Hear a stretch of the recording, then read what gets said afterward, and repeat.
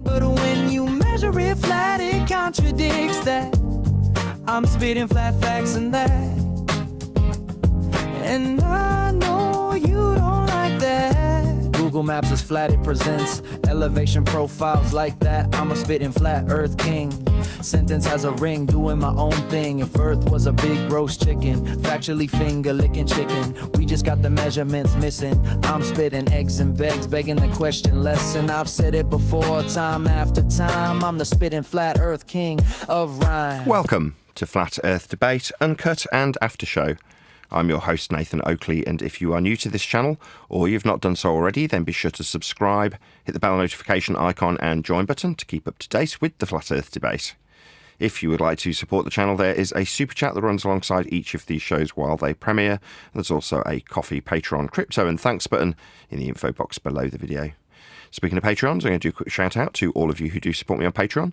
So a massive shout of thanks and appreciation to Smith Tools and Purchase, Level Plain Poem, Colton James, Survive the Spin, F.E. Patriot, Thomas van der Zander, Measured Flat, Tiers Morgan, Mitch Kennedy, Rod, The Name's Burley, JMels24, Unimento, Iron26, Retro Bill, John Kays, Patrick Gunnels, Banter, Hairy Blade, Mobile Max 777, Rob W., Del West Watson, Unbelievable Productions, Blue Ridge Ranger, Abraham Mohammed, Skeptic 936, Texas Mike, Chow Young Cat, and Dank.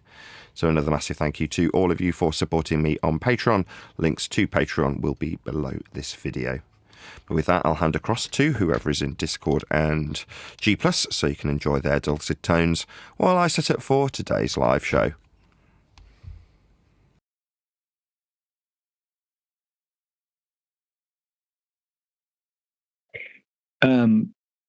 I put a link to Fisherman in a Box, did a video, just like a 2-minute funny video about the science of snow removal. I put that in Master B. I'll find the link again and I'll put it in the chat here. It was just funny. It just made my morning this morning. Hello.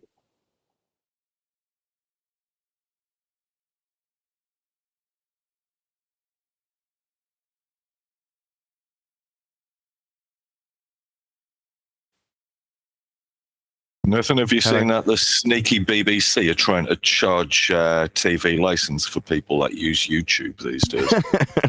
Yeah, I did see that. I will be right back. I've just got to do things. I've set the show up. Everything's all ready to go. I just need to... I'm running a bit behind. I had several people buy microphones and I sent one to Rich 007.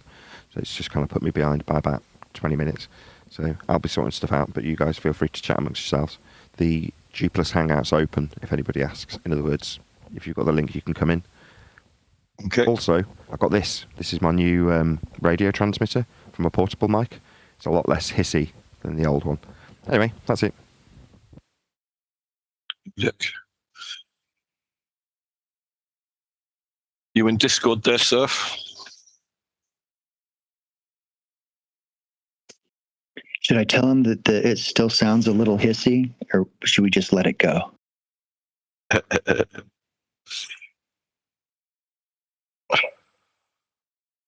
You got any sheep showing yet? And we're done showing for this year, but we're No, I ready mean like for showing pregnancy. Sorry. Yeah. They're starting to bag up a couple of them. Sorry to do this. It's always kind of a crap. You got to figure out which one are your first timers. I can change channels on this. I just want to sort this out before I disappear.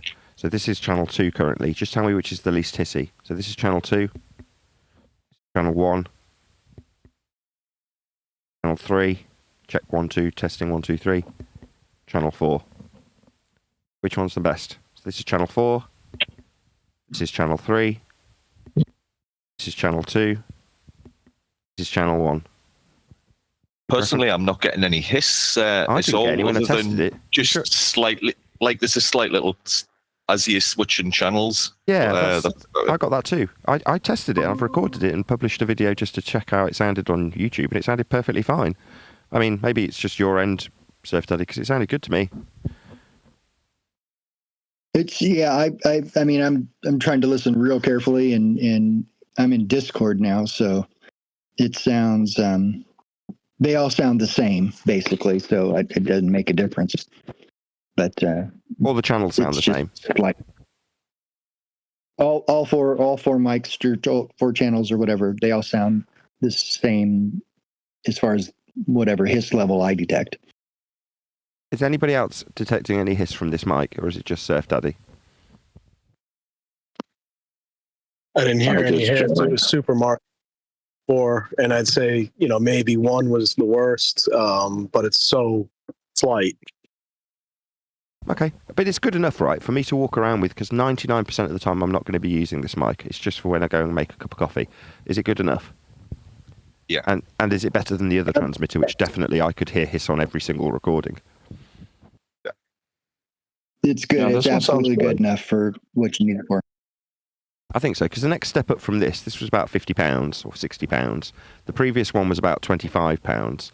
The next step up from here is £200. So it's like quite a big difference.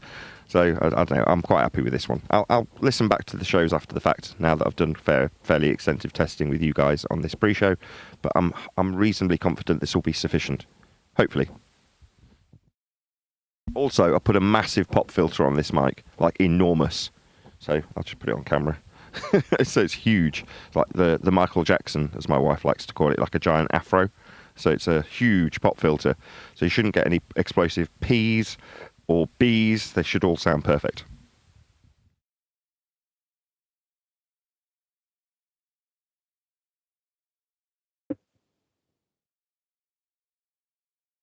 Yeah, this one sounds great. Jolly good. This is my normal mic. Right, I'll be back shortly in 20 minutes, maybe a bit longer. Ace.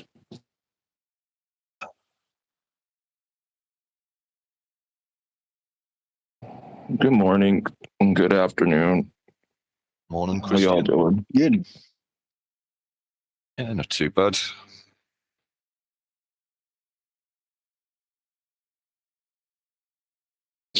So what's been going on this morning and afternoon and evening? Nothing much. Having the day off work again because the weather is crap, and I am a fair weather gardener.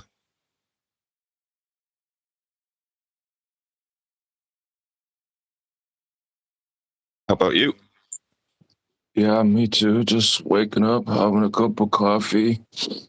Yeah, it's still pretty chilly for us too. It's expected to get down to -2 and -7 with snow. Whereabouts in the States are you? I'm in Oklahoma. Now, I did see something on the news that you due a really big storm.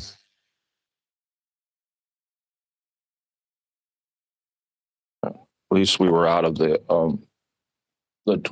tornado warning last week, which we normally are of at least a pocket to not get hit with them. But yeah, we're suspected to get the cold and the snow.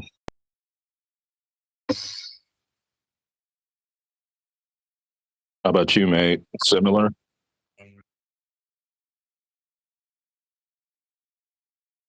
We had a bit of snow a couple of weeks ago, but it's all cleared up now. But generally, when you get a big storm, we end up getting a few days after. Yeah. In general, everybody to stay warm and protected.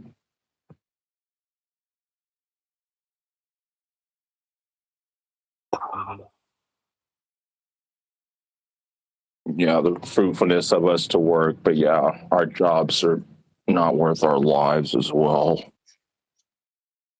For many years, I used to save plenty of money through working summers, then take a couple of months off at winter.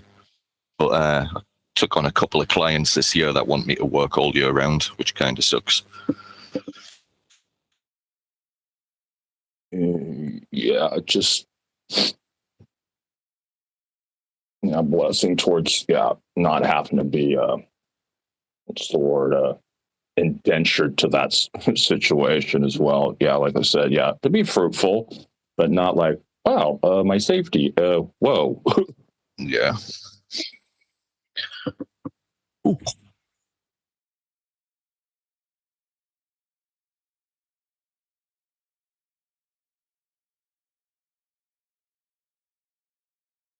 There we go. Yeah, the way you had it before is the way to go. By God. Need to hire a few more people and get them to do all my bloody work.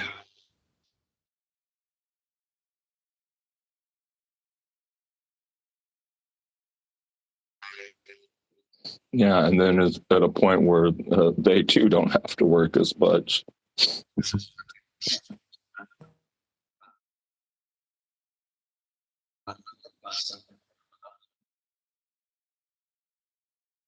Don't get me wrong. There's a point of the fruitfulness of it being provided the work, but yeah, not at a point where like, hey, an avalanche is going to come on me, for an example. Nope.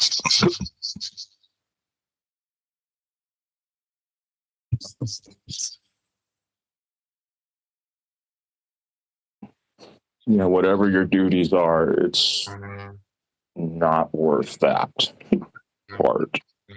Nope. Has anyone seen any decent FE videos or anything lately?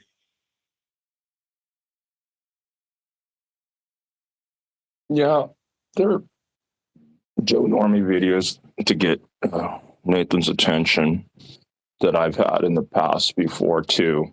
It just shows the folks just doing their job and they're measuring the flat Earth was, you know, either surveying or straight and level flight and those things.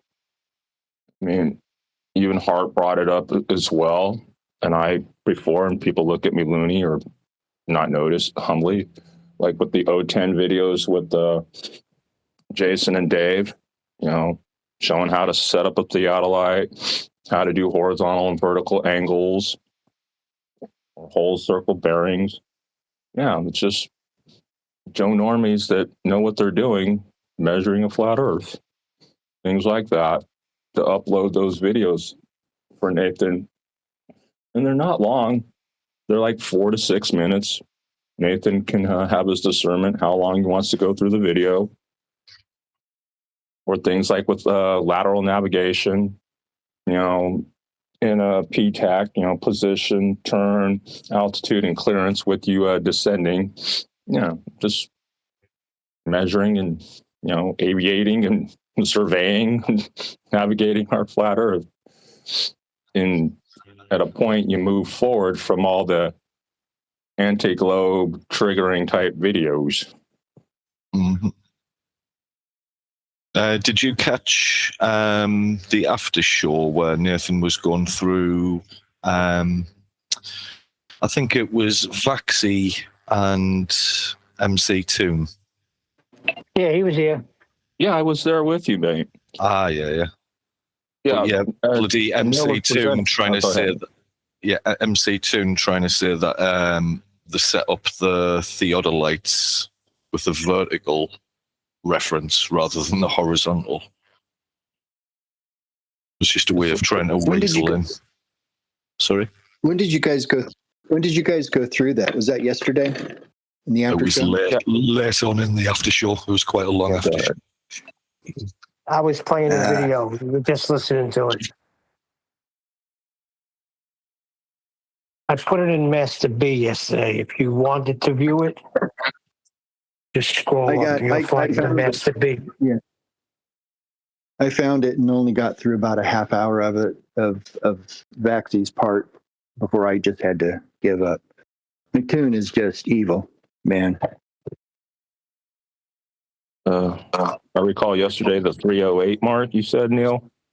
Yeah, right around there. That's when it gets popping.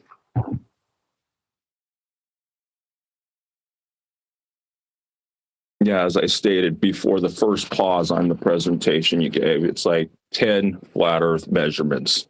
You're done. Yes, he knows that. Toon knows that. He's a liar.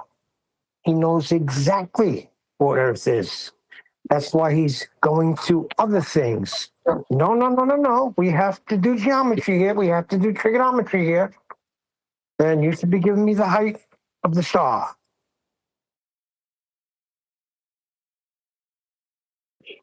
Yeah, you have to be. Non-applicable nonsense. Yeah, well, yeah, you have to know that that's what he's going to do, and you have to play his game if you're going to debate Toon. And this is why I don't debate him. I won't. He's asked me actually. The first thing I said was like, dude, I wouldn't listen to a debate with a guy that calls himself Surf Daddy. I wouldn't do it. I wouldn't watch a debate that would have someone as me as a debater. But him and Duffy both have come on my channel. Like, dude, who am I? I'm nobody. But you have to know how to just really tackle forensic debate. You have to know your enemy, and you have to play the game and not get upset. I just disagree. I disagree. Bring that sucker to the horizontal baseline and end him once and for all, and stay there. Don't let him dictate where it's going. Not in a debate where he's in control and he's got the moderator. It's not a debate. He's there Doesn't matter. to eviscerate. Hold on. It doesn't matter. Vaxi had every opportunity to stay right there on the horizontal baseline. He allowed him to go. Let him mute all you want. When you come back in, let's talk about that horizontal baseline. I don't care what's happening up above. I don't care what heights you think you're going to get. I don't care that you're doing trigonometry. We're not. We're just measuring the earth. Yes, that's what you need to do. But how you do it is tricky with McToon. And he takes advantage of someone's anger and someone's inexperience with finessing people around back to the topic, especially if they don't have control. That's what I'm saying. There is no getting angry. There is no debating. You just hold them to the horizontal baseline that we all use, and himself included. There's no anger. There's no nothing. Either he stays there or I leave. And if everybody would treat it that way, don't let this freaking guy take you into any sort of trigonometry, any type of bull crap where he's measuring 3 distances. Come on now. All those distances are flat. Hold them to that, and that's it. And you let the audience figure it out. All right. Well, how did the first guy do? I don't forget his name, but he was like, F this, they F all that. do terrible. The whole way. Surf Daddy, they all do terrible. Okay. Doesn't matter.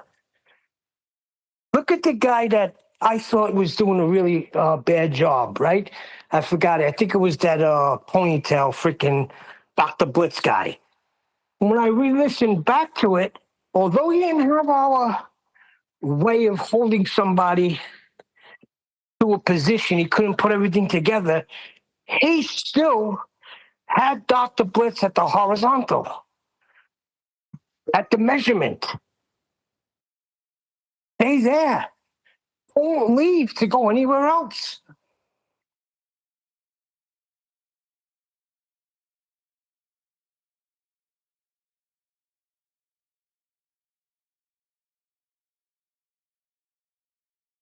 I mean, everybody could do whatever they want, but the guy's a liar.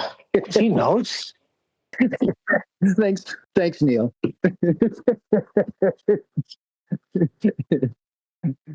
Listen, I'm in a real bad mood.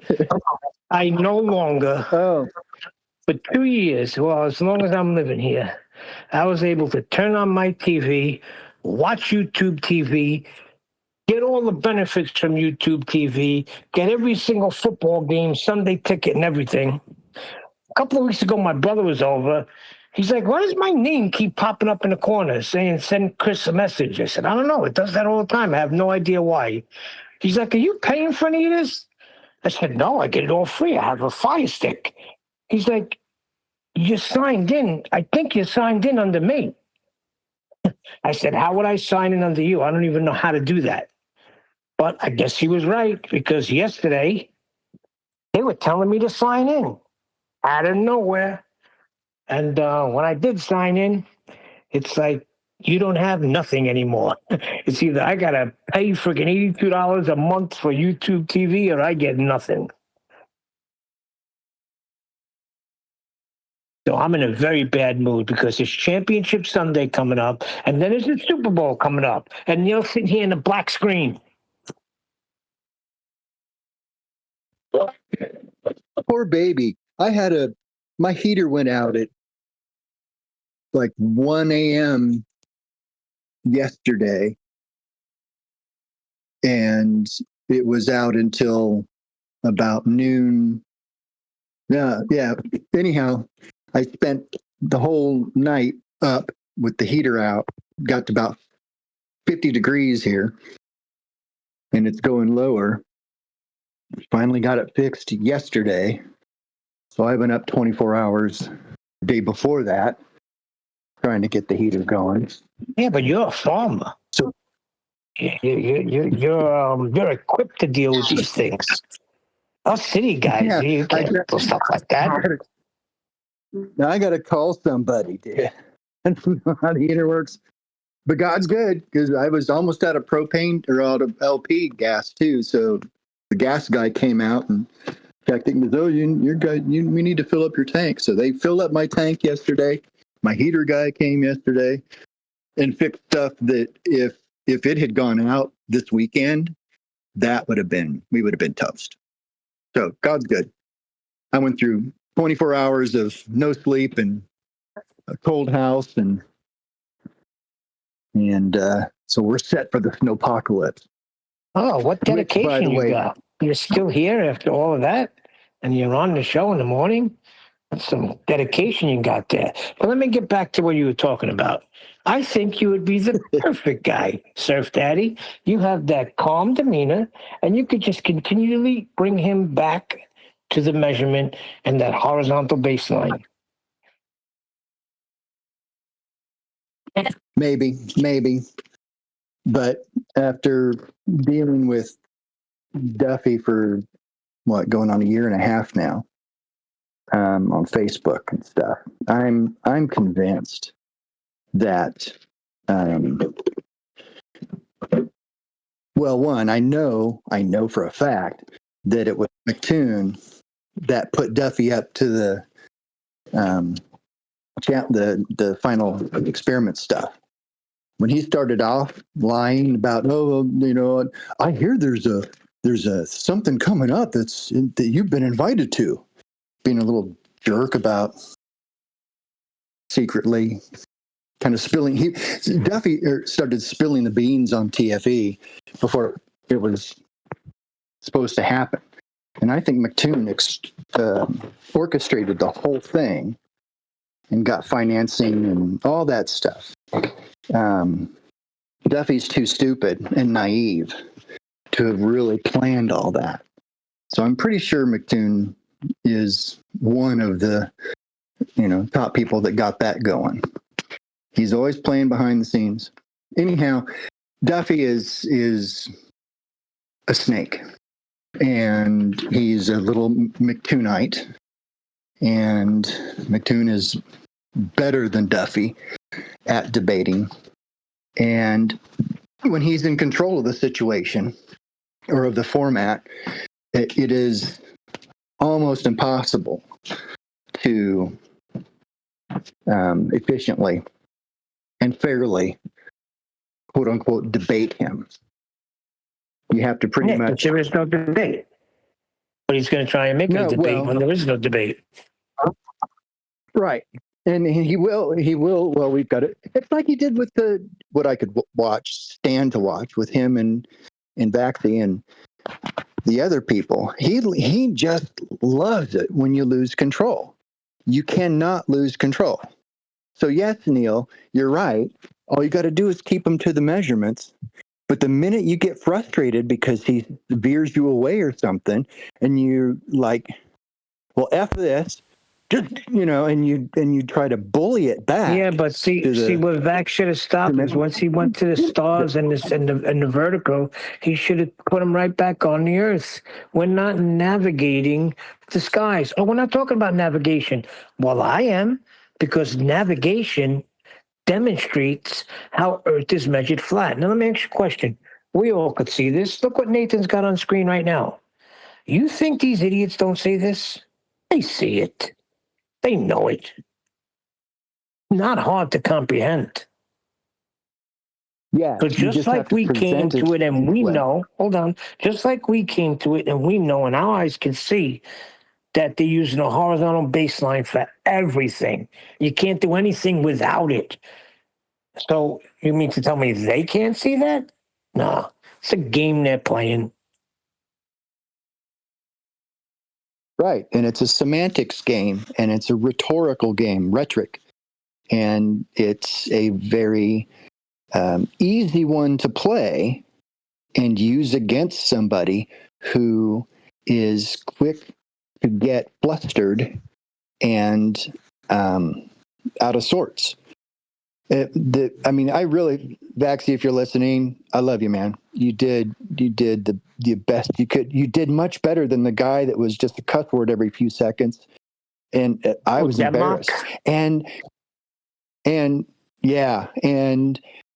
Toon, to his credit, if he's the opponent, I'm just, somebody who knows how to use his opponent's weaknesses.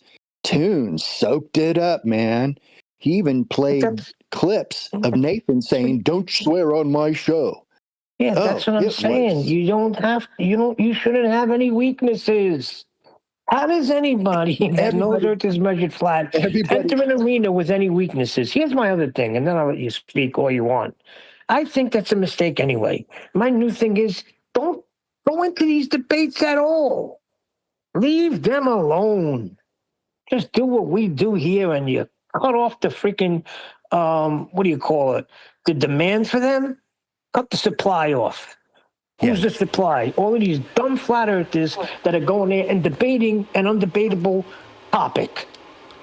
I agree, Neil. I think, but that's an internal thing, right? When you reach the stage that you stop caring, because I say I have on the live shows, but there are times that I do think about it. And because I'm thinking about it, that means I do care. And I have to tell myself that. You know what I mean? It's like, no, you're saying that you couldn't give a toss, but you're pondering on this.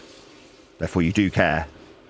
But when you get to the stage that you don't care, you won't be concerned about entertaining them.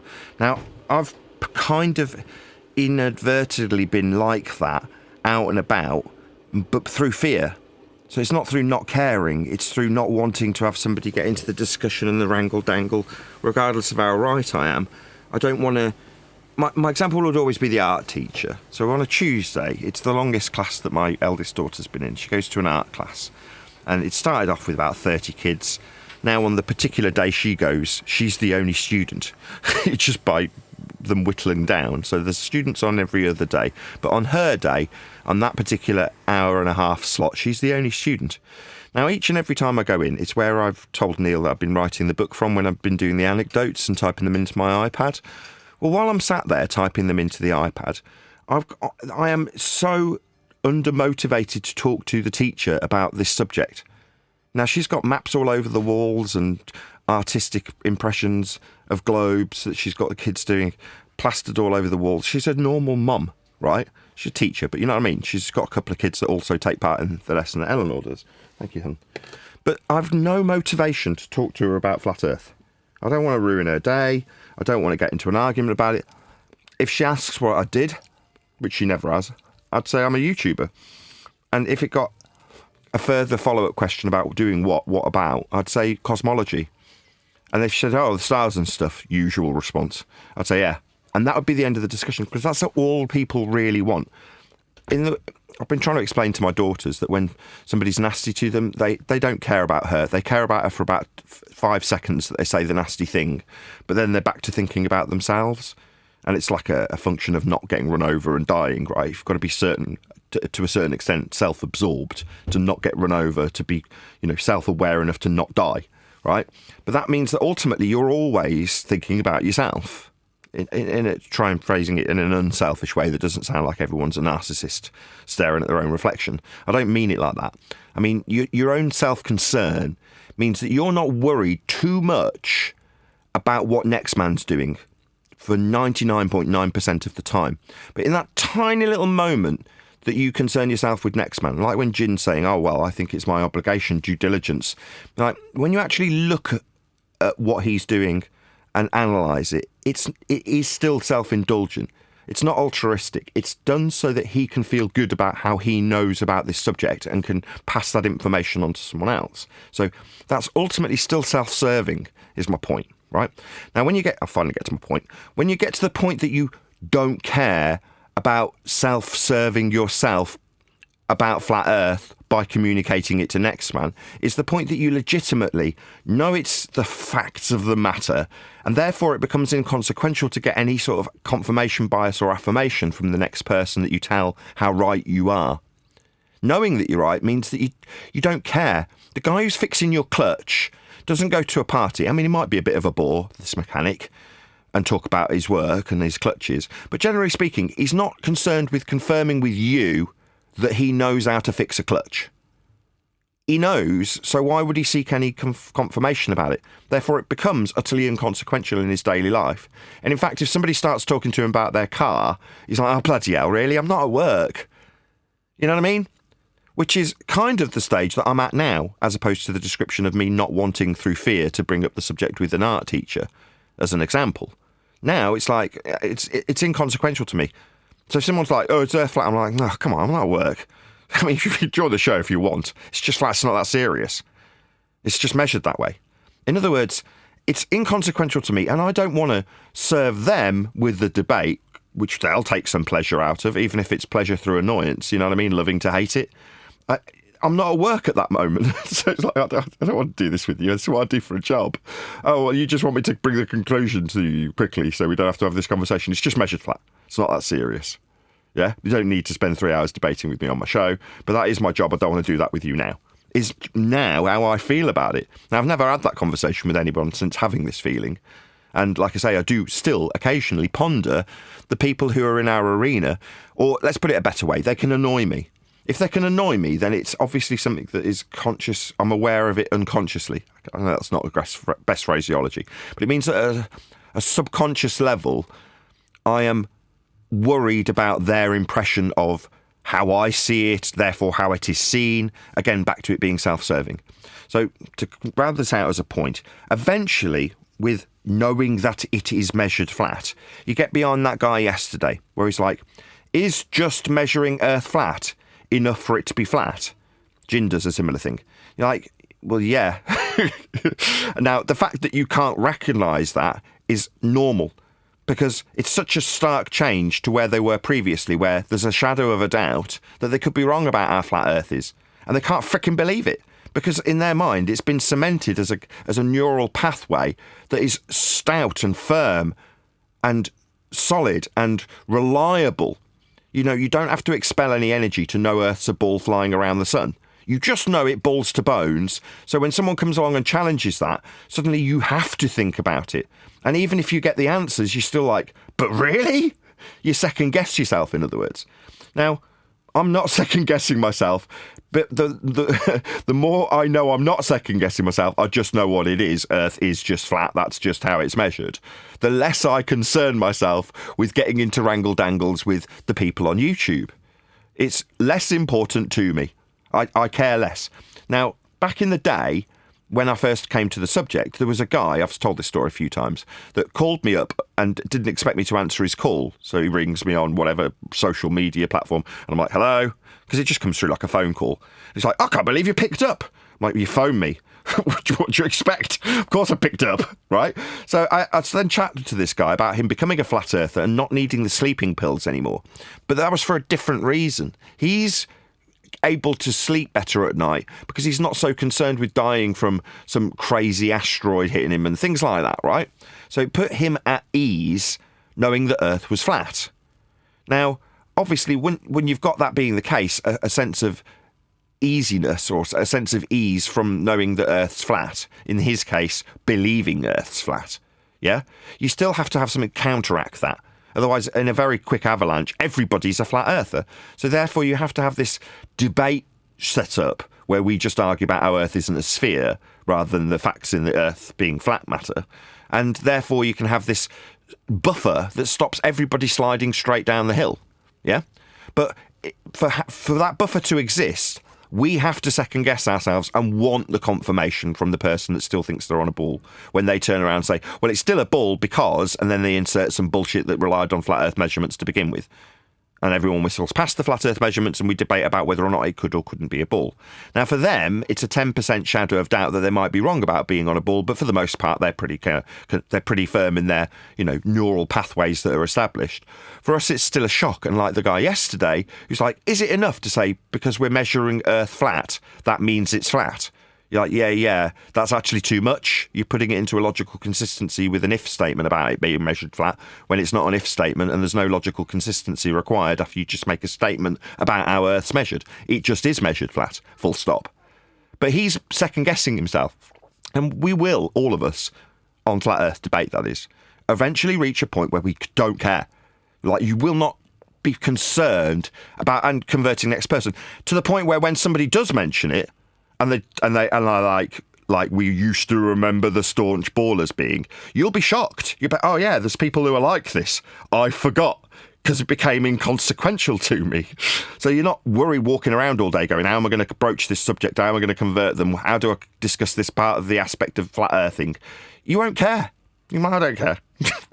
And I am 90% there in that kind of apathy. I just don't care. What's that? Oh, yeah, it's just flat. What do you mean you don't believe me? I don't care. It doesn't matter if you believe me. Can you do this on my channel during the day so I can earn money from you arguing with me? Because this is basically work. Yep, I know you think it's a ball. You want me to just... Okay, fine. It's not that serious. We just measure it flat. So can we stop having this conversation now? I want to talk about my daughter's artwork. That's what I'm paying for. That's why I'm here giving you money, right? You want to come on my show, then you'll be earning me money instead of the other way around. That's why I want this conversation to come to a close quickly. Now, that's a hypothetical question with the art teacher that I've never wanted to have. But if she brought it up and happened to find out what I did, I'd bring the conversation to a swift close by going, it's just measured flat. It's not that serious. It's not that big a deal.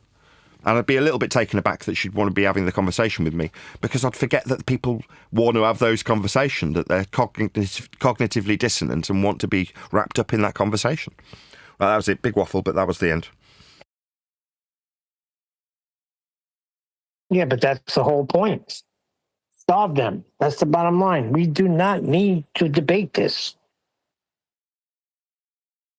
We don't need to evangelize it as well. Well, when you know 100%. something, Very effective. I was just going to say, when you know something, you know it. There's no need to doubt it, question it. It just is.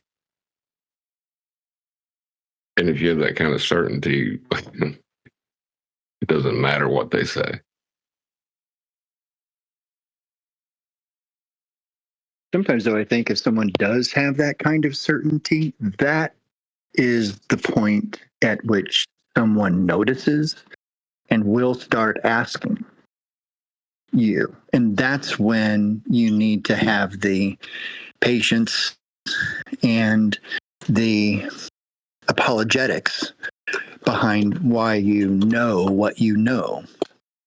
It's like the same with Christians. You need to have the apologetics for why you believe what you believe, your epistemology. So I'm looking forward to the time I don't have to access. This is a little bit different because they know that Earth is measured flat too. They've all used level before. They know what that is. They know it's not curving. They know level's flat. They're not dumb. Finally, someone speaking my language. I was dumb. thrashing this out with Jin John, and he was like, no, they need it communicating. I'm like, nah, they already know. And I was trying to explain it like they'd give an excuse with future tense. Like, in the future, they'll say, we all knew it was flat anyway. And Jin was like, no, they can't possibly do that because they'll be lying. I'm like, no, they won't. You're not getting it. Like the map guy, he's just describing how Earth's measured. Now, the fact that that's completely congruent with what we do, identical in fact, you're like, well, that's because that's just how it is. No disclaimers are given because there aren't any required. So when somebody turns around in the future and goes, we always knew it was flat, they won't be lying.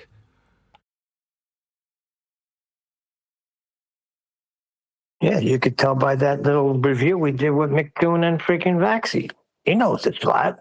He for some reason, I guess he's maybe working for the government. I don't know, but it was obvious to a duck. He measured over 4,000 miles of flatness, you know? But there's no cognition with that.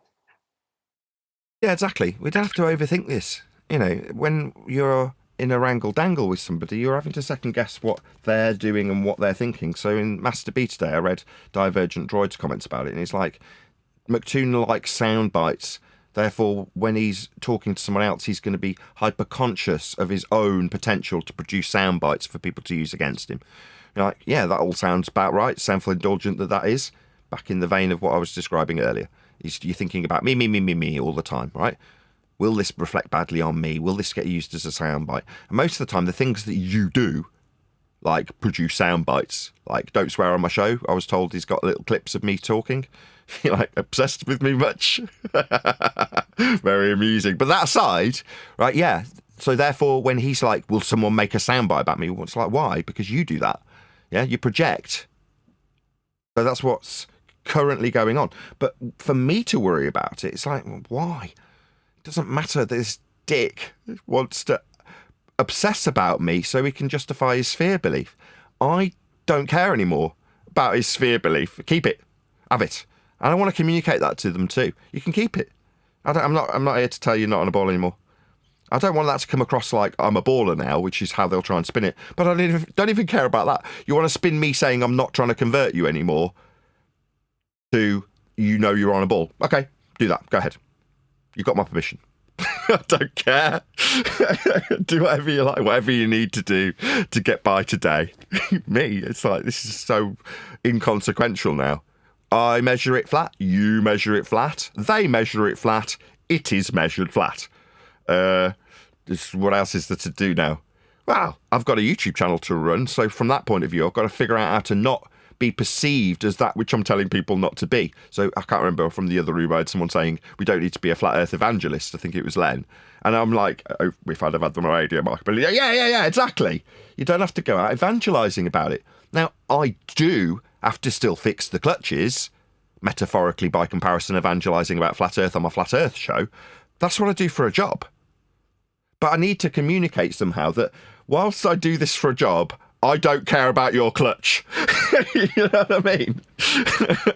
Your clutch is your problem. Now, if you want to bring it into the shop, I mean, I'll be like, oh, John, how's it going? Good to see you. Nice that you're on my time in my shop. Brilliant. You're going to give me money too. Wow, how fantastic this is. My mate coming in so I can talk and shoot the shit whilst doing work, fixing your clutch. Awesome that I can put my experience. Oh, by the way, I forgot to mention, I am an applied engineer when it comes to automotive anything. You all know that, right? You know I've got a driving license. I just didn't know if I'd mentioned how applied my science of engineering is in this instance. But there we go. Clutches, know all about them. That's bullshit, by the way. I'm just trying to make a point from a previous show, which I'll try and outweave now. My actual point is that when I talk about flat earth out and about, I feel like I'm at work. Now, it's not that I don't love my work. I do. I absolutely love talking about flat earth with you guys all day long. It's fantastic. It's an absolute pleasure. It's a privilege to be doing this as a YouTuber. But as a YouTuber, you know, that's what I'm here to do, produce YouTube content. Now, the YouTube content that I've got an evergreen subject in, and I'm a specialist and an expert, is flat earth. So I can talk about it all day long, but I can also be indifferent about fixing clutches. Make sense?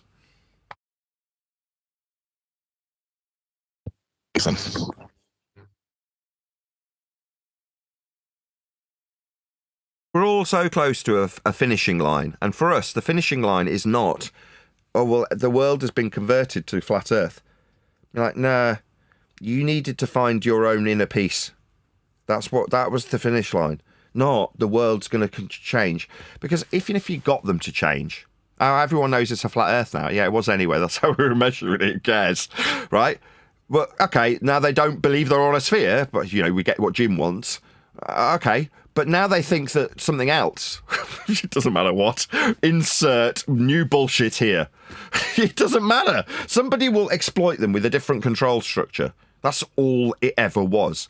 Now, it wasn't originally designed to do that by Copernicus and Kepler and Huygens. That's not what they had in mind.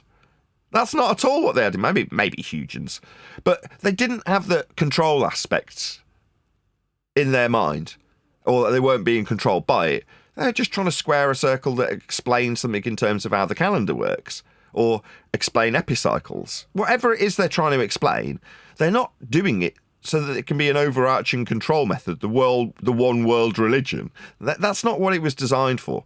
So the nefarious intent from the church, as I've been told off for doing this, I don't think is necessarily there, because the originators aren't trying to create a control structure. Now, that's what it's used for now. We're under the one world religion of heliocentrism. We're being fear-bombed with aliens and all sorts of other shit that are globe Earth that might stop tomorrow and the iron core might cease. You know what I mean? That's all very useful to keep you scared shitless. But if we'd removed it from everybody and it stopped being the one world religion tomorrow, there'd just be another one inserted. There'd be something new. So from that perspective, you're like, well, okay, well, what's the real finish line? Inner peace. You realising that the world you were lied to about isn't the world that you're on, and as a consequence, you're at peace with the world and at peace with yourself after this flat earthing process concludes. The finish line is, yes, I am a flat earther. Sorry, I completely forgot that that's an issue for you people. What is it that you want me to tell you again? No, I'm not going to argue about us moving around the sun because of the shadows that you say that the moon's got with an eclipse that you describe from an orbital motion. To create an orbital motion, Earth's measured flat. It's just measured flat. It's not that serious. Anyway, I've got shopping to do. What's that? You still need to seek pain relief from me? Oh, right. Well, as I just said, it's not that serious. We just measure Earth flat in all circumstances. Well, you're still going to keep me here because now you're angry with me. Fuck off, you irritating stalker. I'm calling security. Let me ask you a There is question. Go ahead, John. I'll go after you. I was just going to say, there is within this topic, there is a group that's already putting forth the next control structure. It's kind of ethereal, if you know what I mean. Yeah. Ethereum? Oh, like free energy Etherite. bullshit. Maybe. No, he's 100% right. Maybe. Let me ask you a question. That whole thing we listened to with Vax. Because he couldn't get the height of a star, whatever Mick Toon was saying, does that change the fact that he measured Earth flat? No. I mean, I was sitting eating my fish and chips while that was going on, so I didn't really respond as much as I possibly could have done. That was something I was pondering, actually. That was the example. It's like, should I have done a better job? I had my curry sauce, I had my tray of fish and chips, and my wife had brought it into me while I was still doing the show. And because, again, it's only been day 3, but I've stopped flogging the mics, I've got more time, like about half an hour extra to sit with you guys after the show. So what am I going to do with that time? Well, spend it with you guys. I mean, I can justify it because I'm still recording. So it's not like my wife's going to moan, I'm still doing the do, right? This is my job. But I love doing it. So I'm going to spend that half an hour that I would have been scrolling through the eBay listings looking for more mics to sell with you, talking about what we do on Flat Earth Debate. So listening to a McToon video, as much as it's producing content for my show, still left me with the idea, because I'm eating my tray of chips and fish and chips, is, do I need to do this again? Do I need to cover this better? But I'm like, no, I don't want to. I don't want to cover this angry, annoyed guy who's seeking pain relief. It doesn't serve me. In fact, quite the opposite. It gets me irritated. So why would I want to do that? Now, to answer your question, does it change anything about how flat he measured Earth 6 ways from Sunday? No. He still measured Earth 6 ways from Sunday. He was concerned. He was waiting for the point where Vax, because he had 20 opportunities, I detected that McToon knew more than Vaxi where he required Earth to be measured flat, and would say those things tentatively because he's expecting Vax to say welcome to flat Earth at every single opportunity. He just, Vax that is, didn't. So he's like half stepping around the flat Earth measurement he knows he's got to use. And he's like, is he going to welcome me to flat Earth this? Is he going to say it next? Is he going to say it after this flat Earth? So Toon is in awful pain. And that's awkward to watch, isn't it? Yeah, I agree 100%. I was thinking the same thing. This son of a gun knows, and he's watching what he's saying. Yeah, he gave 10 flat Earth measurements. Sorry. I was just saying, Len. Yeah, he gave 10 flat Earth measurements before the first pause. Have a great day. The Earth's flat. With certain things, he was trying his best not to answer, as to not fall into whatever perceived traps. Yeah, and that's the funny thing about it, Len, because he fell into the trap the first time he opened his mouth. It's like an unavoidable mousetrap, you know? He's there, and it's unavoidable to this mouse because he smells it. He knows he can eat it up, but he knows there's something waiting to frickin' snap his neck. And that's exactly what Toon was doing. He knows.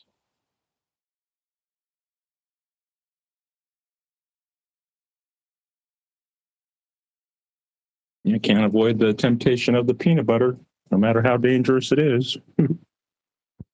You know, that's peanut butter. I have a lot more success. Every now and then I'll hear a ruffling in my walls. I said, and I feel mouse got in. So I set up the trap and a little peanut butter. Now, how are you? Hey, The only thing better than a silver bullet is your opponent brings the bullets for you. The what that brings the bullets for you? I said the only thing better than a silver bullet are the silver bullets your opponent brings for you. This is a McToon.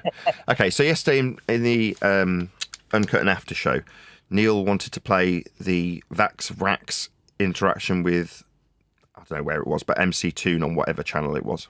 McToon. Yeah, McToon's interaction with Vaxiwax. Anyway, during the interaction, there's an obvious air of disdain from McToon, where he's waiting for Vaxwax to welcome him to Flat Earth with each and every Flat Earth measurement that he makes. And he's tentative about making these measurements and making the declaration of these Flat Earth prerequisite elevation angles, surface level measurements, heights, things like that, right? Latitudes. The list goes on and on and on. But each time that there's an opportunity to welcome to Flat Earth, Vax doesn't. So it has this advantage of watching McToon stumble around his own evidence because he's worried that he's going to be trimmed out with some soundbite or something. In other words, he's kind of carefully half-stepping around the flat Earth measurements that he's got to make in each and every example. And during the pre-show, we're discussing this kind of pain that our opponents experience and the level of indifference that I'm hoping our audience will eventually attain when they go over the finish line of enlightenment, if you will, having the knowledge as opposed to the concern that you can convert next man to your belief. Knowing that it's the case is comparable to a mechanic who's working on clutches all day, going to the pub, wanting to talk about the football, and somebody saunters up and starts talking about their mechanical problem with their clutch. The guy's going to roll his eyes, and while he can explain what's going on with his clutch, he's not at work. He's indifferent to it and is a little bit taken back that the guy doesn't want to talk about the football, which was being discussed on that table at that time. So it's one of those where our indifference to the facts in terms of recognising how flat Earth is measured in all circumstances is amusing when we watch one of our previously described as opponents summarise how flat they'll measure Earth to justify to a flat earther how ball-shaped they believe it to be. So an interesting comparison, or I don't know what you just call what John just did, but the words that he just used about bringing your bullets to you when they're silver bullets. The silver bullets are the flat Earth measurements, and your opponent having to use them is then bringing them to you, just to summarise what John's point was in that regard. Did I do a good job? Probably not.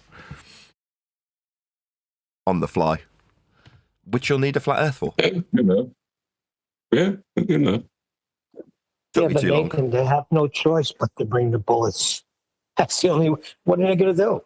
They can't not bring them. They need them. Exactly. Yeah, it's just the fact that they're giving them to you. It's like you don't have to get involved in this shootout, but you want to. Okay, well, all you're going to do is bring all the bullets, bring the ammunition, and hand me a gun. It's like, what? Why? Oh, I get it now. They want a shootout, but it's all blanks. Everybody's just shooting blanks back and forth. No, yeah, kind of. At the moment, when you're arguing about whether or not Earth's a ball, that's the blanks. When you get down to the nitty-gritty of what's going to be happening moving forward from anybody who watches my show, they'll be leaving from here, and where I previously said, just get on with your day. You don't need to engage in flat Earth discussions, flat Earth debates. Once you know it's flat, you can kind of forget about it. You can get on with your day. But there is going to be that other type of person that's coming just so they can fire the bullets. Well, what they're going to hear from this interaction now is when you enter into one of those discussions, your opponent will give you all the ammunition you need. That is to say that they'll start talking about how they believe Earth is a sphere, and they'll give you a dozen or so flat Earth measurements to do so with. Now, all you've got to do is listen to their measurements of Earth in any circumstance. I can't stress this enough. There is no exception to this rule. Earth is measured, that's to say, any measurement of Earth is flat. There aren't any exceptions to that. So all you got to do is listen out for when they describe measuring anything. Anything. Now, there's obviously going to be a little bit of a blur in these lines where they describe a calculation as a measurement. But so long as you can recognise the difference, when there's a Earth measurement, that is to say Earth is actually being measured in any capacity, it will always be flat. So if they're going to try and justify their belief in a ball, they'll bring you all the ammunition you need. And you've just got to be like Neo. Just take that bullet out of the air. Oh, yeah, I'll have that. Yeah, you've just measured your directionality south. You're how high off sea level? Your altitude. They'll bring you the ammunition. Yeah, that's my point with the shooting blanks back and forth. They're bringing the ammunition, and for some reason, the flat earthers are not shooting it. They're not getting a headshot. I know this because there's still a debate going on, Nathan. That's it. Those people are in as much pain as the people they're arguing with. As I said about the self-indulgence in the pre-show, if you need to tell next man, then you don't know. You're uncertain. The guy on the panel yesterday was like, well, if we measure it flat, that's with an if statement, then is it enough to say that it's flat? You're like, you've actually done too much. You don't put it into an if statement and you don't turn it into a logical consistency. Just Earth is measured flat. That's it. You don't need to have a, if it's flat, we'll go out and measure it and we'll see if that if statement's valid. Oh, it's not. So why would we put it into a logical consistency? This isn't a philosophy subject. I think you're right about that, because the other day I was so close to saying, you sure that you know and are for sure and have no doubts that Earth is flat? Because sometimes I wonder about that. Because he argues it so much and he's in all these different arenas, I don't think he knows. I don't think that's the reason. I think he does know. He just wants to shove it in people's faces because he takes a perverse pleasure from it. And I'm sure he'd agree with me. Maybe he wouldn't like the word perverse being used. I'll think of a better one. Sadistic's even worse. I can't think of the right words. That he's extracting pleasure from it, and he says he likes to do it. So, go on. I don't know. I think the analogy and how Neil phrased it back about we're not shooting it back and getting headshots, it needs to be finessed a little bit. They're bringing the bullets. They're shooting the bullets. And Nathan's right. We should just pick up the bullet, look at it, and then drop it. Neil wants us to reload that bullet and put it in their head. No. No. Just, you missed what I said. No, let me finish. Yeah, well, I embellished, but basically we're not firing back. We don't need to fire back. We take the ammo from them and we drop it. And we just say, that's a flat Earth measurement. Drop, blink. And that is, I think, where the analogy gets better is we're just taking away their beliefs, but we're not beating them up about it. We don't care. We don't care whether they believe or not. But if they're going to hand us a bullet with this proof or whatever, point out that there's the flat earth in your measurement and drop it and see where they go from there. Yeah, that's my point. But they're still in the debate. So Speaking they of never dropping got the things. kill shot of Earth is measured flat. They're still in the debate. So that's my point. I was all Drop it while excited it's there for a hot. second. I thought I'd received like stuff in the post that I'd forgotten about. I haven't. It's just somebody who wanted to return something that was made in Taiwan rather than Mexico. So my ad was wrong. Some people are so fussy. Anyway, just a return. Very boring. You remember when Neo figured out he was the one, and he held his hand up and said no, and the bullets stopped, and he picked one out of the air and looked at it, and the rest of them fell.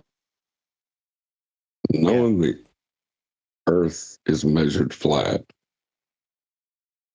Yeah, that's And what I just did on camera. all of Did you not their- know? I suppose you wouldn't know that. That's precisely what I've just done on camera with my example. Literally mimed that exact scene, taking the bullet out of the air. But on the second time, instead of them all falling, I turned the bullet around and flicked it back. But yes, that's precisely what I just did on camera. Yeah, that's basically what that knowledge will do for you. You don't have to argue with them, but they can never win their argument now. I mean, the next best thing they can do is force you to make claims, which is where I describe the feast of nonsense, because half the time it's stuff that you don't know anything about. So I've had, if you're in my comments, I mean, I've noticed that a couple of people have unsubscribed, and, you know, that's not what I want. I'm a YouTuber, obviously. I want the best engagement possible. But if you're one of the one or two that have unsubscribed, you're not listening to this. But for the people who are listening to this, that have gone to the Feast of Nonsense Part 1 about chemtrails and started saying, you are denying this that we see in the pictures, like, okay, this is a Feast of Nonsense subject where the best your opponent can do now that we've handed you a silver bullet, not only have we handed you a silver bullet, we've pointed out that you don't need anything from us. Your opponent will bring you these bullets. Yeah? You can have them. Yeah? That's what we've done. Flat Earth Debate has done that for you. For all of you who want to go out and say, but it's got barium and strontium, and I go, evidence please, and then get no reply. Yeah? There's been court cases, or there's been TV say they've done it, or they did it in the 60s with cloud seeding. Like, you've said that cloud's got barium and strontium and aluminium in it. Evidence, please. That's it. That's the end of the discussion, because there isn't any. Yeah? But what is that? That self-contained bullshit is how you will be attacked. The bullets that you've got, you can take out the air and fire back at them. The problem is they've got different bullets, cleverly disguised bullets. Bullets where they want the ammunition from you. Well, what's the ammunition that you send back that they can take out the air? Feast of nonsense. Chemtrails, 9/11, JFK, moon landing, all of this shit that you can speculate about. Now, there's a couple of them that you might be able to draw a conclusion to really quickly. But for the most part, that is the ammunition that they will actually want off you so that they can have a proper gunfight with you by discrediting you, by making you look stupid. That is the Feast of Nonsense. For all of you that don't seem to get it, you're the ones telling me, I need to understand about the chemtrails. Let me get this clear. There are many bad things that our governments do to us, and one of them might be chemtrails. But you haven't proven that. Now, that's not to say that they're not poisoning us with all those things. They might very well be. But it is not proven. Flat Earth's proven. 6 waves from Sunday, the ammunition will be given to you by your opponent. They'll be measuring it flat too. That's all you ever needed from this subject matter. It is Flat Earth Debate. But you, the conspiratards who surround me in this subject matter currently, are the ones that are your own worst enemy now. Moving forward, you wanted the silver bullet, we've given it you. All you can do now is make yourself look stupid. And you will. You'll do it with Feast of Nonsense subjects like JFK, Sandy Hook, 9/11, COVID-19, same exact thing. Now, that doesn't mean that I deny any or all or some or parts of the rhetoric that comes from those people who profess to know all about how bad they're being treated by the powers that should not be. Yeah, it doesn't mean I disagree. It doesn't mean I agree. All I'm here to point out is that when you haven't got absolute 100% stone cold proof of what you say, that will be the ammunition that gets fired back at you. That is how you will be discredited. If you're in the game to convert next man, if you think that you're doing your due diligence by converting next man to this fact, I'm saying you don't need to. By the time, as Morpheus put it, when the time comes, you'll realise there is no bullets. The bullets weren't even real. You didn't need them. Yeah? Now, at this point, you're in the Matrix. You see the bullets coming towards you. They're flat Earth measurements of height, surface level, sea level, eye level, and the axioms that go along with them to measure Earth. Parallel, perpendicular. These are the things that are facts and will never change. But that's you still in the Matrix. That's true. At some point, you'll step out and realise, oh yeah, the bullets aren't real. There were no bullets coming my way. Metaphorically speaking, there aren't anyway, but I'm saying in terms of the actual debate, you won't feel the need to convert next man when you know for sure and without a doubt that Earth is measured flat. You won't need to fire the bullets back. Those bullets that you want to take out the air and fire back at your opponent are a demonstration of your own low self-confidence in the subject. The fact that you need to convert next man. Go ahead, whoever it was. Can I add something? It's a free country, Neil.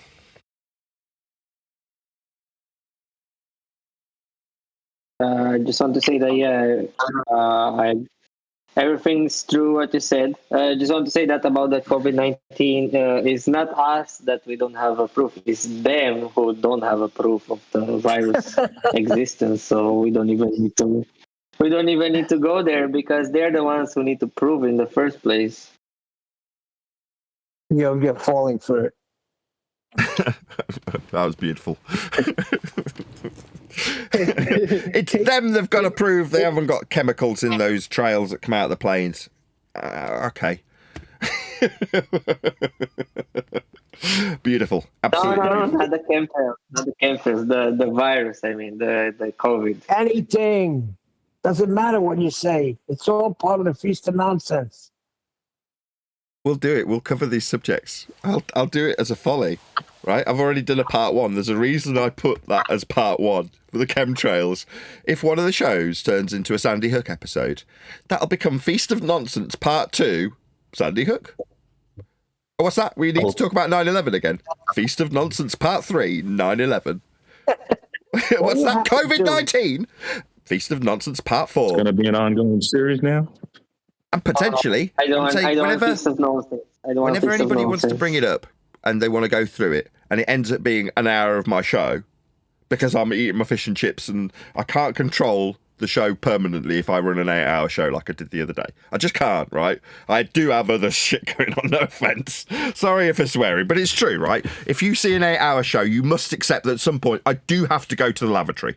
At some point, yeah? Therefore, I'm not in 100% in control of the show all of the time. Live show, I'm acutely aware everything's laid out, I've got my drinks, so I don't have to go nowhere, right? The live show, I can do pretty much exactly as I choose without having a plan in mind. I've never got an idea of what the show's going to be about ever. That's why the show title comes after the show's done.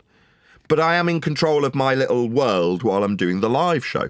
But let's say 3 weeks from now, COVID comes up during an Uncut and after show, then there's a good chance that will be hacked out and turned into Feast of Nonsense Part 2. Why not? After all, you're a YouTuber. I had Neil first. Go ahead. All you have to do is read under the video where it's claimed to be a flat Earth is archaic. Click on that and read that whole thing. And see where the Feast of Nonsense comes in and how they put this in a conspiracy realm. And then see how much you want to talk about these Feast of Nonsense points that are put into us. It's the other way around. You got it right the first time when you discussed this. All roads lead to flat Earth from conspiracy. Therefore, the people who are predisposed to want to talk about those things are the people who made their way here. The inroads were conspiracy inroads to Flat Earth for that reason. Yeah, no, I'm talking about to discuss them now. Now that you're enlightened, now that you know for sure, without a doubt, that Earth is flat, what are you talking about conspiracies for? Because they're just said this 20 seconds ago. Because they're predisposed to do that. That's the kind of people who've got here. So after they've run out of things to say, yeah, social awkwardness will lead them to want to spew the feast of nonsense. Yes, it's not that serious. It's just measured flat. Yeah. Right. You want to carry on talking? The COVID thing. Nathan, can you remind me how to deal with someone who brings up the tangent on elevation angle or something? How do you deal with them when they bring up the tangent stuff? A tangent's a calculative thing. It's not something that you'd measure. It's got a presupposition in terms of the statement in the first instance. If you're describing a tangent, then you're inferring that the single point that contacts a presupposition of a ball dangling beneath it is what's being measured. And it isn't. Tangents aren't measurements. Measuring the surface for the angle. That's what you're achieving when you draw out circles of equal elevation with a measurement from a sextant. The measurement directly relates to Earth's surface, not a single point with a presupposition of a ball dangling beneath a tangent. So did someone from G Plus want to add something? Yeah, I'm with one deck on this. What's a tangent? Hold on, there's one in my yard. Let me go get it. There's a tangent. Okay. The hell's a tangent? It's not connected to what we actually measure when we measure surface level for an elevation angle. So an elevation angle's describing specifically what you measure. Elevation, meaning it's from the surface. That's what elevation means. Angle, because it's the angle from the surface level to the light in the sky or the top of the lighthouse, whatever it is you're measuring. Depression angle's the same if you're describing it in this context. You've got your eye level parallel with the surface level, and the angle from the eye level down would be your depression angle. So you've got these descriptions of measurements that relate directly to Earth. Part of them is the parallel in the case of eye level or surface level. Now, if you're going to describe that for navigation, you're going to be describing areas of equal elevation in a circle of equal altitude. Well, that all is flat Earth in terms of the prerequisites required to describe circles. Now, at step one, they go, well, no, we're not measuring an angle from the surface for elevation, an elevation angle. We're measuring a tangent angle. Who the fuck has ever said that they're going out and measuring a tangent angle? You're not. It just introduces the presupposition that there's a single point. You're not measuring single points, you're measuring a line along the surface for part of the angle. But a single point that's got a ball surface that you're not measuring for elevation dangling beneath it. No, you're not. But that's their way of introducing their begging the question fallacy. So recognising why they're saying tangent, they're saying it so they can automatically have a ball dangling below the angle that you actually measure from the surface level. It's an elevation angle. So they've got to quickly go, even an elevation angle's got a ball dangling beneath it at a tangent point. So we're not measuring points, we're measuring angles. From the surface level, it's an elevation. That means from the surface angle. Make sense? Yeah, they're running from the surface. Sorry, John. Perfect. Oh, I'm sorry, perfect sense. John. It shows it in all the depictions. Surface level is tangent to a sphere. Does that make any sense in any world? Nope. No, well, they justify it with what's on screen now. So what you've got on screen now for my live audience is a tangent plane. And so that you can believe, I can't remember, I'll have to go back and look up how Thunderfoot described this after the fact. You have to make yourself believe that you're in the middle of the ball. So if you suggest that you're measuring a tangent plane, that's what's on screen, tangent to the surface. So what are you actually measuring? The square bit, the flat bit. Yeah, well, is that going to be used? Oh, no. If you want to believe that you're on a ball measuring a tangent plane, you've got to convert this to the centre of hell so that the angle can relate to the equatorial plane. Well, what we're actually doing is just measuring the equatorial plane. If we're measuring the equatorial plane, if we're just measuring an elevation angle, it's a measurement from the surface level to the light in the sky. That's why this line moves through the tangent plane to your zenith, but that's not the angle you'll be measuring. So the sneaky little description wouldn't be giving you the actual angle measured from this plane. This is just a way of describing a tangent plane in a book so that you can understand the concept of the plane itself with three-dimensionality to a plane tangent to a ball that's presupposed that you'll have to convert the point of measurement inside to actually make it functionally useful. So if you take, for example, latitude measurement, so you've got your assumption that they're trying to give you of a tangent plane, and then you're measuring between the surface and a light in the sky that you're going to call Polaris. But that won't give you latitude. So when you're actually taking a measurement from this point, that's in the middle of the ball, then the ball as a map stops functioning. You've got you on a planar circle with the description of latitude emanating from your measurement to the light with respect to the surface. So this would be, I don't know, 45 degrees latitude, whatever it is, yeah? You've got it measured with respect to the surface level, yeah? With the line of the protractor from 0 to 180 degrees. 90 being your zenith. That's the protractor. That's what you're measuring when you measure latitude.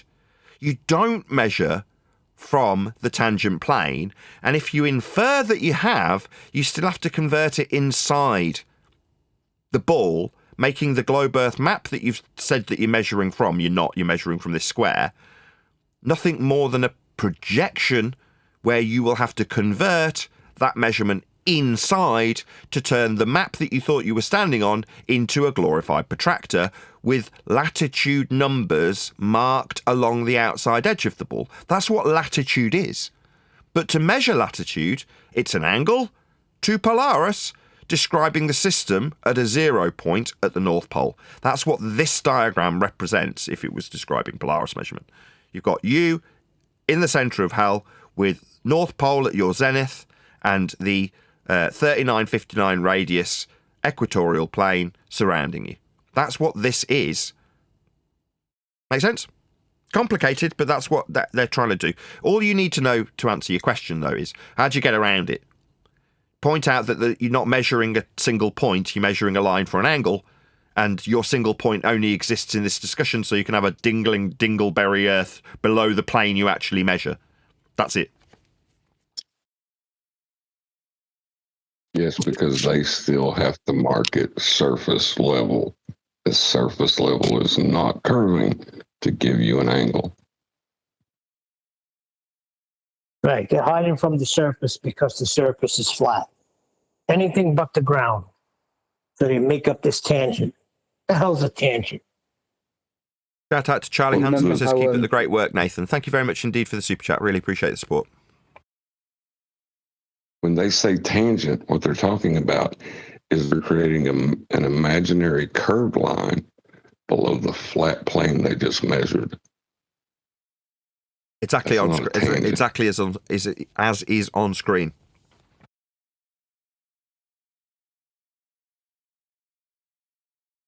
you remember So how how, they Yes, they justify need locally to flat? be curved. Sorry, man. Go ahead. Saying, is that how they justify themselves locally flat?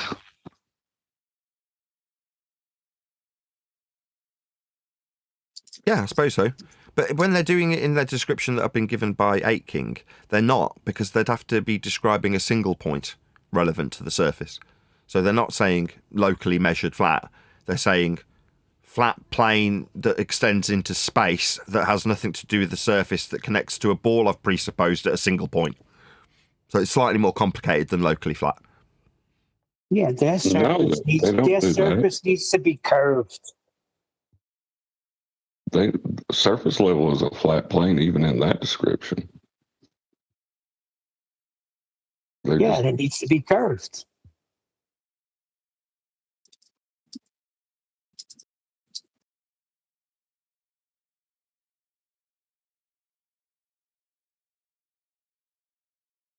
To me, if you can get away from the ground, that's all I try to do. Not the ground, not the ground, not the ground. Tangent. They do the same thing on the flat earth side. They fight against you and say, well, yeah, actually measuring the ground. Oh, okay. But it's clearly marked surface level.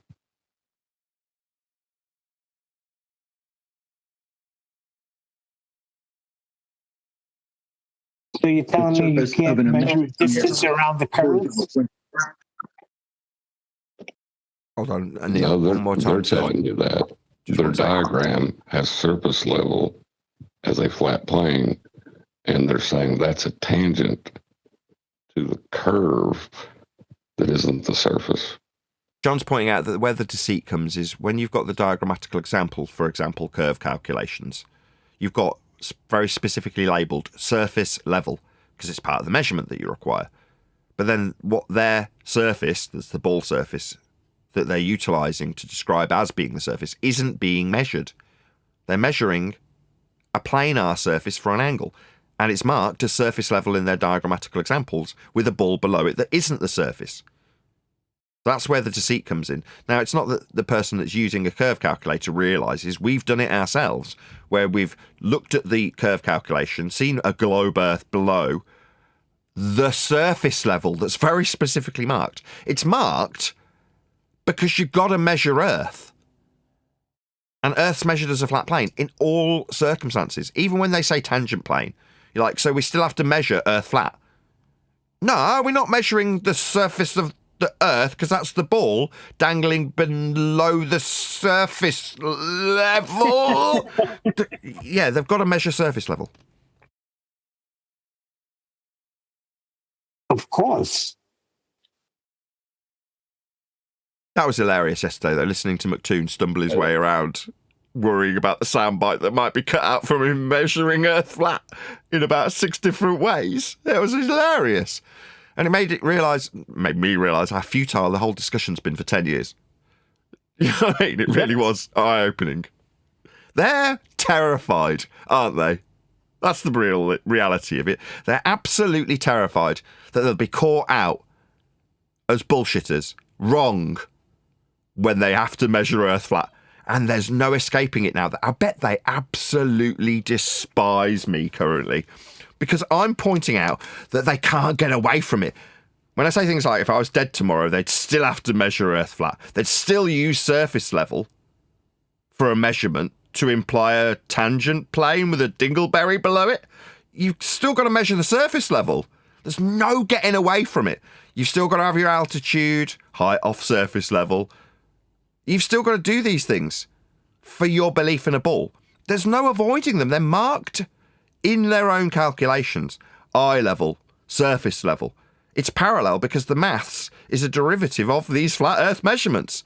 There's no escaping it. They all have to measure Earth flat. This is, again, with something we discussed in the pre-show when we were talking about Jin saying they can't just turn around and say we always knew it was measured flat. They'd be liars. No, they wouldn't. They've all been measuring it flat the whole time.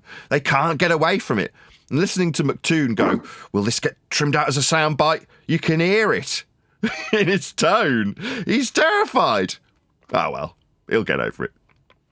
Yeah, and the fact that he mentioned your name about 5 times and kept using your sound bites. So, yeah, he's a little bit obsessed and terrified, and they cannot stand you and everything you stand for. Yeah, but it's not what I stand for. When I say you, like, whoever's off mute, please can you mute? You require Earth to be measured flat. Because you do. It's got nothing to do with me. You just have to measure Earth flat whether you like it or not. Now, if I remind you of the awful facts that you are in requirement of a flat Earth to measure, that's not my fault either.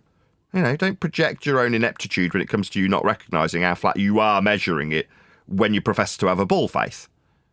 You're just measuring Earth flat. It's got nothing to do with me.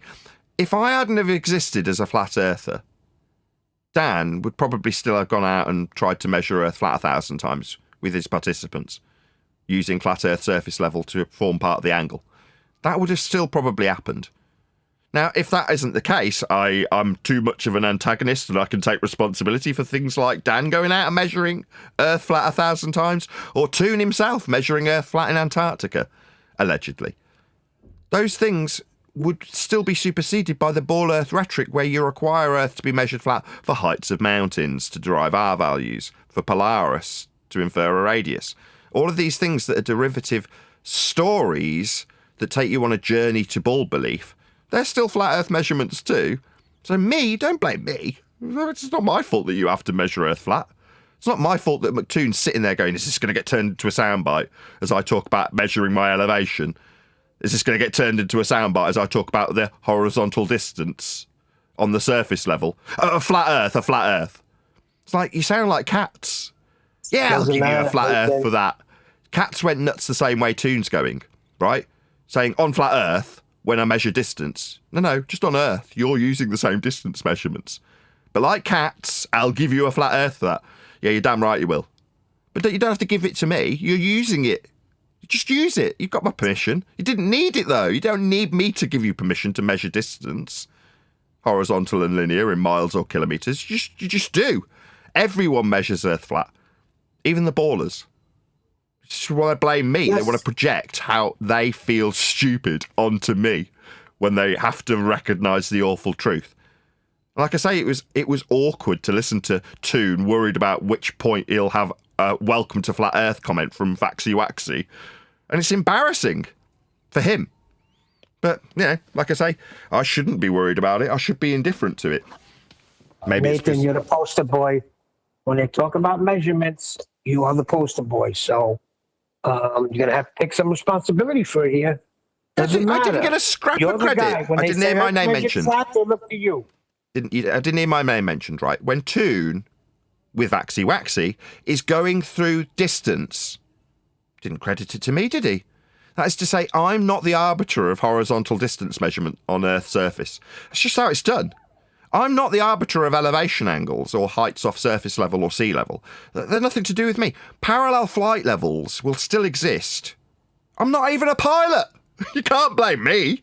I'm not the poster child of flat Earth measurements. You all require them. You are all using them. But projecting the fact that you need these measurements onto me like I'm somehow responsible is pathetic. Amusing, but pathetic. And Nathan, you said we will cover some normies videos in the future. Yeah, definitely. Do you know, there's all sorts of things on the agenda. The thing I want to do the most, I just haven't had time to do it, is go through Level Playing Poems books. So she sent, I feel embarrassed to say this, I asked my kids today, because I'm projecting my own ineptitude onto them. I called them over. Clover, Eleanor, come here. Have you read those books? Expecting them to say no. Yes, Daddy. Oh, you have? Yes, Daddy. Oh, go and read them again. Because I haven't read mine, and neither's my wife, right? So I got a PayPal super chat, whatever you want to call it, from Level Playing Poem today, thanking for me mentioning that I got the books. And she's like, sent me 15 quid. I'm like, well, thank you very much for, sending me 15 quid just for giving you a shout out. I mean, wonderful. I need the money. I'm delighted. But by the same token, I'm like, I haven't actually read the book that she wrote. I wrote a message to me on the first page that she hand wrote for everyone of the family. It was really sweet. I mentioned it on a couple of days ago show. That's what she's sending me the PayPal for. But I haven't actually read the book. And when I go through it, I'll grab it because it's right here. Hold on 1 second. When I go through it, I want to do a good job, right? This is Eleanor's. It's out because she's been looking at it, right? So Eleanor's already read her book, which is called Level Playing Poem Flat Earth Explained. And inside, she's put a nice message to Eleanor all about how this is slightly more advanced than the one that went to Clover because she's a bit older and a bit better at reading. And, it's a book for Eleanor. Now, she's read hers, but I haven't read mine. So I'm really embarrassed. But that's one of the things I want to do. Yes, there's lots and lots of normies measuring Earth flat on a daily basis that we can get to in terms of the videography that can be produced off the back of that. But I've got other things that I want to focus on. I want to go through those books and promote Level Playing Poems books because she's got loads of them. to an audience by having read it as opposed to bullshitting about it. Oh, yeah, it's a great book. On page 16, there is this thing about flat Earth here. I don't want to do that. I want to say, yes, it was good, and I've read it, and this is what I liked about it. So I want to dedicate some time to that before, getting back into videos about normies measuring Earth flat, because I see that as a priority, especially if she supports me financially. So shout out to you, Tam. I'm so embarrassed that I haven't read your books yet. I've had them for 2 days. Anyway. Just let your daughters read them and tell you about them. I've got to get a pricey off Clover. Very good. No, I want to read the one that she actually addressed to me. And all the others. I want to read all of them. Yes, it's Eleanor's book, but I still want to read through it. I did flick through them all, but it's just not enough when someone spent the amount of money it costs to get them here, get them produced in the first place, the import duties that she's paid after the fact. She's gone to great expense to get me these books. The least I can do is actually go through them and do a good job of describing how I enjoyed, which I will. I know that already, having flicked through them, that I will enjoy reading it. It's just finding the time to do it. But my time is getting slightly more abundant because of the microphone situation. They're starting to dwindle down. The stock's disappearing. By the end of the weekend, I'll have less than 50 when I've tried to sort of hang around the 75 to 100 on eBay, to keep my mortgage paid, or my mortgages paid, as the case may be. So that will be relieving a little bit of tension. So I've made extra time that I didn't have to begin with, but now that those are starting to slow down, there's nothing coming in, although I just had a return today. There's not like constantly microphones flowing in that need videos making about them, so I can get them on eBay.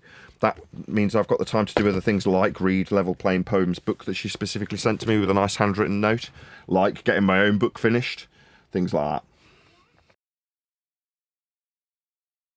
Well, I just hope your book doesn't have anything to do with them saying they all lied to us, because that's the beginning of most flat earthers that I hear. They talk about this grand lie and everything's a lie. And to me, that's just not even necessary. No, not at all. No, on the contrary. While we were going through one of the chapters yesterday, I said to my wife, the way I'm phrasing this is to make it sound like it is like that when I'm describing heliocentrism. So I need to pepper this when we come back to editing it again with lots of allegedly, like allegedlys. Allegedly, the Earth is at XYZ, rather than just describing it as they would describe it specifically. So, no, I definitely need to go through it and correct the other direction. So it's almost too much like I'm describing the ball, that you could read it and go, oh, right, that's how the world is. So there's a little bit of correction that needs to be made in terms of my book. But it's not phrased such that I'm saying we've been lied to about this aspect of heliocentrism. I'm just describing it as is, as they've mathematized it and how it eventually gets to be believed by people as being your world. Like I say, I've got to pepper it the other way and make it seem like I'm clear in the fact that it is alleged to be that way, as opposed to this is the description and just giving it accurately, which is what I've done up until then. I don't pepper it when I'm in discussions about how the Earth is described to be. I don't have to pepper it when I describe Thea. I think it was in the Thea chapter, that's right. When I'm describing the alleged Earth smashing into the alleged Thea planet, I'm not inserting alleged every single time I do it. I'm overemphasizing it now so that you can see what I mean. I just describe Thea hitting Earth at a glancing blow.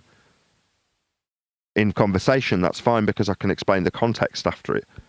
I can say, well, in their story of Thea, and then launch into it with all the context about how Earth is a ball with Thea smashing into it.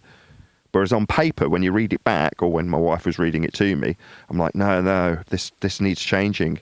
It needs to constantly have a reaffirmation of how this is only alleged to be the case. Even though right at the end I summarize it and say, this is their bullshit story. All the way through the story, I need to pepper it with, this is how it's alleged to be. Whereas what you're saying is at the beginning of most Flat Earth books, we've been lied to. They're hiding God. The empty Hold on theater. a second. I'm reading something in chat. Neil, did you accept the debate Jin challenged you to on the worldwide debate server? Debate about what? They're not getting it, Neil. Why would Jin be challenging me on a debate? I thought he was challenging Eli. It'll be about 9/11 though, won't it? It won't be about flat Earth.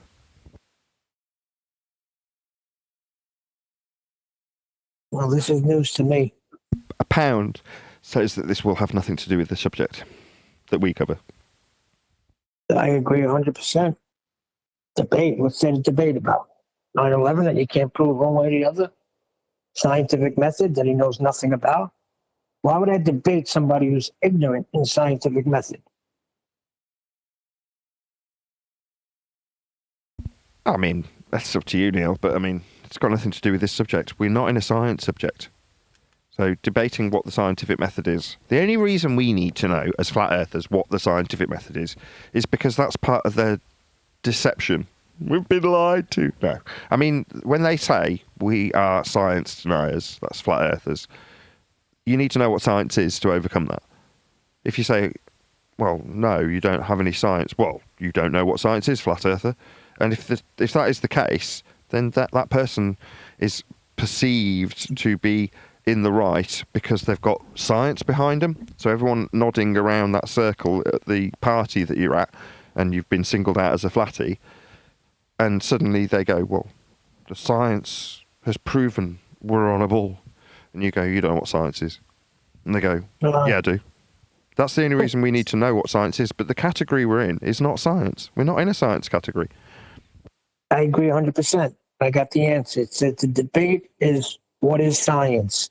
I guess on what is a true scientific experiment. Anything that if you observe something in nature and you want to know why, I guess you could reach it to conclusion. If you can't perform an experiment, it's got to be something real, right? Something you can handle, right?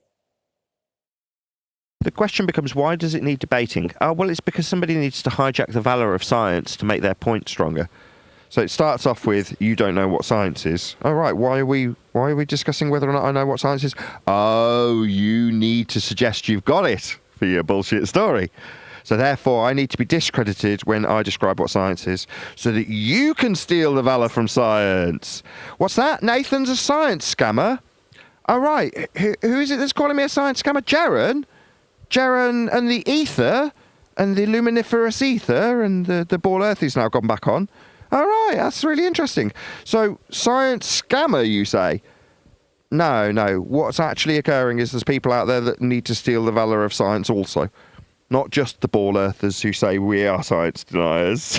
Why are we science deniers? No, we're just denying their story that didn't have any science. But when other people want to say they've got science for melting beams, then if you say, no, that's not science, deals with cause and effect based on natural phenomena. It's natural science, it's physics, the study of the physical and natural world. The study offers empiricism. What's that? You've got a new version of modern science that doesn't need to be empirical. Then why would you want to call your study of I-beams melting science? Because it sounds really good, doesn't it? Like, sounds really truthful, like you've got all the answers and you're highly knowledgeable and you've proven your point because it's science. The new science that isn't proof. It's like, no, the method is designed to prove things. That's why everyone wants to call their bullshit story science, so that they can infer that they've proven things with it. But if you get into the newfangled knowledge of science, well, how do we know that what you've got is knowledge, as in you know it to be true? Well, if you haven't got an empirical method to back your knowledge, it's just speculation. But if you could call it science, that sidesteps all those awkward proving bits that you might have to do to convince someone else. Nah, I don't need to prove this. Nah, it's been checked out by the engineering scientists. So you can just take it as read that this is proven. Well, how does science relate to this? Well, science proves things. Unless you're saying it only proves things with this method that's very narrow, then you need to debate me on what science is. That's what I'm saying. Is the scientific method a debatable topic? It's just a method. I said this yesterday. What's important isn't the semantics and Socratic method of discerning whether or not you and an opponent understand what science is. It's a method. Its use is inherent to understanding how the method works. If you understand how the scientific method works, not the semantics of the definition of it, but the actual method itself, then you know how it is proving things. How built within the hypothesis is a violation of the law of non-contradiction if you take the hypothesis to be an explanation. People want hypotheses to be explanations. They're not. They're suppositional cause and effect relationships yet to be validated with a null. That's a zero difference result. Ergo, A causing B and A not causing B cannot simultaneously be a description of anything. You can't have one thing causing something to happen and simultaneously have it not causing something to happen. That's not possible. It's a violation of the law of non-contradiction. A hypothesis contains said contradiction because you haven't validated if A causes B or A does not cause B yet. So you've got to go forth and vary A to see if it causes B to have an empirical outcome. You've proven A causes B, therefore A not causing B can be ruled out, the null. Or if you vary A and it doesn't cause B, you rule out your alternative and put a little tick next to your null, empirically proving your null. It did not cause B. But that's why people want to say the engineers who've studied the melting point of the I-beams is science. Is it? Well, no, absolutely not. But it sounds like it's been proven. Therefore, when I draw a conclusion about why buildings collapse, that's the science proving it. So you don't have to question it. You don't have to argue with me. I'm right. Science. No. Science is a way of proving things. Understanding the method means you've got at your disposal the means of proving things with a methodology that elucidates the cause of an effect in nature. It's narrow. That's why it can offer empiricism. But people want to broaden it so they can incorporate their bullshit into it. And if you challenge them, they want to debate you on what science is. Science isn't about the semantics of debating if I understand how it's defined or not. Who cares if I understand how it's defined? How it's used is the important thing. The method. How the method works. Not if you understand if I can define it correctly or not. What Merriam-Webster says about what science is, or Oxford Dictionary. Who cares? Understanding the method. That's all that's important. Why? Because that's the bit that actually proves things and is the simultaneous reason people want to steal its valor. But just by I challenging agree with that How about- 100%.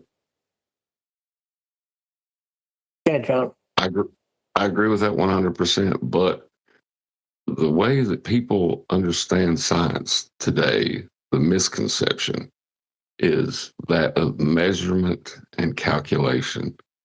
So they think when they do a calculation that contradicts measurement, they've somehow done science.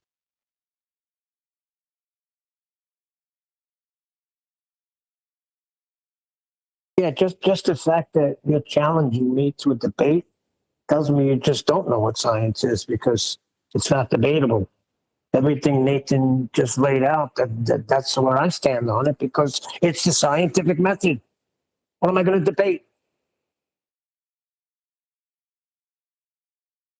There's nothing to debate about the scientific method, but their understanding of what they think science is, if you'll notice, it is always they take a measurement and then they put it in a calculation that contradicts the measurement they just took to make a claim that's a non sequitur. Yeah, Every time.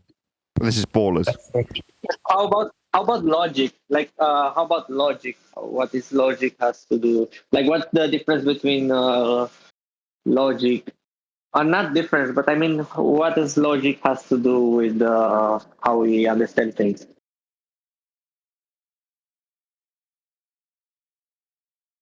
The scientific method is built on cause and effect reasoning. It uses cause and effect reasoning to elucidate the cause of an effect. So it is built on logic. That's how the results are empirical. But when they say science, they're not talking about that. exactly. And the outcome is not logic. The outcome isn't, but the hypothesis is based on logical inference. Absolutely. With the violation of the law of non-contradiction built in. If A, then B is a suppositional statement yet to be validated, because you don't know yet if A causes B. That's why the hypothesis also has a null. If A, not B. That's a statement in logic. But you're trying to figure out which of the two is true. And the way you do that is varying A. You vary it. Does it cause B? Oh, it did. So your statement in logic, A causes B, is now tick, true. Or you vary A, nothing happens. Oh, my statement in logic, A does not cause B. Tick, proven. See how in both instances something got proven? That's because it proves things. So it offers proof. It's all it does. Useful, huh? Because if you want to prove that the buildings came down through temperatures beyond 1,000... Yeah, you want proof then, don't you? Oh, just call it science. The newfangled science of applied engineering. Fuck off, you bunch of wankers stealing the valour of an empirical method. Now, they don't know what the method is. There's a bunch of Billy bullshitters who are doing it. We had one come over the other day from the server we went into the last couple of weeks. It's like, all right, you don't think we're being too limited when we say that you can't put synthetic things through the method? That's what he came in to tell us. And then lied about just being here to hang out. No, you've come in to tell us that synthetic things can go through the scientific method. You Billy bullshitting wanker who wants to lie about your understanding of what science is. He hadn't got the slightest idea. Ribs or Gribbs or whatever he was called. Didn't have a clue. But he wanted to tell us that, no, synthetic things are fine to put through the method. You don't know what the method is. But you know that somewhere along the line someone wants to steal its valour and claim they've got proof of something. So, yeah, your synthetic things can go through. Says who? Says you, like you matter. All that matters is if you understand the method, you can employ the method to prove things. I understand what's going on now, Nathan. Yes, his name is Riggs, and he runs the server Worldwide Debate. And that's where this challenge is coming from Worldwide Debate, to be on Worldwide Debate. And none of them have a clue what science is. Oh, and by the way, one thing has nothing to do with the other. Business is business. He said, whenever you want to go back in, you still have a room there. Sorry, Worldwide Debate is down for now. I don't think this has to do with that. Oh, what did you say, Neil, before But Hold on, he said, I spoke to him. He said one thing has nothing to do with the other. It's just business. If Nathan wants to run a shelter there, he can. From where? From Worldwide Debate. Yeah. All right. Well, that's good. I tried to get in touch with him yesterday because he'd asked me specifically to put a link to his server on the videos that I'd made from his server. And I was like, yeah, of course. And then I went back and looked, tried the link and it didn't work. So I'm like, okay. So then I spent 20 minutes trying to find a link that worked. And eventually I found it by going into a message stream from him to me in his Discord server. So I found it because that's literally the last message he sent me. Here's the link. I'm like, 20 minutes later. So I eventually got to publish, as I'd promised to do so, his link to his server on the shows that were produced from his server. Now, I hoped that would be the case. That is to say, most people, even if they're a bit embarrassed as he was, and he's like chuckling and talking through me, that's natural reaction. We've seen it for 10 years. So I wasn't that fazed by that. But what I thought was, is he going to be so put out that he'll then have pride get in the way and go, well, you can screw yourself? Because he did say that as he was leaving. I don't need you guys. You're like, no, none of us need each other. That's one way of looking at it, I guess. But we can be symbiotic in terms of our benefits to each other. And I thought, will he relinquish that? I didn't know, but now I've got the answer, which is to say, no hard feelings, which is often the case with time when you go into other servers. So 24/7, you're like, you're banned. You said the word nigger, therefore banned permanently. We took a vote on it. Really? Including the racist host of the server? Wow, that's interesting. Nevertheless, perma-banned, you say? Okay, no worries. Bye. There's 10 a penny servers, dickheads. Do you realise how many servers there are? Oh, you thought you were the only one? I see, yeah, a bit self-obsessed. Okay, no worries. Bye-bye. 6 months later. Oh, no. Yeah, he said you needed him. He was like, you need me. Yeah, but many things are said in battle. I need you, do I, server owners? No. Number one, if I needed a server so badly because I was excluded from the, 50 million thousand servers that are available that people have set up, then I could just set up my own. Now, that's a pain in the arse, and I don't want the responsibility. Far from it. I mean, you saw what happened to Mr. Beast. Suddenly he's got some transsexual staff member chatting up kids on his server, and it all looks terrible. If you just don't own a server, you don't have any of those problems, do you? So I don't have a server. I can go wherever I like. Now, I thank the people who do operate the servers. Righteous Force. if you're out there listening, thank you for hosting me so much. I'm so grateful, and I mean it sincerely. He has to work to produce a server that I can go in whenever I fancy it and run a show from it. Now, I am eternally grateful to that server operator. Not the server operator we're in now, by the way. We're in Divergent Droid's server. Previously, we've been in Betty's server. It got shut down. But I've been in all sorts of different servers. There's 24/7. There's all of these flat earthy ones. I don't care if it's a flat earth server. I don't care which server I'm in. It's just a doorway. I need to provide a gate to people so they can come in. That's it. That's all I need. Now, I'm not demeaning the people who operate servers, and there are thousands of them, but if you're going to delude yourself into a belief that I need you, no, that's not true. But I like that you thought so. But on the other hand, is the guy saying, there's always a door for you. Well, thank you. That's more like it. Yeah. Thank you very much. I appreciate that. I'm glad that you don't hold grudges. I just want to say that I know you don't need it, but I just want to say three people are talking. You're doing a very great job, and I'm very glad that I discovered you. I just wish we can find a way to deal with this censorship somehow and make more audiences. I really wish. I'm all right. I I get what you're saying. Right, you want a bigger audience, generally speaking, because then there's more normies coming to the channel, finding out Earth's flat as you find out Earth's flat, and then they believe as you believe. I don't need that. What I need is to keep the mortgage paid, and, I do. Just about keep the mortgages paid. That's what I want. I want a job in YouTube, and I've succeeded in that. I kind of knew when I started that I'd reach a point where I'm at 25-ish thousand subscribers, where it would just about pay the mortgage with the ad revenue. Now, as of about 12 to 18 months ago, that went like that. I'm like, oh no, I can't pay the mortgage. Well, the people around me have stepped up, and I've flogged a few microphones, and I've still managed to get by. So I'm still happy. So when I think, wow, it's always nice to have more subscribers, but I've got a very dedicated community around me. And I'm telling them, don't worry about it, it's not that serious. Reach your own enlightenment. In other words, I'm not a flat earth evangelist channel, as much as the name might imply that. But I get your sentiment. You want more people to come to the subject, because then they'll believe as you believe. I couldn't care less at this moment, but let me defend Riggs. Listen, many things are said in the heat of battle, but like you said, I'm glad that when things settled down, he said, listen, no problem. Door's open. Got a room.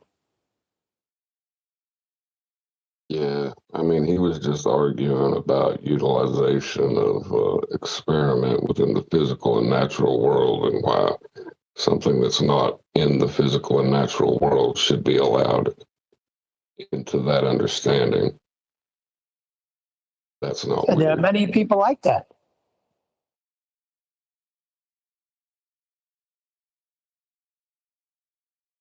Am I wrong? I don't know. Do you want to go in there for 10 minutes before we round out this live show? Yeah, give it a shot.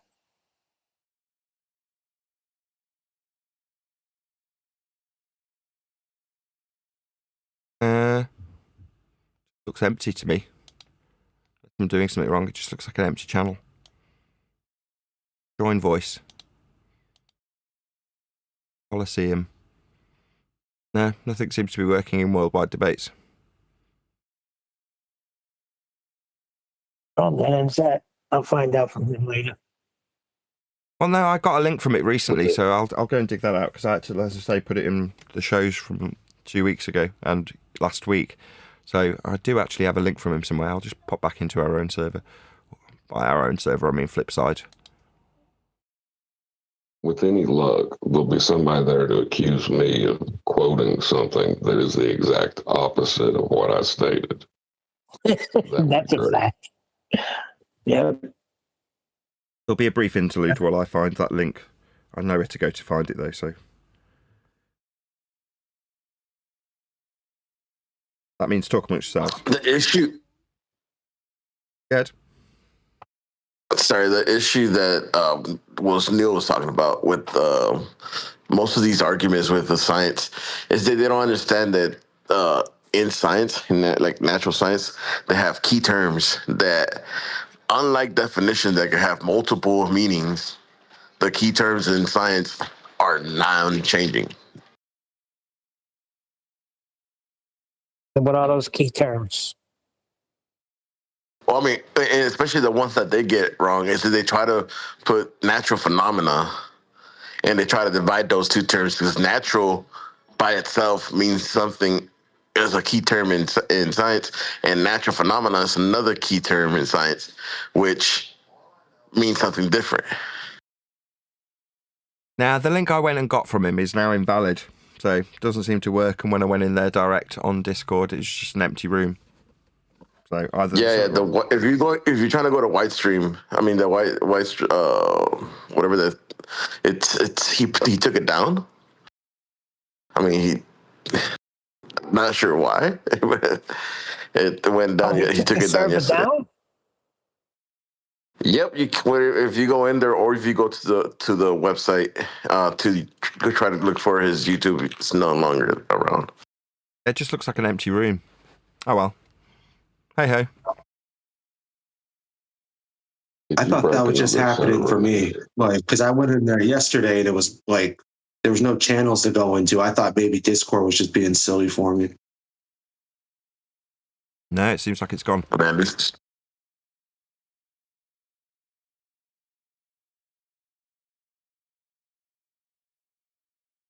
Yeah, my last messaging with him was, well, you can agree with most people who return you. That's not a problem coming in. And that was yesterday. Perhaps an incident has happened in the worldwide debates, perhaps between some of the members there, and Riggs has had enough and shut it down, probably. Don't hold me to those words, but that's a possibility, yeah. Well, now you got your own. What's this about debating me on science over there? Or is this somebody just trying to stir up some crap? What, debating with Eli? I never heard of it. I only heard it out of Eli's mouth. Wow. Oh, okay. So it's somebody just trying to stir up crap. Yeah. I have no idea. I have no idea about that. Well, that's what I said. It's either somebody trying to stir up crap between us, because now they're saying that you challenged me to a debate on science on Riggs' server.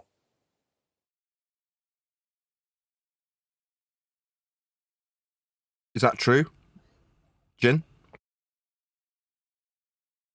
I have no idea about what you're talking about at all. That'd be a no. Absolutely. Absolutely no. I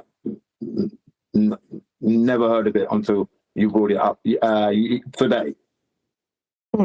Number one, right? We don't need any help arguing with each other, right? It doesn't need ushering along. But I suppose if you feel like you're controlling, like pulling one of those strings to make that happen, that maybe that will give certain people, certain individuals a bit of pain relief for a moment. I don't know. Yeah, if I wanted to debate it with Neil, I'd speak to Neil directly. I'm here. I can ask Neil straight away if I want to do that. Here's my nefarious mind. They're trying to destroy flat earth debate internally. This can't be here anymore. That's a problem, because we talk about earth being measured flat, and that's a fact. There's no debating it. So we're a threat to everybody that's contrary. So let's tear them up from the inside. We'll put Jin against Neil, Jin against Eli, Refracted against AC. Everyone put me against everyone. Now, what you wasn't aware of, though, that in the worldwide debates, I was offered an opportunity to debate Mactoon over the scientific method. Mactoon, it was going to be teams. So Mactoon and his colleague, and me and my colleague was going to be Taylor, the young lady. We were going to debate, and it's offered up, and we're going to get some money for it. And hang on, I'm still talking. We're going to get some money from the what do they call it? The chats, the super chats. We get a share of. Yeah, we get a share of the super chats, right? That's what was decided. We didn't decide anything. It was offered. That's all. I said, yeah. Sorry. I said, well, yeah. Why not? I did say that. And then a few days later, I said, I don't really want to help Mactoon earn any money. So my decision is going to be no, thank you, because I don't want to be there. I don't need the money, and I don't want to help Mactoon earn any money at all. I don't want to contribute a single minute or penny for that guy. No.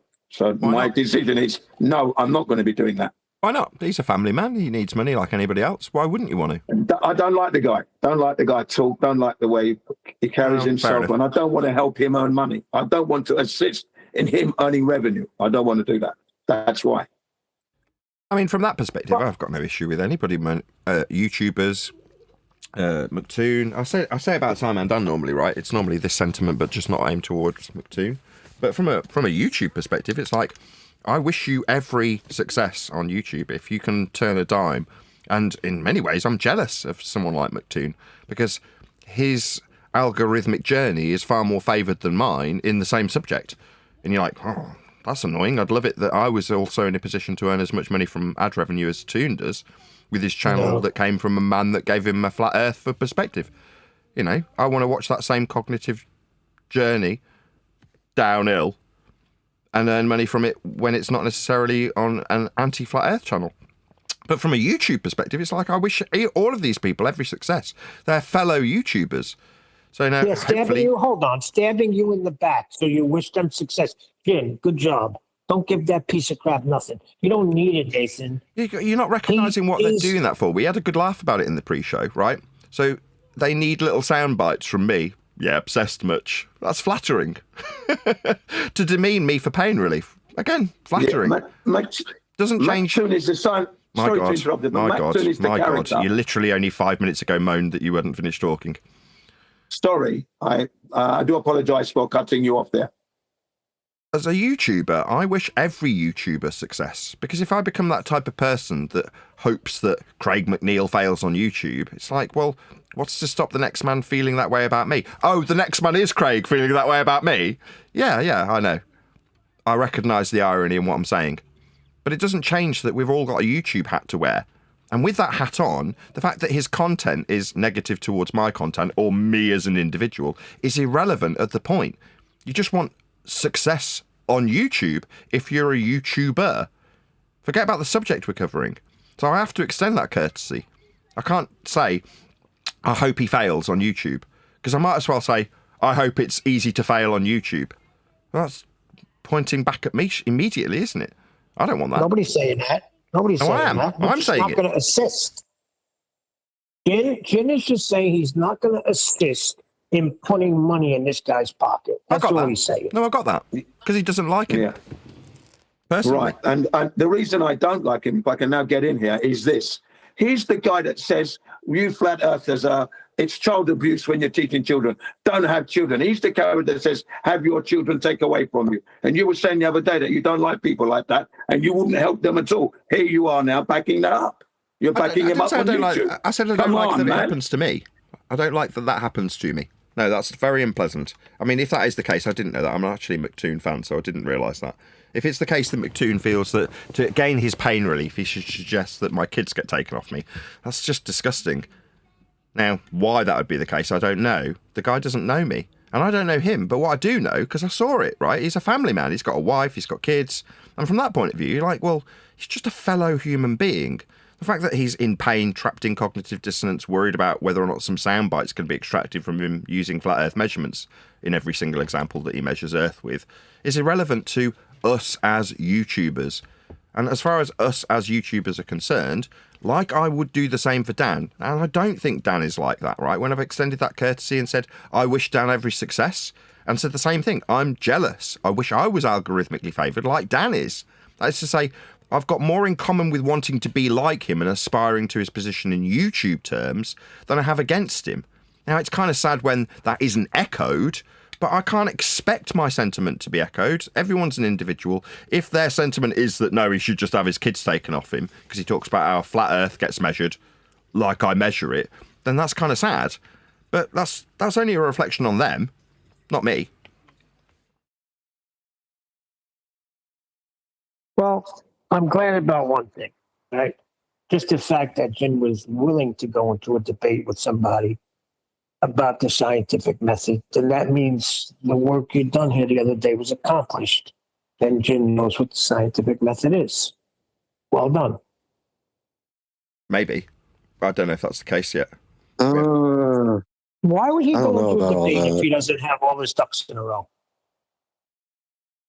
No offence, Jim, to talk about you while you're here, but he's got his own agenda to promote his science of engineering to back his stories about 9/11 truth. That's why. So he's also, like Bob Nodell used to need science to affirm his descriptions of free energy and Ethereum nonsense by saying, no, it is science.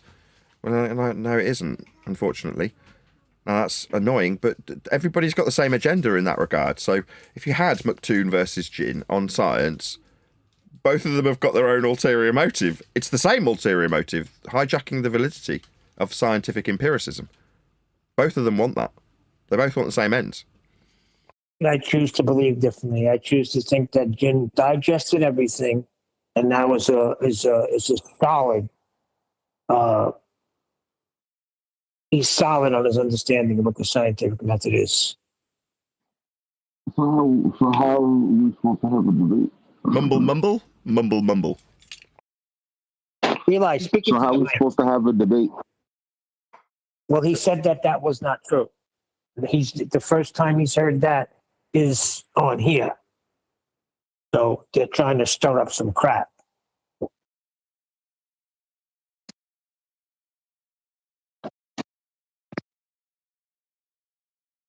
Like they need to stir up anything. We'll argue amongst ourselves without any help. Question would become from what I've heard from you lot, it was supposed to be Eli or Neil, but it's turned out to be McToon in actuality. So someone's spreading some muck around, haven't they, really? Right. The thing is, we're not in a science category, right? When it comes to flat Earth debate, the perception thereof, then the category is geography and mathematics, not science. Now, the only reason we're debating about it, or creating the perception there should be a debate, is so that the valour of science can be stolen by those who say they've got science proving they're on a ball. That's it. That's the only reason. Now, for the last 10 years of this flat Earth awakening for me, let's say, I've been saying, and Eli's there, he's heard me say it, flat Earth is not a scientific endeavor. I've been saying that for the longest of time, and Eli will back me up on that, I'm sure. So fully aware, we're not talking science when we're talking about flat Earth. Topography, geography, measurements, that's what it's always been that, right? That's always been my position. Cosmology is not a science. Astronomy is not a science. Astrology is not a science. Been aware of that for the longest of times. Yeah. Yeah. The reason people want to steal the valour of science is because when you employ the method correctly, you have proof. The only reason people want to call engineering science is so that it's taken as read that what's being said is proof of whatever's being claimed. Now, there are plenty of routes to provide evidence that standards your claim. Evidence isn't exclusively governed by science either. You can prove things in many different ways. Science is but one method. The problem is that if correctly utilised, that's the method, not the definition. Defining it correctly is inconsequential. If I define science wrong, who cares? It just means that if I try and employ my definition that's wrong in a methodology, it's highly likely to not prove things. But elucidation of the cause of a natural phenomena through systematic experimentation based on a hypothesis formulated with a null through systematic experimentation where you vary and manipulate that which you assume causes the naturally occurring phenomena you observed at step one is the method of science. It provides proof. It's the only outcome when employing that method. Now, if you turn around and say, well, I can borrow from that method to prove why this man-made... I just go, whoa. Man-made that. That you don't need this method. You already know what caused it. Man made it. But I want to lend validity to something other than the synthetic thing that's being studied, because there's an expansive story that goes along with the synthetic study that I've done. Okay, so you've done a synthetic study on a metal produced by man, and therefore you've got science when you give an explanation for an event that occurred. because the event becomes the phenomena. It's like, no, you're working outside of the very narrow scope of elucidation of cause of an effect observed in nature through systematic experimentation based on a hypothesis with a null. That's what science is. You don't like it because it doesn't include your story. Tough luck. The method will still be proving things, therefore powerful. But that power is what people want. Not the method, not the actual going through the steps of varying A to see if it causes B or not. Nah, they don't want that bit. That's the old, dusty old science method. The new, expansive, modern method includes my bullshit story about this study we've done. That's what's going on. Well, but they're using it in the topic that we find ourselves in. And they've used it from the beginning when you were saying the whole body of science knows that Earth is a globe. So they need to know Radius what Dominus, science is. Spiritus Sanctus, Tangent. Amen. The body of science blesses you all. Go in peace. Well, I mean, this is another thing, though. There are many fields have grabbed the method, but not completely, meaning it always misses the first step, right? They grab the method to, because it's a just method. It actually could, if you're having a problem with your car, wherever, you could go about it systematically testing the same thing, what's wrong with your car. But it doesn't mean they're doing science. Yeah. This is why I've told Neil a bunch of times. There's nothing wrong with logic that's used in science to troubleshoot. So if you've got a whole load of variables that can cause an effect in a car's electrical system, and you say, I will now vary A, my presumed cause of the effect, and see if it causes it or not. So you vary A, it doesn't cause the effect. So you go, well, it wasn't that then. Well, you could say, I've done the science. No. That's troubleshooting. Now, you can employ aspects of the logic and say you've employed the aspects of logic. You can put it in a logical tree to show all of the different variables that you went through to isolate the cause of a problem in a car's electrical system. And say, I systematically went through every single potential cause because there's only 5 things connected to this circuit. But then what do you know? Unlike with the empiricism of having a single independent variable, that's presumed cause of the effect, naturally occurring phenomena. When you've got an electrical system, there's extraneous variables that you may not understand or know at the time that you systematically go through all of the ones that you do know. So there are outside influences when troubleshooting that may affect your outcome. Now, with the scientific method, it is far more narrow in terms of you see that happening in nature and go, I think that this caused that. So I'm going to vary it and see if it causes it or not. And the outcome is only the naturally occurring phenomena that you observed at step 1. Now, gremlins in an electrical system might be multiple causes all at once, some of which you don't know. Now, you could argue that's true for science. Yeah, but when you do it for science, you narrow it down to your single independent variable. That's why it's called an independent variable. It's so narrow, and it's exclusively interested in the physics of the world. The physical and natural world is all that we're interested in. It's governed by physics. That's what physics is. The study of the physical and natural world. Back to what ultimately caused the gremlins in the car. A man made it. That's why we have it. But for the fact that a man created that electrical system, it wouldn't be a problem. There wouldn't be the need to troubleshoot it. So we already know the cause. It's a man making it. Badly, in some instances. But when it comes to something that can advance humanity, it's the nature of reality itself. That's natural science. To make it more specific than it needs to be. It's just science. Science is the scientific method.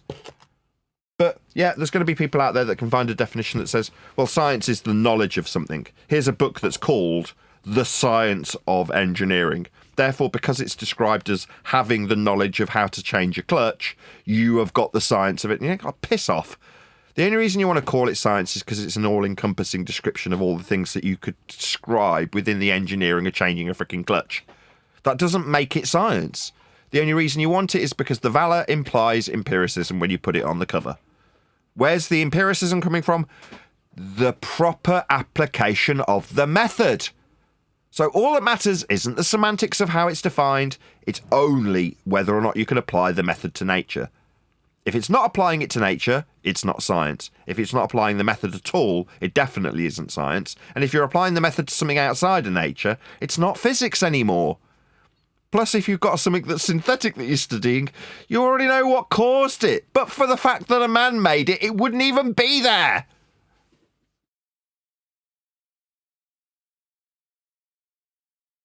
That's correct. Yeah, but when you come to more overarching things in nature, a man didn't cause the sun to rise today. But that's a phenomenon that you can put through the scientific method. And if you figured out the cause of it, you'd benefit humanity. Or you could make one up and control them with it. Fear-based mind control. That's all it ever is. Good. Well, maybe that's what Jim was trying to say the other day when he was using a scientific method. When you say he's borrowed, maybe he's trying to say they troubleshooted it the same way that the scientific method has steps. That's how they would troubleshoot and come to the conclusion of what happened. Yes, there's nothing wrong with that. There's more than one way to skin a cat. However, it undermines your cause, as in your overall objective, not the cause of the effect. It undermines your objective if you steal valor unnecessarily. So if you've done a really good job of troubleshooting something or investigating something, then just lay it out as you've got it. The problem comes when someone says, but that's the science. Because someone could turn around and go, let's just read off the definition of pseudoscience for a minute. A mistaken application claimed to be science that has not gone through the scientific method. That's the definition of pseudoscience. So as soon as you go, well, have you gone through the scientific method? No. Well, then you're pseudoscience. It doesn't matter if it's true anymore.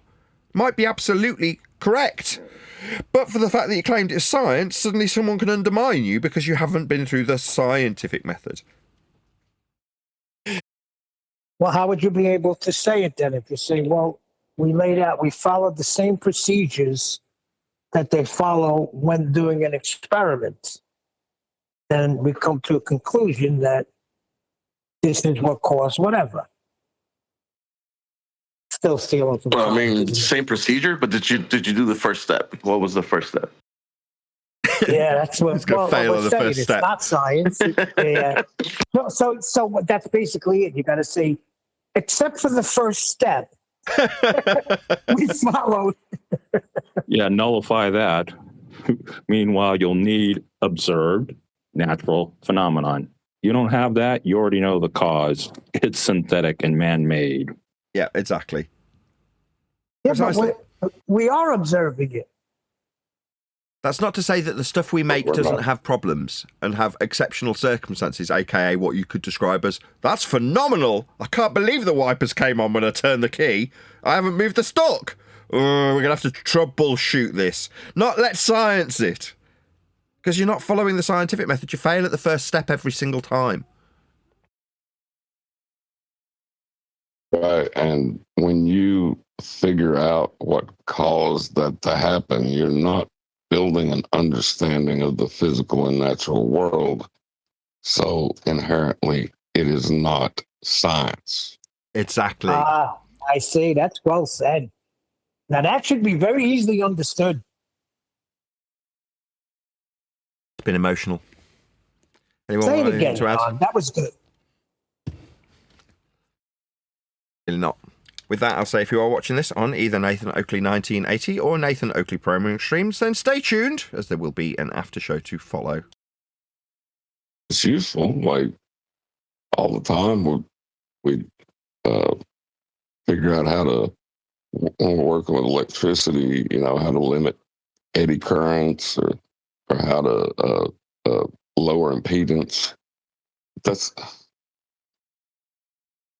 not the same, Oh, hold on. Electric is a natural world, isn't it? Yes. are eddy currents. A what? An eddy current is something that happens inside of a manufactured conductor whenever you're trying to move a potential from one place to another. No. Eddy currents don't happen in nature. No. So that would be troubleshooting. Right. Yeah, you only get Terence currents in nature. Eddy currents, nah. Fred currents, definitely not. What about William currents? Pony Billy currents, definitely. Black currents, they're definitely in nature. Well, an eddy current within a conductor is when the electron, it happens in alternating current, and it's when the electron is going forwards and backwards across the baseline to give you, your alternating current. And it's resisting the change in direction of the electron. So is that a measurement you're taking? It is measured, yes. I heard the word baseline in there, my ears perked up.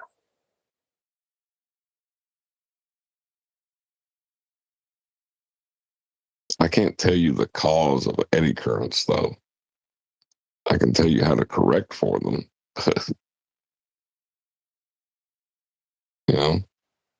Oh, I could tell you the cause of eddy currents. Eddy in the cruises.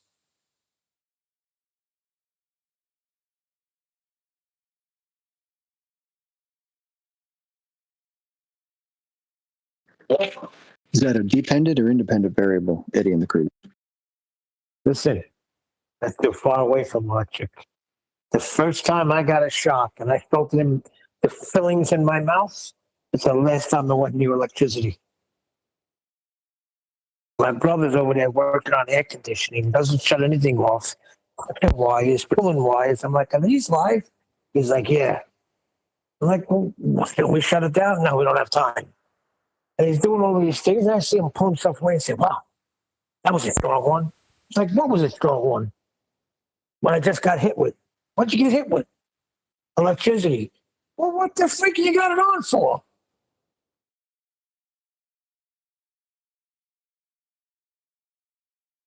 More people die from 120 volts than they do any other voltage. Did you know that?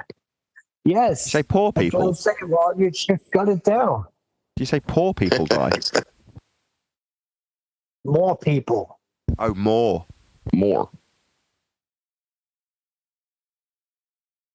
Why'd that guy get hit? Why'd that guy die? He only got hit with 120 volts. Well, he only had $10 in his account. If he had more, he would have definitely survived. Rich people are more endurant. Well, maybe they do because they got a lot more to die for. The voltage isn't what kills you, it's the amperage. And the embarrassment. Hey, Refractor, did you ever see somebody get stuck where they can't freaking move because volts are going through them? Yes, I saw Chinese people. Sorry, I know you asked John, but on a video on Best Score before it was taken down, they had this Chinese work crew working underneath a pylon, and one of the live wires connected to the pylon itself as they're moving it. It's like a giant triangularly shaped tower, and they're moving this thing physically around, and it touches the live wire, and two of the three men that are attached to this cage are now permanently stuck to it, and then a third guy goes along to try and get them off. What do you think happened to the third guy? Exactly the same. He got stuck to it and couldn't get off. They all died. Yeah, they don't get stuck. Yep, they get physically attached to it. I seen one where somebody comes and just runs and smashes into them and knocks them off. As long as you don't grab them. You can do that. You can do that, but if you try to just touch them, you'll suffer the same fate. That's what he did. So yeah, if I had a 2x4 or whatever, a big plank of wood, and they swung it at them to bash them off with force, then the conductivity of the wood would be too low to carry the current through. But that's not what the third guy did. He went up and tried to push them off, and he just died the same fate. Exactly the same fate. Big mistake. You get 3 acros that way. But the birds can sit on them because they're not grounded. So the birds sit on the electrical wires without any issue. Right, that's because they got equal potential. There's no going to ground. Exactly. Whoa. Hold on. Explain this to me, because I always wondered why those basic electronics. It's very basic electronics. Electrocuted. Electricity is always looking to equalize its potential. If there is no potential there, then it will not follow that path. What is it, sentient? No, it's chilled. It's very grounded.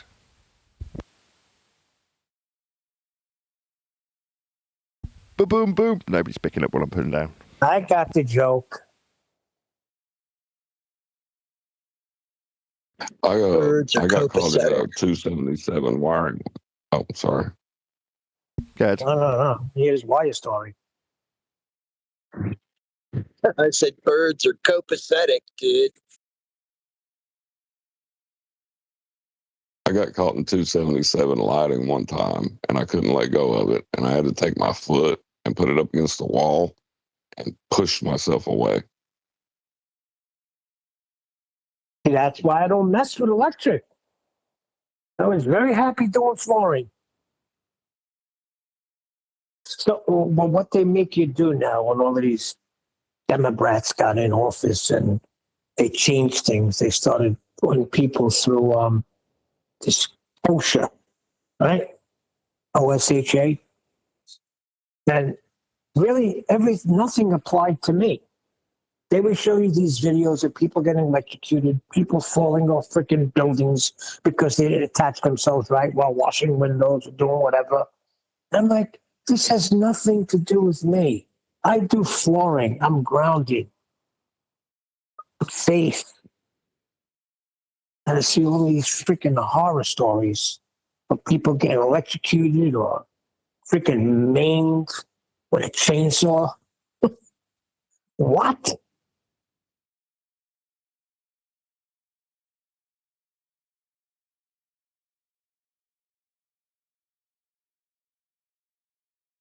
But I do have all my OSHA cards. You know how?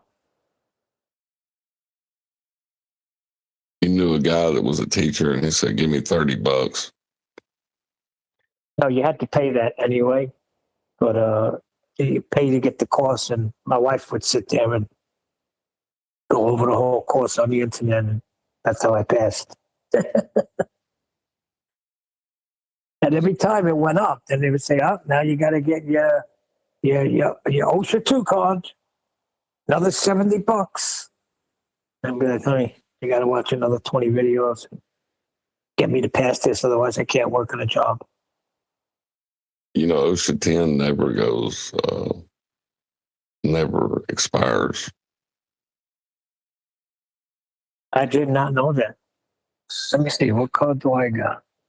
I got one of my OSHA cards. I don't know which one it is. But I don't think it's the one that never expires. It's a 10 and a 30 if you're doing the work, and they do not expire. I got the OSHA 10, and I got the 30. Hold on, I'm going to go find my wallet to check. And neither one of them expires. Kid you not. Then you won't find an expiration date on the card.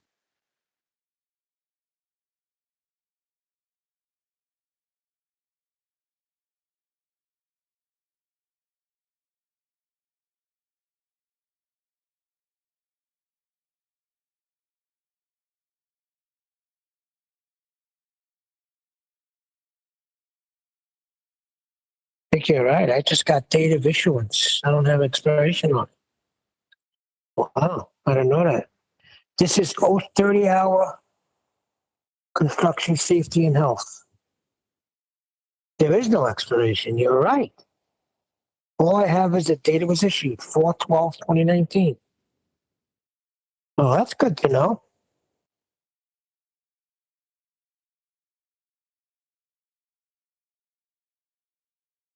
What does OSHA stand for anyway? Occupational Safety and Health Administration. Occupational Safety and Health Administration. Okay. Yeah, that makes sense. Just a money grab, you know that, John.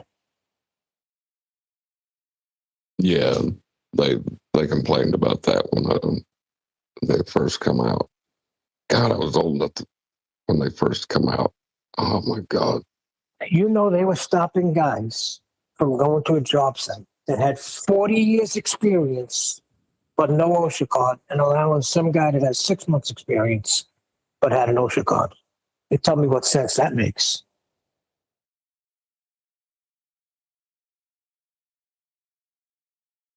It doesn't. Doesn't make any sense at all.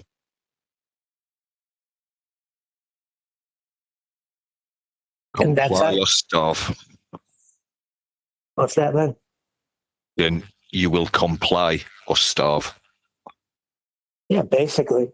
That's how you know it's a money grab.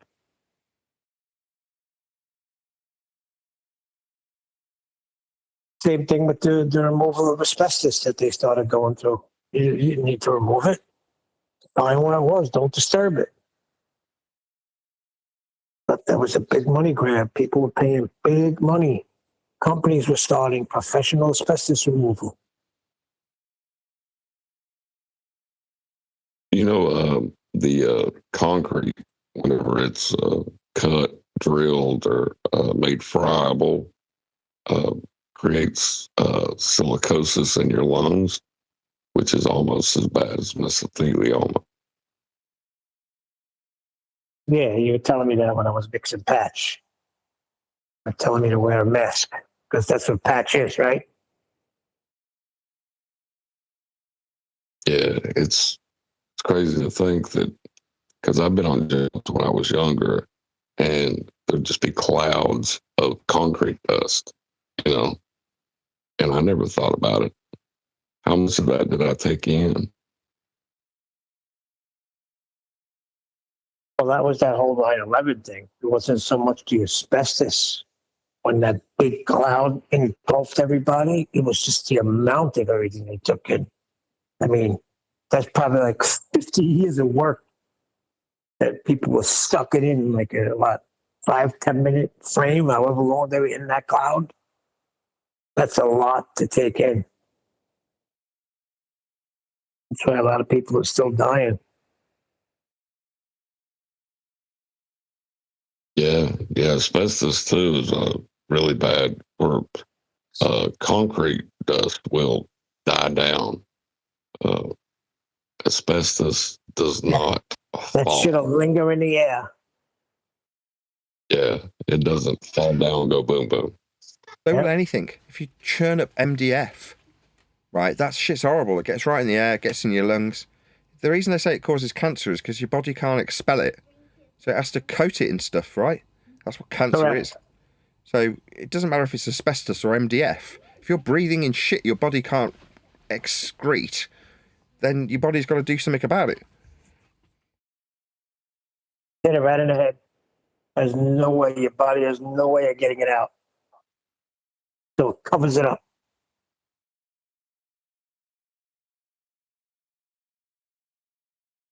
Yeah, if you've ever seen like a microscopic view of an asbestos fiber, it looks like tiny little fish hooks. You know? Right. So once it gets in your lungs, it ain't going nowhere.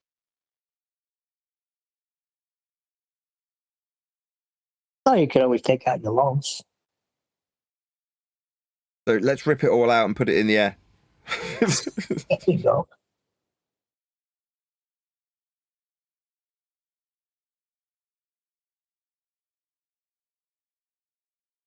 Well, it wouldn't be so bad if you could like leave it and it would just settle like dust normally does. It doesn't do that. It has a colloidal suspension within air that it'll never sink. It'll never it never will settle. It will, if it is made friable, it will stay friable until it is contained by a strong enough HEPA filter. But that's why I never understood the removal of it. Once it's fastened on something, that's it. Once you start disturbing it, that's when it's going to go in the air. That's why I walked off that job in the Empire State Building. As soon as I seen that when we're ripping up the carpet, 9x9 tiles are coming up.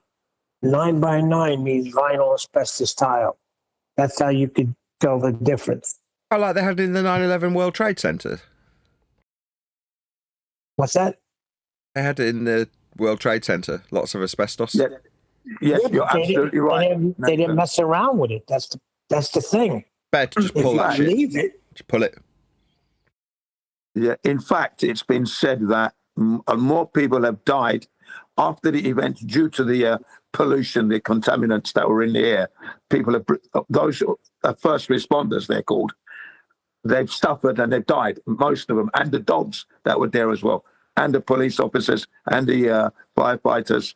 Yeah, more have died after the event. Yeah, because it disturbed it. And of course, the buildings came in, so it disturbed everything. Yeah, but if you leave everything. It alone, you wouldn't want to be. If any member of the public's around when a building's getting demolished, you're in trouble. You shouldn't be around. It should be sealed off with the perimeter, and you know what I mean. Yep. Absolutely. And, like those first responders, they're getting at the, it's been over 20 years. 20 years is about the time frame it takes for that stuff to incubate and turn into mesothelioma or some other form of cancer. So, yeah, they're dying off quick now. Yeah, because they were consumed in a freaking cloud of it. 110 stories of every freaking thing you can imagine. From asbestos, they had a lot of, the World Trade Center had a lot of vinyl asbestos tile in it, besides the fireproofing, right? Because that's what they were using during that time. My father worked in those buildings from ground up. He did all the floors. And all of them had VAT, which is vinyl asbestos tile, 9x9. When you see a 9x9 tile, if you're ripping up flooring, and the subfloor is coming up, and you see these little 9x9 squares coming up with it, you stop immediately because it's freaking asbestos tile. Yeah, it took 3 months to put out the fires on ground zero. 3 months. So those firefighters and whoever there were working there just for 3 months to put out the fires, and then you had that cleanup that was going on. 400 trucks a day of removing all that material. 400 trucks a day shipped out to China. That was what was going on. A lot of jet fuel.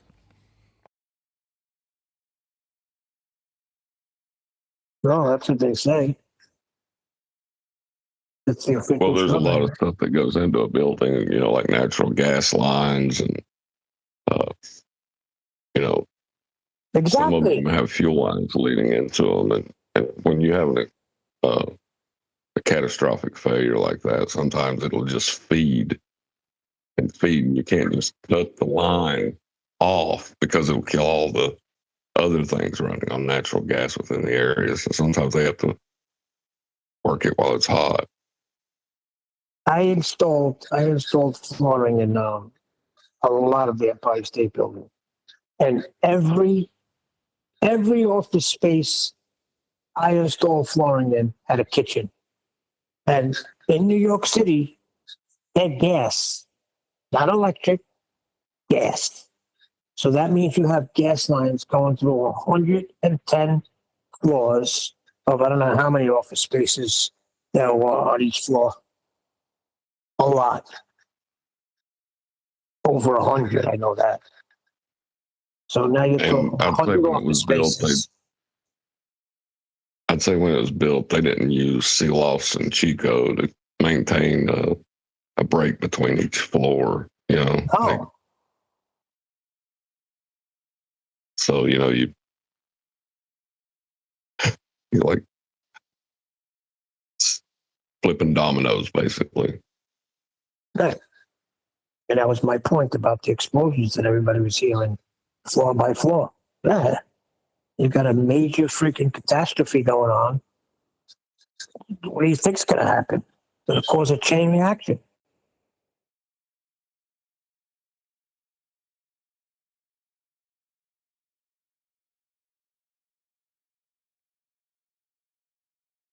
Yes, we're nibbling at the piece of nonsense. Yeah, grab a tissue, quick. Tell them, Jen. But this is what happens when you get into discussions about I don't think asbestos. Not really. You're talking about asbestos, how it behaves when it's cut up, and how gas lines get run. That's not feast and nonsense. Well, it becomes feast and nonsense when you apply it to the 9/11, because there's other people that think that there was thermite and there was bombs planted all over buildings. Don't ask me when they did all of this, but that's a story that people are holding on to. Yeah, well, Jeanette McKinley, who gave Professor Stephen Jones the thermetic material from her apartment, she's dead. And, part of all those who died because her apartment was full of this crap, wasn't it? And as we've just been discussing, when you breathe it in, it will compromise you. So there you are. Yeah, she breathed in all the stuff that came from 9/11 collapse. Yeah. Oh, you took a mystery and made me want it.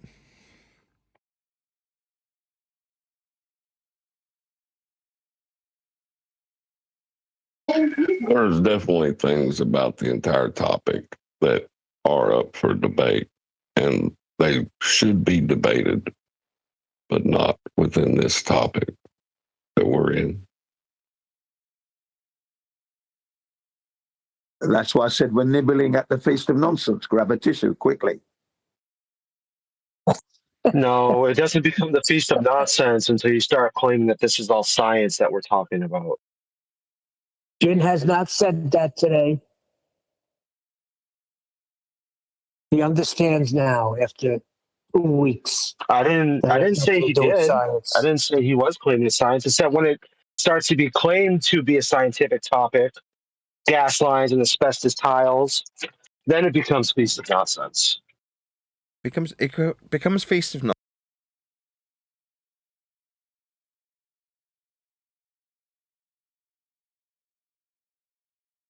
Hand controlling everything. Now, again, I'm not saying there isn't or there is. I'm saying by discussing it, you open yourself up to being labelled, categorised. I think that's intentional for us in our subject, so that rather than being level-headed engineering types, we're crazy, batshit insane conspiracy types. So that's why I distinguish it. No, talking about how gas lines get run to buildings and utilising your experience in those types of things isn't the feast of nonsense. The feast of nonsense comes when you start describing alternative narratives for COVID. Like, that makes people who have decided that they want to buy into the mainstream narrative want to label you. I'm not saying you're wrong about COVID. I'm not saying you're wrong about JFK. That's not where I'm going with this. I'm saying that it's inviting ridicule. That's what it's doing. But it's not like I'm discouraging you from figuring out that the world's bullshit. For me, that came at a very early teenage year when I think it was Bosnia or some war that was on. And as a relatively young man, looking into it and going, this is all bollocks. What? And suddenly realising that the news was full of shit. That they lied. Now, that for some would be described as a baby hoax. Yeah? JLB's coined the phrase from the woman that was Nairobi something or other, or I've forgotten her name. She claimed that the terrorists came and took the babies out of the incubators and threw them on the floor. She just made it all up. It was all lies. Just complete bullshit. But the news ran it everywhere and everybody was behind the war for it. I can't remember the exact circumstances. But for that reason, you get this term baby hoax. What, like the news can lie? Yeah, they do. It's called propaganda. You got that was during Kuwait. The Kuwait. They found nipples all over the place. They found pacifiers. So yes, that did happen. Did it now? The woman who confessed it to the news anchors admitted she just made the whole thing up. It's all bollocks. Well, what about the pacifiers they found? What pacifiers that they found? You mean the story that they told about it? Look, this is a pure feast of nonsense. You can use in my example against me. How dare you? Right. You bastard. The point is, by having this discussion, the guy looking in on us having this discussion goes, look at those guys. Yeah? Why? Well, you could argue, if you get right into the feast of nonsense, that it's because he doesn't want to recognise the truth. He's the problem. Suddenly, it's us versus the guy who's lived with the dissonance of this story that he's been fed by a mainstream media that lies to him. Now, does that mean that they're not lying because this guy says that he believes every word? No, but by discussing it, we get branded. Whereas when you just talk about how pipes get laid in a building, that's mundane. When you talk about how elevation angles get measured off boats, it's mundane. When you talk about how horizontal and linear distances, it's mundane. It's benign. It's not going to give you cancer. It's not hiding God from you. It's not... Oh, I can't think quickly enough for a 9/11 example. Insert 9/11 bullshit example here. Well, that's what I'm saying. When it comes to 9/11, that's why they have a mythical part of it, and I try to bring the reality of, explosions are caused by the gas lines that ran through both towers. It was a major fire. Of course you're going to have explosions everywhere. That's the reality of it. I see now you're opening yourself up within a group. John, finish. Go ahead. Everyone shush. Shush. Everyone shush. Go ahead, you know nothing, Neil. Just go ahead. What the hell John. are you talking about? John's making an example. He's in the middle of it. Get off the wagon, man. You have not a clue. Shut up. What you are talking about. Cheers. You be quiet, please. Hey. Hello, John. Go ahead. I'm not a conspirator. I know people that know people that know people that know people. You idiot. Please, can you stop? Mute this moron.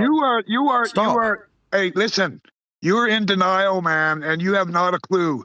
Before Flat Earth came along, I'll give you one more chance to stop talking, you and then I'm going to have to mute you. Shush. Fly there, stop. And I'll break your neck, you fucker. Stop. John is speaking right now. You got something to say, you're going to have to wait, Duns. Wait a second. And don't you dare disrespect me. Give a shit who you are.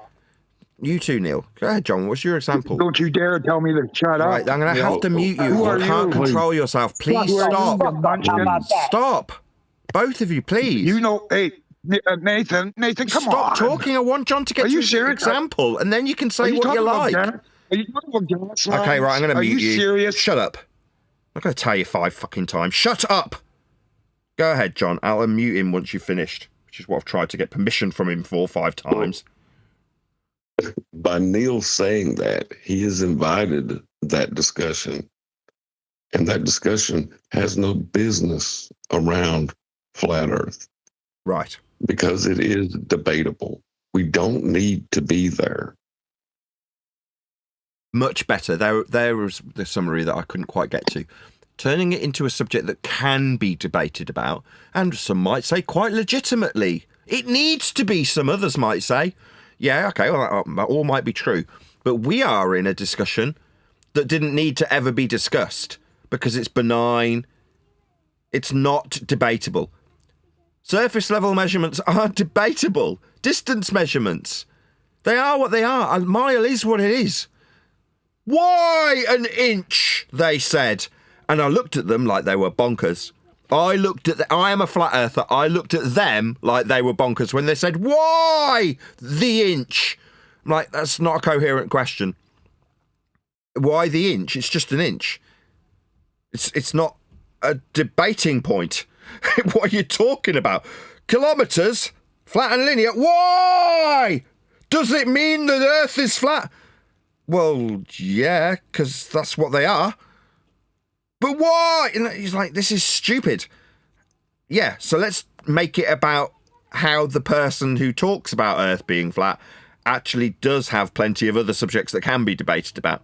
So that every time anybody even gets close to talking about the just facts in the matter, flat Earth measurements that is, they can get into a wrangle-dangle about whether or not it was gas lines or thermite.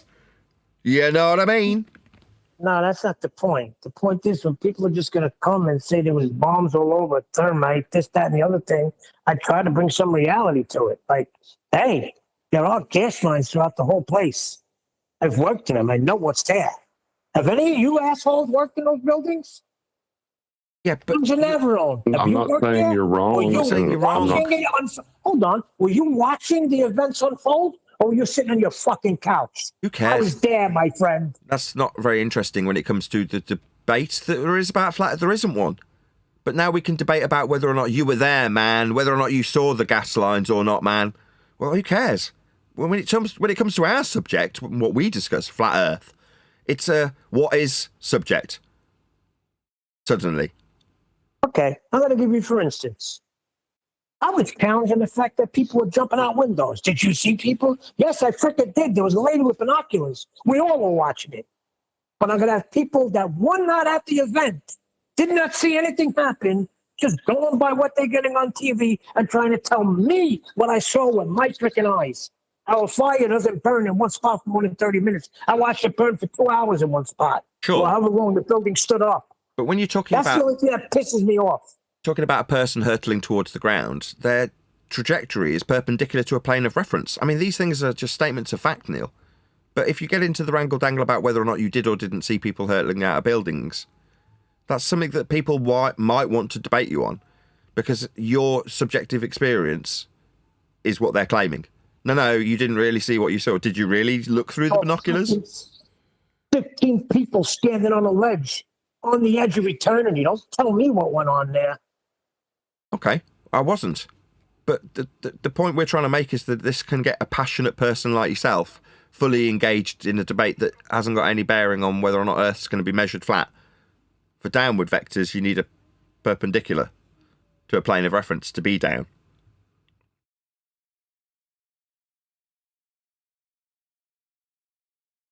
Yeah, it's not about whether their claim is true. It's about the debate itself. Remember, we are not in a debatable topic, but to bring up a debatable topic while you're in this discussion is to invite ridicule. Nothing against what you said, Neil. I believe you 100%. You've seen what you've seen. I don't believe him. I don't think he was ever even in New York.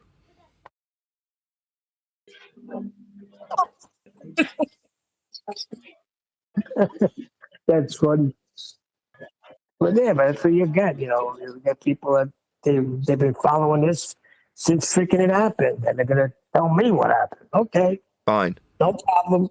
Speaking of which, guns. Did you want to add something? Guns of the Navarone. Yes, I'm sorry, Neil. Like, I really like you. I'm so sorry. Forgive me. You said you were sorry yesterday, and you're coming to attack me again today. Yeah, I know. So I think you're full of shit. It's been a 3-day thing. I know. I'm so sorry. I'm just kind of passionate because I know a little bit more, and I'm so sorry, Neil. Okay, forgive me. All right. What do you know more than I know? I was there. Well, okay. Well, that's nothing. debatable. I can't really. I'm not going to elaborate on it. Okay, just leave it at that. I won't bring it up anymore. I'm sorry. I'm sorry. Okay. Seriously, Listen, from my heart. Now I'm you're sorry. throwing this thing like you got this hidden knowledge. We sound sincere. I am sorry from the bottom of my heart, Neil. There you go. I'm serious. You bring the passion out in me, and I'm sorry. No, because now him doing that, he's going to portray he's got this hidden knowledge because he has people in hidden places in the government that know exactly what happened. Okay? That's okay, bullshit. I'll go on the record. Neil, I'll go on the record. I'll go on the record and say, I do not know what I'm talking about. Ignore what I just started yelling about. Just forget about it, guys. That was just me, my personal opinion. Okay. Okay, we'll leave it at that. How's that? No worries. Not a problem. There. Thank you very much, guys. That's a pleasure. Forgetting what you've said will be my pleasure. I don't even remember what you said. I don't forget. What did you say? The problem of being Sicilian, you don't forget. It just sounded like blah, I am blah. curious, I'm Neil. sorry. Look, don't get involved. You Neil, weren't when you there, said you man. were Vaxie. there- You weren't there, man. You weren't there. Yeah, you were there. I'm sorry, Neil. Yeah, you're a New Yorker. You know, you were there, man.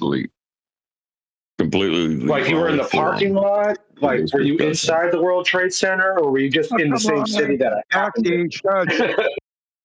Shushy. No, I was watching it. I told the story many times. We drove right to what was going on, and as soon as we got a clear enough view, that's when we got out and started watching the events unfold. But Neil had said he worked in the Empire State Building, so he knows basically the structure, like how they put the gas lines in. Oh. It's pretty standard across the buildings, right, Neil? Right. Was there any aeroplanes on their bingo card? I think I heard someone call it. Oh my God! Who had that on their bingo You card? guys are doing this on purpose now, aren't you? That was me. Y'all are just doing Bingo. this on Bingo. purpose. Bingo! Sorry. Sorry, John. Okay, who said they shot him from space, from satellites? Directed They were energy weapons are a desperate. thing, man. I saw on the news them saying that they could take us out from space with a directed energy weapon. Right? So don't mock this. They told me on the news. And there's chemtrails. Yeah, I'm so sorry. They told me on the news too. The same thing that caused the wildfires in California is what brought down the World Trade Center. That's And the same directed thing that blew energy, up man. St. Helens. They control everything. Dude, if they painted the top of the towers with blue paint, they might have survived. That's true. Oswald's cousin. All the blue cars. Did you see any blue cars on? No, all the blue cars were fine. No. Anyway, yeah, Neil, sorry about that, buddy. Seriously. I'm sorry. Oh, I gotta go. I got a phone call. Bye. See you later. Bye. Also, Neil, That's our secret. just That's so you our know, secret agent man I'm called very, Guns very and sorry. Navarone. So you know. And forget everything I He's a said. top- Don't Hold on, don't pay any attention to any of the things I just said. And hopefully me saying don't pay attention to it might make you think about it even more. But don't pay any attention to them, okay? Just forget about those things I just the said. last 3 days, Nathan, and he comes back and apologizes. Then attacks me again. Then goes back and apologizes. Now this is like the third time in the last 3 days. First it was over. Chemtrails. He attacked me on chemtrails, and I'm an idiot. I'm dumb as a bag of nails. You and Nathan. I love it. I love the comments. It's just, Neil, it's so easy to wind you up. No, do you think I'll get wound up? It's all part of the game, my friend. We're doing a show here. The funny thing is, they don't realize that it's proven our point. We're surrounded by a bunch of conspirators. Look at the freaking comments. We were isolated the other day, Nathan. Yeah, people didn't get what I was putting down, or you, Neil, which is that it's not that we agree or disagree, because you'd lay out an alternative standard and say, here's an alternative standard. They'd be like, prove your alternative standard. You know, like, no. I'm contrasting these facts with your facts. It doesn't mean I believe you or believe the equally unproven standard that I'm offering in this regard. So it's like, at the beginning, I'm like, well, they're contrails. Well, I'm not doing that because I give number one, a tiniest of shit about it. Number two, because I think they're I don't know what they are.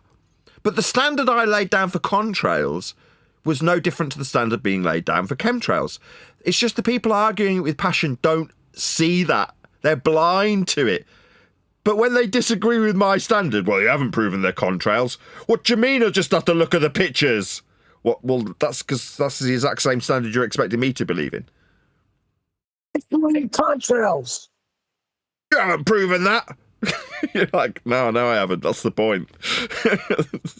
But I can put it as an argument with the same exact standards, can't I? Yes. Vaxie, you still there? He is. It's just not responding to you. I want to know if he knows that Yeah. we went over the video yesterday with you and McToon. I don't know if you were there while we were doing it live. Yeah, we covered your Yesterday or video. this morning? Yeah, we covered it on yesterday's after show. I don't know if you're a member of my Nathan Oakley 1980 channel as a YouTube member, but we covered it on yesterday's after show. I thought I was here throughout most of the after show. Oh. Well, regardless, we covered it.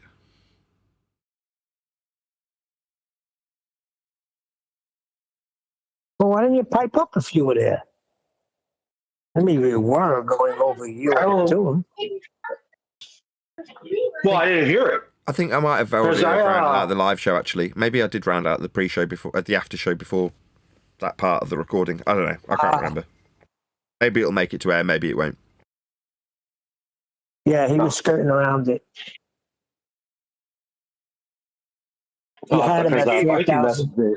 That you guys were talking about this morning. I gave you props this morning for attempting to take him on. It was excruciating. And you sound like a scuba diver. All right, yeah, I'm driving. I got to do it, Eric. I'm sorry, really. I'm sorry. Forget everything you just said. Is that guns again? Yeah, what you were was a little bit drunk, and because of which you didn't recognise any of the tentativeness of Neptune's nature when utilising flat Earth measurements 6 ways from Sunday. So he's just waiting for you to say welcome to flat Earth each and every time he measures Earth flat in an example. So he's sort of half-stepping around them. And occasionally, when he detects that you're going to do that, he'll be like, well, this horizontal distance measurement from a triangle on a flat Earth. You're like, what? Like, I'll give you a flat Earth for it. He's demonstrating that he recognises how fucked he is. He knows he's got to use a flat Earth. He is using a flat Earth, and he's just waiting for you to recognise it. But you don't, because I think you'd had a couple. So what we got as a benefit of you having had a couple and not constantly jumping down his throat telling him welcome to flat Earth was to hear him shitting his pants every time he has to measure Earth flat. It was really amusing. Oh, good. I said welcome to flat Earth a few times, but I was more or less trying to feel enough. I never spoke to him before. You did. I felt like you should have held him on. Sorry, go ahead. I was going to say that was kind of my point about the mountain example you were giving him, where if you're at the zenith of a mountain and you're at the same position at sea level and you got the same angle, I saw where you were going with that. He did too. And that's why he diverted by saying, oh, so you've been to the top of the Himalayas then. And yeah. And you didn't. And the thing is, he's going to call you on stuff like that. You did need a citation that shows that elevation angles from airplanes are the same as elevations from sea level. Therefore, you don't need the height of the star. He knew that. You didn't have a citation for it. He knew you didn't have a citation for it because we just know it. No one knows, right? The exact citation. And he ignored that and called you on the fact that you've never been to the top of the Himalayas. So how would you know? And so you say, oh, the other thing that pissed me off, and then I'll go, was that he conflated your trying to show him that a bubble sextant is used in the air, a nautical mariner sextant's used at the sea for various reasons. They both give the same elevation angle if you're at the exact same position at the exact same time at 15 degrees, whatever. He conflated that you said that both the bubble level and the mariner sextant will give the same reading in an airplane. And that just conflated it all. Hold up. Why would you need a citation for that? Hold on. Why would you need a citation for that? If the sun is directly overhead, right, and you go up 200 feet, is the sun still directly overhead? Yes. Thank you. That's why I could have. I could have gone on. I could see if you use AI and then you type in like if you ask it a question, then it'll give you the answer. If you put in parentheses, provide citation, it will do that. Then you can go click on it where the AI got its info from. I could have done all that, but it's kind of like saying, trying to think of a good example, like something that just doesn't need a citation. Like if you stick your head in water, your hair will be wet. Oh, prove that that's going to happen. You know, like it just didn't seem necessary, so I didn't bother. He basically denied that. But that's their whole story. I thought that's like because they're claiming that that if I take an elevation into the Polaris in their paradigm, Polaris is what, like 423 light years away. What would 60,000 feet be to that? That's like a drop of water to the ocean. How's that going to change anything? So the fact that he was denying that happens and that it will change with height, well, then he's got a problem with his whole worldview. No, you've missed what John's trying to point out to you. John's trying to point out to you that it's a red herring, right? He wants to avoid discussions about the measurement itself just being ipso facto a flat Earth measurement in any instance. Doesn't matter which elevation angle you're taking from plane, from the surface. They're all the same flat Earth prerequisite type of measurement. But to avoid that, he's trying to red herring you so that you don't ask him about his requirement for a flat Earth. You just never did.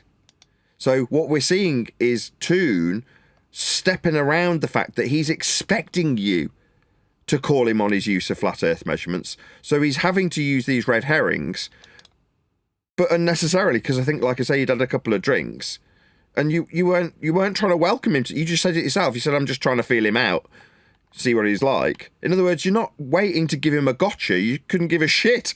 But he's expecting you to want to get a gotcha on him, so he's having to be careful with his words and throw in these red herrings so that you don't welcome him to flat Earth when he's measuring Earth flat. Is that what you were saying, John? Was that true? Yeah. Was that kind of what you're getting at? Yeah, because the 90, right, whether it's on the ground or it's parallel with it, it still needs a flat Earth for that angle. That's correct.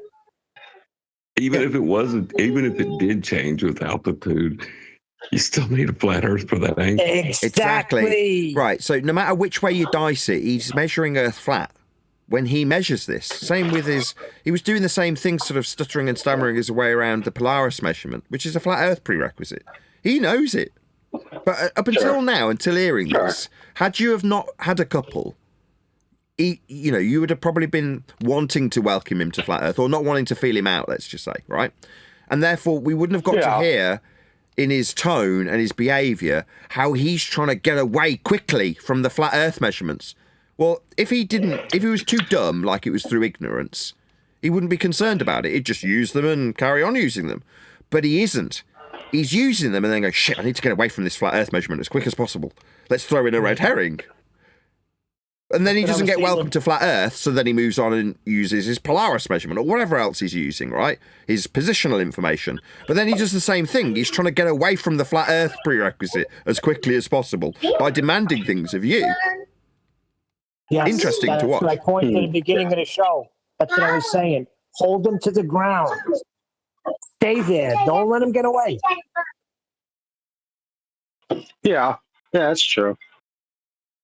Plus, the past year, longer than a year, anytime I have a discussion with somebody about elevation angles, it's pretty much always been another flat earther anyway. So I just let them. Because I thought I said welcome to flat Earth once or twice. You did. I'm like, oh, but it wasn't your goal. It wasn't your primary objective, and you could tell that it wasn't. I thought it was because you'd had a couple of drinks, but you could tell that wasn't what you were trying to do. You weren't trying to get him on a gotcha the whole time. That wasn't your overarching ambition. Now, because of which, we got to see a demeanour that tells us, frivolously, we often say, he knows this or he knows that. We can tell. But in this particular instance, you're like, there's no need for him to want to quickly deviate away from the measurement he's just utilised. But towards the end, he said, when describing a horizontal distance he was utilising, on a flat Earth, and you're like, That's the confession that he knows what he's doing with the measurements that are flat.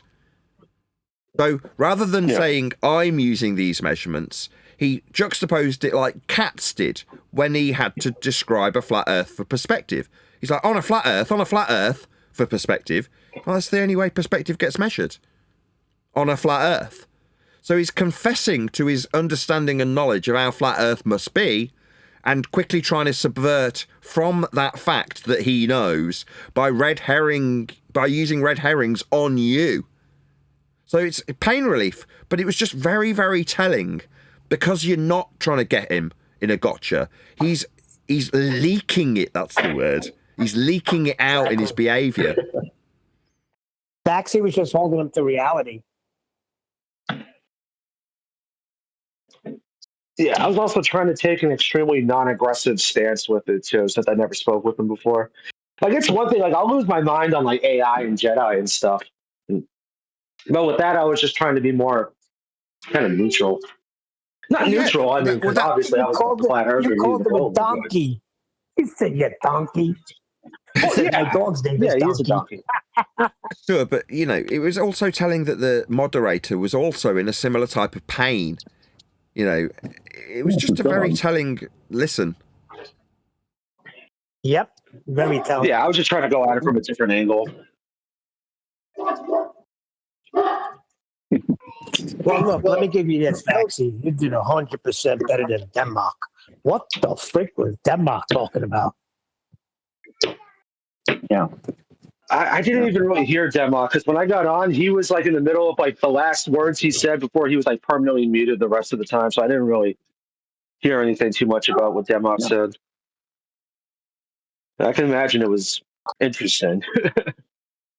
Telling him to draw a straight line on the wall and draw a McToon's the one curved line on the wall. Sorry, John. Ain't McToon the one that didn't allow me to speak at all? Yeah. Yeah.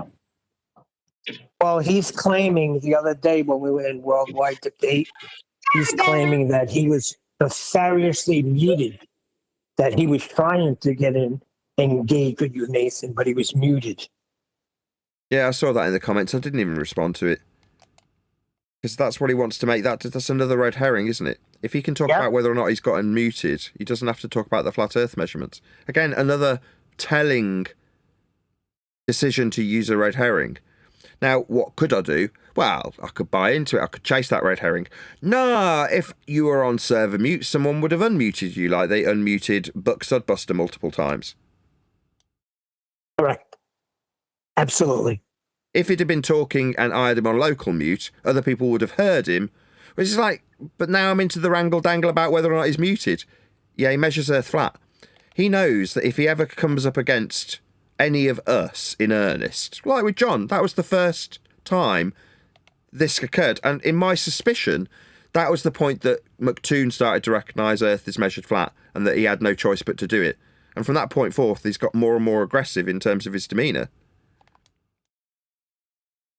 Yep.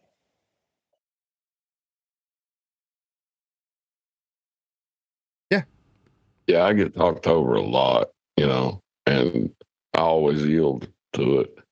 But there, it was like, it was insane. Like, they did not want to talk to me.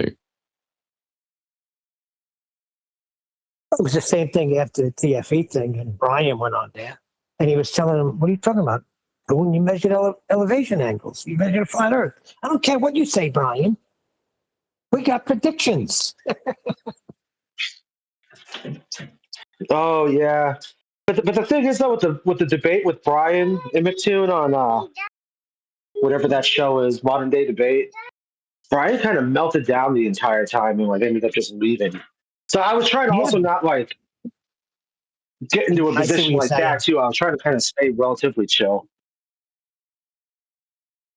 Yeah, but that was deserved by them because that was a joke what they were doing to him. So I was kind of glad when he just at the end didn't give a crap. Yeah, I got to the point where I just laughed at him when I was doing it. Like, yeah, you seriously don't care what I say. You just want to block me out. Well, they want to block anybody out that's going to hold to the measurement of Earth. That's going to keep people on the ground and demonstrate how they're using the flat Earth for everything they do. So, yeah, they're not going to allow you to speak.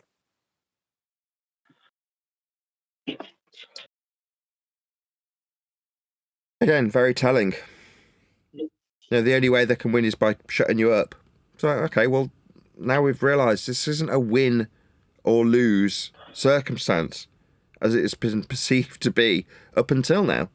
It's not like I lose if he shuts me up. No, it means he doesn't get to have to be forced into his belief system being destroyed. Well, okay, he'll still need to measure horizontal distances, won't he? So who cares? It doesn't matter if you win, lose, or draw in a debate. It's inconsequential. But in their mind, if there's a debate and they get to silence John, then they don't have to face the inevitable reality of a flat Earth that they're measuring the whole time. So they get pain relief for a day. That's it.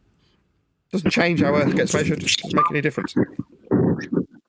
Ironically, that ruins their ability to make money on the topic.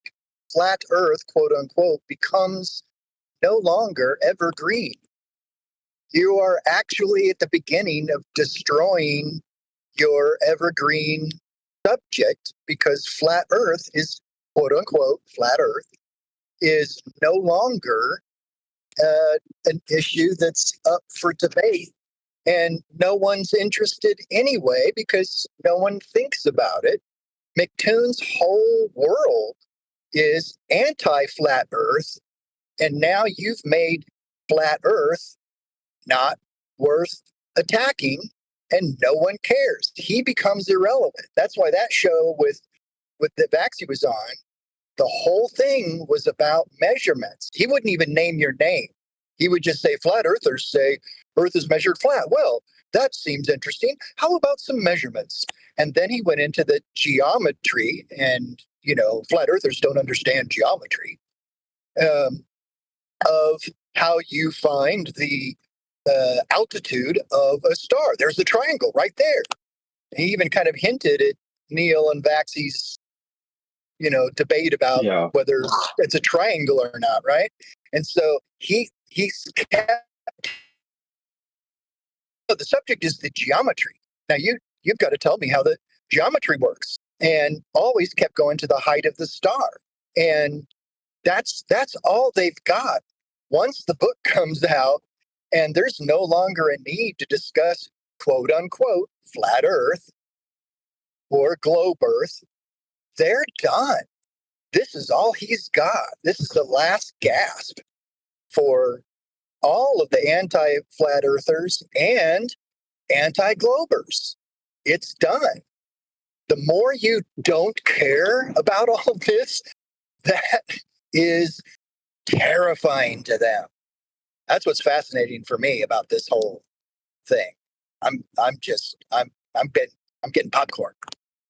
Are you talking about yesterday's show we were reviewing? Because he mentioned Nathan's name quite a bit. I'm just saying in general that what listening to what I did of the McToon debate, quote unquote, and Vaxi's part in it and stuff like that is, to me, what is fascinating about the paradigm that we're entering into.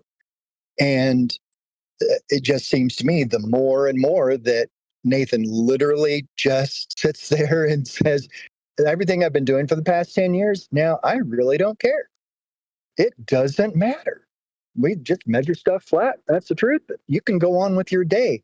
That way of thinking, if we get other people to think that, or other people to realize that, it totally destroys the whole idea of debating, as I say, quote unquote, flat Earth. Well, it doesn't matter that the Earth is. That destroys the anti-flat earthers. So then I'm right. A long time ago, when I was saying they're afraid of losing their servers or their channels. That's why they don't want this measurement to go any further than what it is. That's why we are getting resistance from our own side. because they're in fear of it being over. Well, I don't think it dies. I just think we continue to educate people or demonstrate to them or how Earth is measured flat. I mean, I don't think it ends it. So I don't know what they're worried about. No, it doesn't end it for Nathan because we just keep educating people. We don't get involved in tune debates or even debates over measurements with anti-flat earthers who are just dicks anyway. That ends their gravy train. Yeah, I get all of that. I'm talking about specifically other channels. But that's what they're worried about. Just what you're saying, that's what they're worried about. They're not realizing the power that it yields. Well, no, most of the other... I heard height of a star. Height of stars. Height from where? Surface level, sea level. I mean sea level. Uh-oh. See Oh, what that you've was the done right thing. now? That's the end of the conversation. Let's talk about chemtrails. Yeah. Right? That's it. It's over right there. That's what I was saying. He's got him right there. There's another measurement. I think CC was counting them off from when we started the video. Yeah. Within a few seconds. How many did you have, CC? With that first pause, it was 10 flat Earth measurements. You're done. Have a great day. Love you.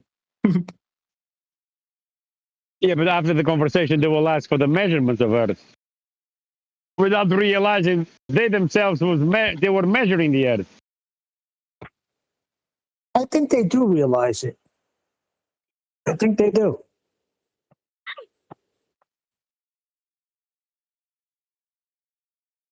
That's why I think they they're too dumb to understand it. No, I wouldn't say that. McToon is very well aware and smart enough to understand that he can only argue about the heights of stars and how flat earthers they should know this geometry and why should you do this, and let's go to this red herring and stuff like that. If Axie had just chilled out and said height of star from what? What are you measuring? Every time, and McToon said at one point, right there, you've got a 90-degree angle. Dude, you should say, flat Earth. Right degree angle to what? Right angle to what? 90 degrees perpendicular to what? Yeah, that's what we were doing. In hindsight. That's what we were doing on the show. As we were listening to it, that's what we were doing. Yeah, you and I, Neil, at that point of the review. Yep. Flat Earth. Flat Earth. Flat Earth.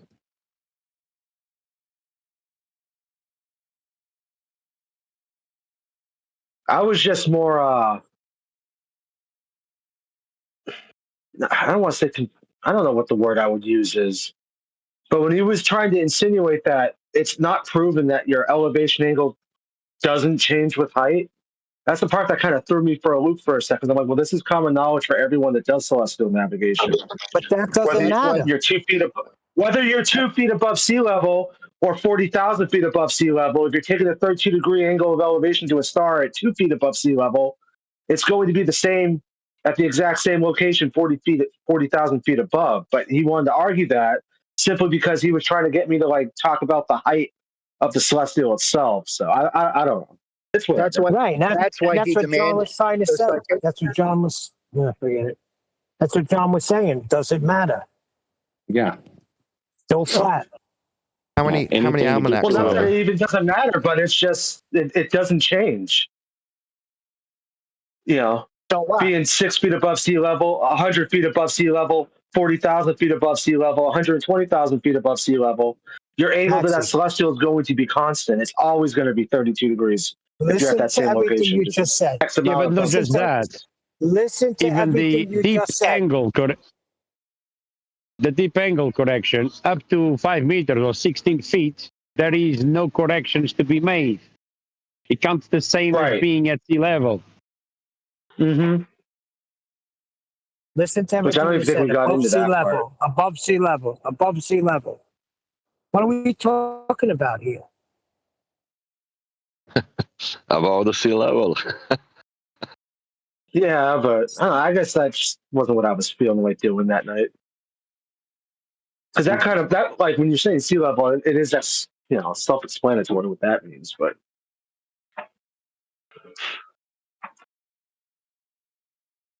I'll have to go Not at back that and point with re-listen to it. McToon. He was wanting to make it constantly a red herring. No.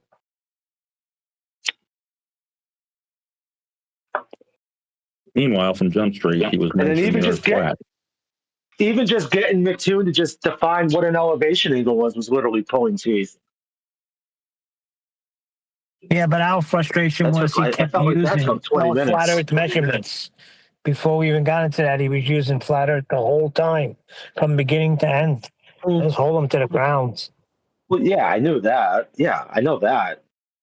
But I don't know. I was just trying to take a different route than normal. I don't know. It's not a And matter of looking at the you agree or horizon, there is disagree. no means. Well, Well, the rule of thumb now is once they use our stuff, we stop them. Excuse me, what are you doing here? Angle, degree, distance? What are we talking about here? Height? Height above what? And that's it. You hold them there, they can't go anywhere. I mean, everybody does it their own way, but I don't move off the ground.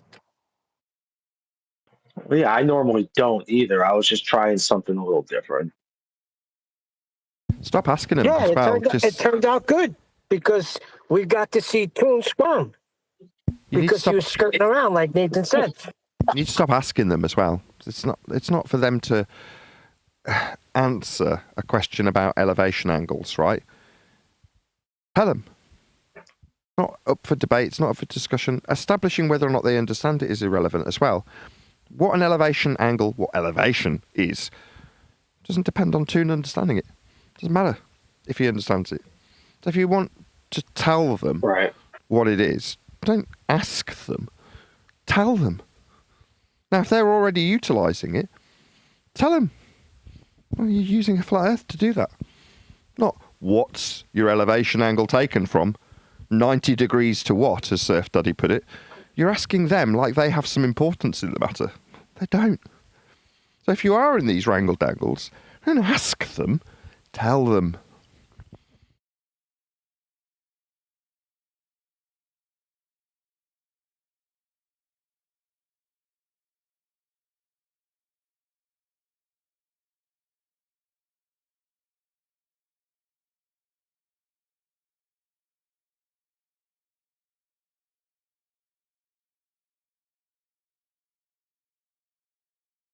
That is, unless you want them to be governing it in some way, like you want to offer them some sort of power of authority. If they understand it has some consequence, like, can you tell me what it is? Because I need you to appreciate what it is.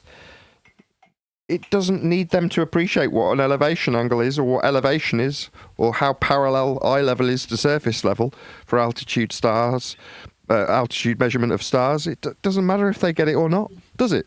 It's utterly inconsequential. But if you want to tell them, yeah, feel free. If they're already using it, if you want to welcome them to Flat Earth, that's fine. But trying to establish if they get it, who cares if they get it? Literally, it doesn't matter, does it? These people aren't doing anything of any consequence. Now, as much as this is embarrassing to say, when I was tracking the sun on a Flat Earth live 10 years ago, it seemed really important, like I was doing something monumental. It had absolutely no consequence whatsoever. It's complete folly. Toon understanding what an elevation angle is, or what elevation is, or what distance is, doesn't matter. It makes no difference. He's not doing anything of any consequence. If Dan had only understood what flat Earth is when he measured his elevation angles 1,000 times to the sun, did it matter? No. It's not doing anything of any consequence. Then we get to when it matters.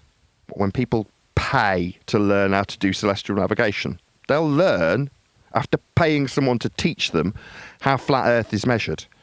If you're going to fly a plane, you're going to be taught how to be in straight and level flight. How to be parallel with the ground so you don't smash into another plane. You'll be paying a lot of money to be taught how Earth's flat. Those are the people it matters for. It's consequential when it comes to somebody who's governing the lives of others. they will have to pay through the nose to learn how Earth's flat. Whether or not Toon gets it, who gives a shit? So if you're in a discussion with him, don't feel like it's consequential whether or not he gets it. It doesn't matter. And when you say, oh, well, they're feeling like they might be thrown into the doldrums of insignificance when we all recognise our flat Earth, well, yeah, that's the point. Without us offering them some sort of credence and credibility to their questioning, they wouldn't have any credence or credibility. But for the fact that you're asking them. So if you're in front of one of these people, recognise, if he gets it, what will change? Will the world be a better place if Toon understands how flat he just measured Earth 6 times? No. The fact that he measured Earth flat 6 times, does it matter? No. When he uses the flat Earth measurements to create a red herring for the sake of argument, does it have any consequence on the world? No. Now let's look at a pilot. If a flight doesn't remain in straight and level flight, parallel to the ground, it'll crash into another aeroplane if it deviates from the flight level that it's described. So you better damn well train those people to know Earth's flat. And what do you know? We've got the manuals already. People occasionally used to hint at it back in the day. Look here, even NASA say we have to treat Earth as flat. Yeah, you're fucking right you do, or you kill people. When it's consequential and people are paying money to get this knowledge, then it matters. The dickheads around us, they don't matter. They've created this illusion of importance based on heliocentric understanding. Also utterly inconsequential. These people are nobodies. They build a persona around seeming important. Thanks for interrupting the conclusion, Neil, so much. Thank you so much. They've created a persona around seeming like what they have to say about it is in any way consequential. And it isn't. Didn't matter if I didn't track the sun. It didn't matter if Dan didn't measure the Earth flat 1,000 times. What we do here is folly. We don't have any consequence. When it comes to things that matter, mapping, sailing, flying, charting the ground, building buildings, travelling across the surface of the plane that we exist upon, those things matter. But they're paying to know Earth's flat. We don't matter. It don't matter if I know how it's measured from surface level. It doesn't matter. And it doesn't matter if Toon knows either. So just know that in the back of your mind. This is inconsequential if you get it. I'll tell you the distance is horizontal, not ask you if horizontal distance can work on a globe, for example. No. Just tell these people. Bitch slap these stupid idiots with the facts in the matter. Don't ask their permission. Don't ask if they understand. You fucking tell them. That's funny, Nathan. Yeah, that's true. Horizontal distances on the globe. Wait a second. I think Nathan was onto something. Hold on. Nathan was onto something. You better believe it. When a pilot, he better know how to fly and what Earth is. Otherwise, he may fly into a few buildings, sometimes skyscrapers. Extrapolate this to astronomers, and then it's monumental what Nathan said. What they are talking about, the heliocentric paradigm, is inconsequential to anything in reality. Anything anyone talks about the stars being millions of miles away, or going to Mars, or going to the moon, or blah, blah, blah, all of that stuff has no bearing on our reality whatsoever, because it's not our reality. We measure everything flat. We operate flat because that's what the Earth is.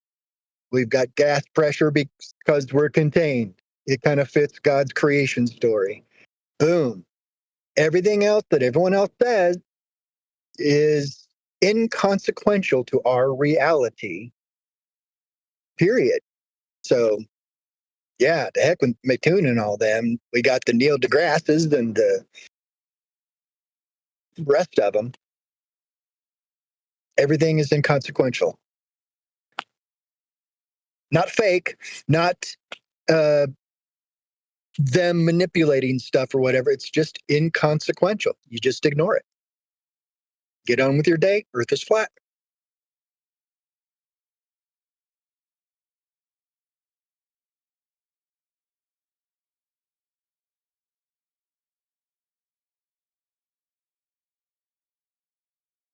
And as Nathan used to say, and one of the guys who used to be here, while you busy measuring the height of the star, you're actually never getting home. When everyone You're will never getting know that home. the Earth is flat, I mean, You're never getting home. when everybody, Hey, bro, I when was talking. everybody will realize that the Earth is flat, the same system cannot go on. Excuse me. I was talking. You just interjected. Relax, D-Rose. Easy, buddy. I just got here, and I tried to get a word in, and somebody got to rub at me. All right, so As I let me was say saying. something about you. D-Rose, he works, so he only gets a short time to come in. So give him the floor. Go ahead, But it doesn't even matter. If I was here since the early morning, when someone is speaking, just like when Neil interrupted Nathan, when he was rolling on the roll, when somebody's saying something, just chill out. Wait till there's about 5 seconds of silence. Rolling What I with was saying the was, oldies. what I was saying was, just like also Nathan used to make the point of, with the plane, what he just said, the same thing with navigating in the sea.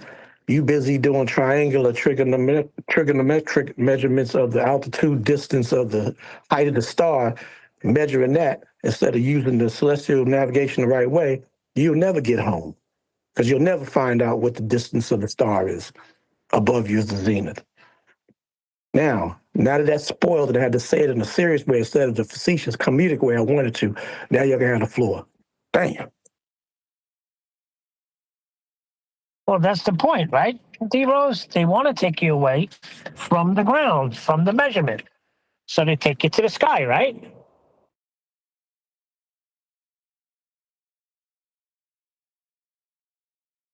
Yeah, but the sky is measured from the ground. Exactly. So even if he tries to take you away and tries to bring you to the skies, height above what, you said? The height of the star above what? Oh, mean sea level? Welcome to flat Earth, donkey. Aww.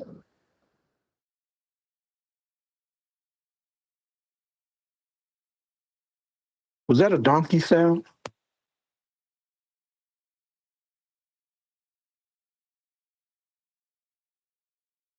It's sad because Vaxie called him a donkey. I just want to say that.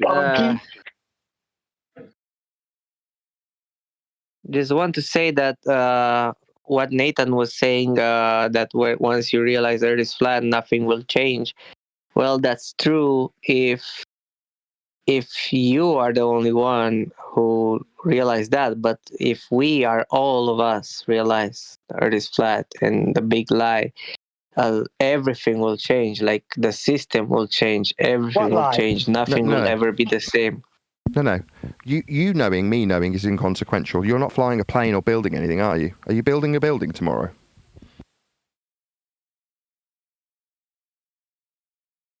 So there's this impression that we're so important. That's what you've said is the antithesis of my point that I just tried to make. If I know that it's flat, and I go out and I measure Earth flat with 1,000 sun angles, like on screen for my audience now, right? See these angles? Elevation angles to the sun, like Simon Dan measured. Dan's 1,000 measurements of a flat Earth angle to the sun made no difference to anybody's life. It was complete folly. Now, the fact that Dan does or does not recognise how flat he had to measure Earth for the angle to the sun in this instance didn't change anybody's life. When I say nothing will change, I mean the people who matter in this subject are the people that are flying over it horizontal, because they have to remain in straight and level flight parallel with the ground, or they smash into a different plane that's at a different flight level parallel with the ground. They all have to fly parallel to the ground at different heights so they don't fucking hit each other. But those people have paid huge amounts of money to be taught how flat Earth is. They matter in this regard. The impression that it has some consequence to you knowing, or me knowing, or Toon knowing, is the impression that can create a self-important circle where we argue about 9/11 instead. But for the fact that we think it's important or incumbent upon us to know how Earth is dealt with is the reason we can have arguments about things that aren't flat Earth measurements. When you know Earth's measured flat by everybody else who's dealing with Earth measurements, that you knowing won't matter. Doesn't matter if you know. And if you didn't know, you'd still have to fly straight and level, parallel with the ground to not hit other planes if you're a pilot. So it doesn't matter if you know. Therein lies where victory, if you want to perceive it, comes, with indifference. Recognizing that, no, it actually doesn't matter if you know. What's that? Because they're hiding God. What's something that isn't flat Earth measurements? Because they didn't really go to the moon and they're wasting 64 million a day. What's something that isn't flat Earth measurements? Unless you look at their trajectory, which is. And then you'll look at the NASA documents and they'll outright say they have to deal with Earth flat, because they do, or they'll kill people. So, but for the fact that you aren't doing anything with Earth, it doesn't matter if you know it's flat. You don't need to know how Earth is dealt with. That's not what he's saying, Nathan. That's not what he's saying. It's not about He's that. It's not saying about is when the Nathan. world It's comes about to the it, cognitive when the dissonance world comes and to the it. trust in the government authorities. That's what he's saying. When the world comes to a knowledge of it, then there's going to have to be some change here. He's where I was 5 years ago, when I think the whole world had to know so change could happen.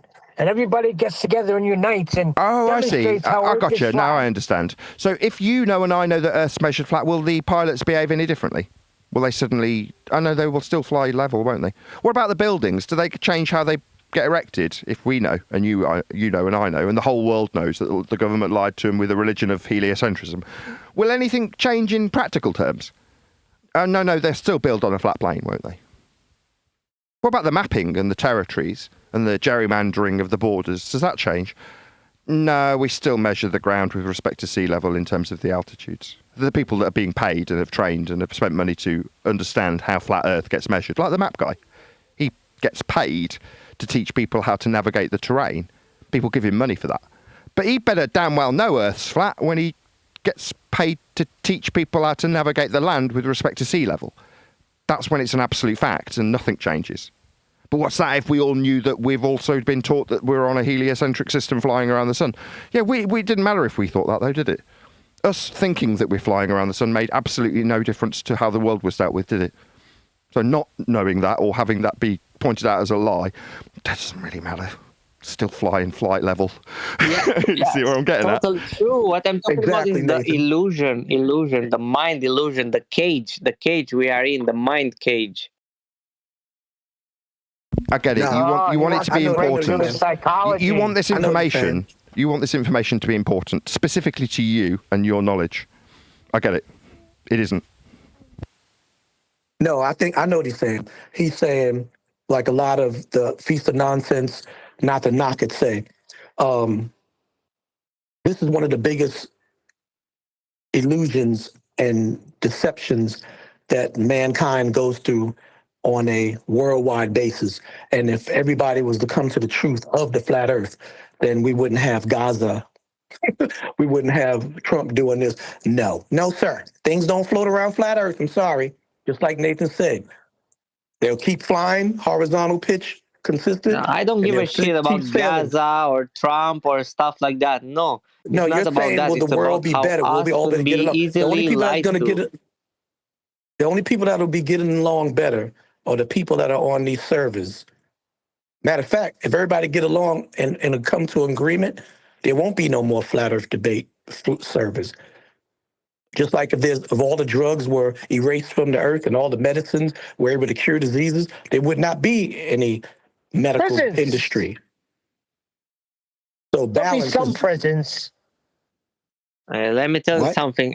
These people who are orchestrating this big lie of the globe, they know that at Tell some me point who. this lie will end, Tell me who's and these orchestrating this people big will lie. realize You that. got to tell me who.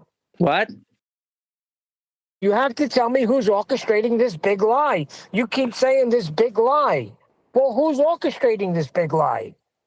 Who are you talking about? We only know that it's not that recent, maybe 200 years. We don't know who. We don't know their Let's names. get some spades. But Got some somebody grave digging wanted. to do. We'll put those skeletons on trial, will we? How do you know what they were doing was nefarious?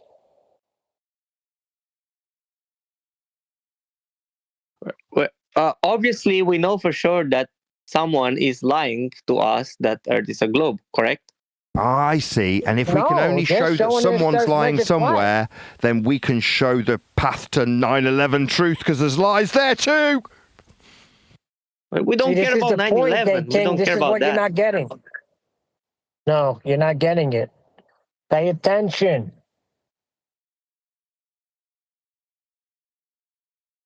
This is what they want you arguing in. Who lied to us? Well, who lied to us? You're going to go there? Or you're just going to stick with how you measure Earth flat? Nobody can lie to you then, can they? I get it. We cannot prove that someone is lying. I get it. It's just that we know it in our mind, but we cannot prove it. It's just like something you know deep inside you, but you cannot prove it. And then what you want is to focus on stuff we can prove. I get it. Okay, I'll throw you a bone. The only thing you can offer somebody if you're trying to impart this kind of knowledge that we've been lied to in that kind of idea isn't that we've been lied to. It's that you as the individual are capable of being deceived or misunderstanding things or interpreting things wrong based on what other people have told you. It might not be that the other person that's told you something has a nefarious intent. That's to say that they want to lie to you, to put you under control. But an introspection in terms of, something that I thought was true actually isn't. That might result, as you're suggesting, in people looking elsewhere at other things that they might have been deceived about. That might be a natural knock-on effect. Maybe. But for us here in this discussion, it is as cut and dry as how is Earth measured? Flat is the answer, and short is the discussion when you know that. But obviously, once people will acknowledge the Earth is flat, all of us, even the normies, everyone, nobody can trust the government anymore, and that's gonna follow up with many other changes. Why? Did you trust the government before? Well, that's no. Let's not question whether or not he trusted them prior. You could take it down that road, but I'm saying, why would realising how Earth is flat ultimately result in you not trusting government? It may not be the case that people who appreciate it and go, yeah, I always knew it was flat, like flight level. Well, does that mean that they'll then immediately go, therefore the government lied about heliocentrism? No. If you rewound the clock 1,000 years and everyone's being taught about Greek gods in the sky, and then someone comes along and goes, actually, no, that's all bollocks. Does it suddenly mean that there's no government 500 years, 1,000 years later? No, there's still people trying to control others. There's still kings and queens and people in control. And if they haven't got that means at their disposal to keep the people that they govern under control, they'll pick something else. So I don't necessarily feel that one follows the other, but the idea that one could follow the other can lead you down a path of arguing about what it means. They're hiding God, the empty theatre. No, it's not that serious. But it's just measured flat. Thinking will be skyrocketing. The critical thinking will be super high for everyone if we can, all of us, acknowledge how flat Earth is. Why? Why would you suggest that that's going to be the case? Do you think people will be less dumb if they find out Earth's flat? I don't think so. Exactly. Maybe they're kids. Maybe they're kids. I don't know. Some people want to believe that it is heliocentric because some people are so frustrated living here. They want to, I'd rather live here. I wish I could just, I would love to. Some people want this. They enjoy it. They enjoy the probability, fantastical probability of leaving this place and going somewhere else. And, they believe in Mission on Mars with Arnold Schwarzenegger. They believe in those things because they really, inside, they want that. It's boring if it's flat. You ever thought about that? That could be the case, too. That's why they're easily deceived. And not to change the subject, but my wife showed me the clip on that Begonia movie at the end with the alien that they're talking about. I mean, if they're not laughing in your face with that, I don't know what they are. Because they show you this freaking alien, up the dome, and all the gas pressure gone. It's up for you to decide what's going on. But everybody's dead. Everybody's dead now. So don't tell me that the world don't know. The world does know. Everybody knows. Just a matter of, does everybody recognize it? I don't know. We've been dumbed down so much. You never know. You'll be able to tell in about 10, 15 years from now, because look, you got Nathan educating his kids, on his own. He's homeschooling them. And there's probably thousands, maybe millions doing the same thing. And you'll be able to get a better feel for it in about 10, 15 years as the children go up. My opinion.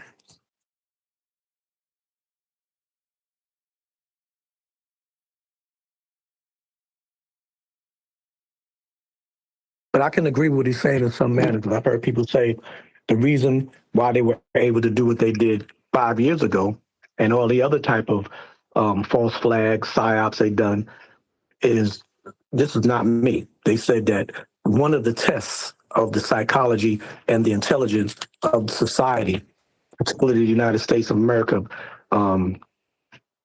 citizenship, is the intelligence level. By doing that silly ass lunar landing. And it's one of those things like they test the waters. If they're dumb enough to fall for this, we can set this up and we can do so many endeavors of just doing false flags and crisis actors on and stuff like that. So some people feel that way, that, that was one of the major psyops. What was the next major one, D-Rose? Huh? What was the next major one? There was so many more. Well, One major one the COVID one was the test of power. They wanted to see how much power they had. And boy, it was confirmed. I said 5 years ago, 5 years ago. Yep, they did it. I didn't hear you say that. Yeah, you're right. Yeah. I said, yeah. Mm-hmm. And I think the lunar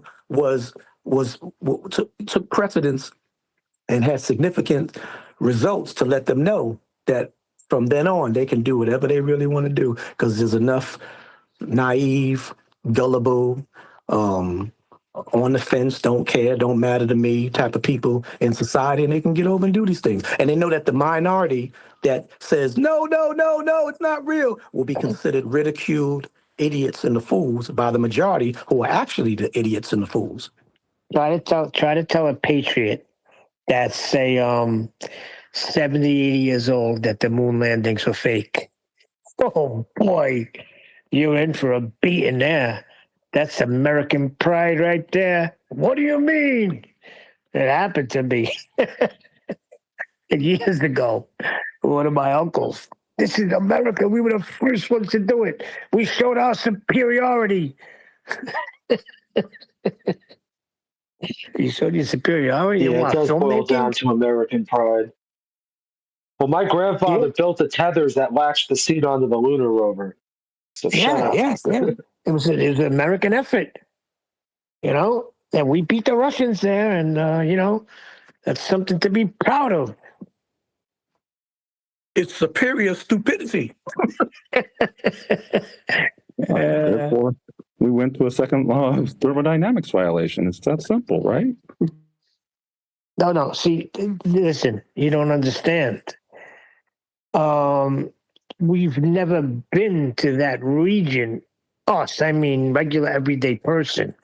But these astronauts have gone there, and they know that, it's possible outside of the, maybe 30,000 feet that we experience. Now, when you go higher, you can have gas pressure without containment. They've proven it. They've gone to the moon. Well, yeah. Therefore, they have the esoteric knowledge and capability to defy a natural law. Yeah, got it. Yeah, they're doing it right now. You got the ISS, right, orbiting the planet. I mean, come on. Yeah, and then now Artemis 2 nonsense as well. Yeah, that's the other thing tuned up was Artemis. What are we going to say when Artemis hits? It's all a lie? Flat earther? And AI is going to only make it worse for the loose screws, because there's this video that my buddy sent me. He's into this and Nathan, you may know about this, on a solar miner. It's supposed to be like this Arctic.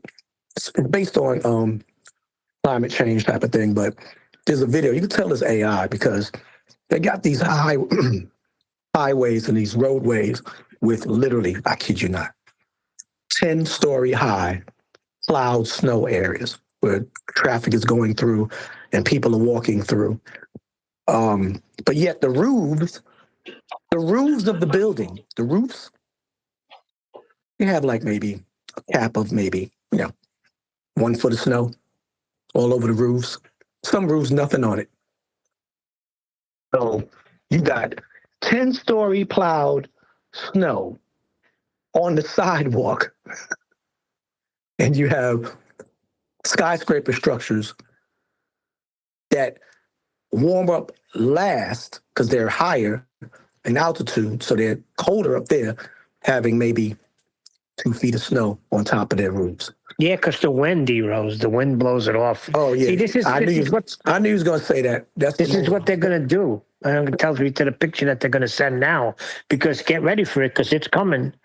You're going to see footage from space of a plane flying antipodal and a cruise liner on the side of the planet. They are going to give it to you. And then the argument is going to be whether it's AI or real. And there's going to be a guy that's going to be in a kayak upside down in Australia. Yeah, antipodal, yep. Yep. They're going to show you the plane flying antipodal. And this is what they were saying. This is what I heard through the grapevine of this FED, Flat Earth debate. It's not even a debate. It was never a debate. We know what it is now. But this is what they're saying. It's what Flat Earthers are always asking for. Well, it's coming. They have the technology now. They're just waiting for the right time to put the videos that they already have into the public. Of the ice wall, one of the crevices of the ice wall with this civilization coming through. No, they're staying away from the ice wall because that's really? piece of nonsense. They're focusing on video of the antipodal nature of Earth. You know what?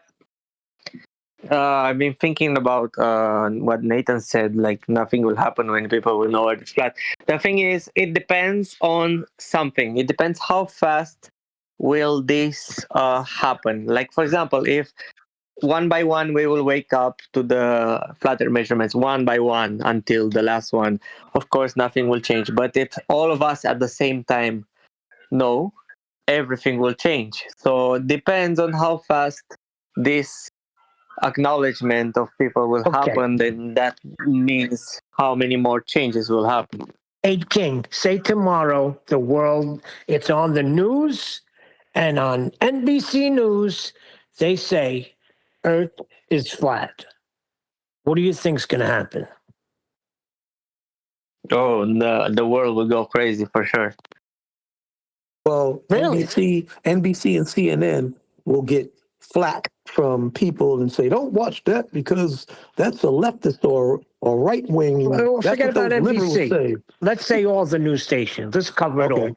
All the news stations come out tomorrow. The president gets up. All the world leaders at the United Nations get up and say, yes, Earth is flat. What do you think is going to happen? I think some of them will think that it's a prank in the first place. But if everyone will know for sure suddenly, yeah, everything will go crazy. Everything will change. Will they know? Hold on. Will they know or will they believe then just because some people of high power told them the same way about the heliocentric? Will they know or will they just believe? See, we know. We don't believe because Nathan told us or because QE told us. We know because we did our own research and we did our own little analysis and we did our own little deciphering. But people that just hear a report, they'll be just as gullible in the eyes of many people for those that fall on that side of flat Earth.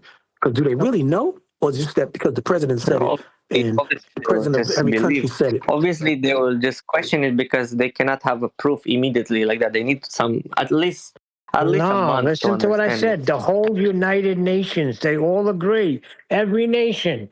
It's announced at the UN meeting. And they give a reason for why. For years, it's been said that we're on a globe. What do you think's going to happen?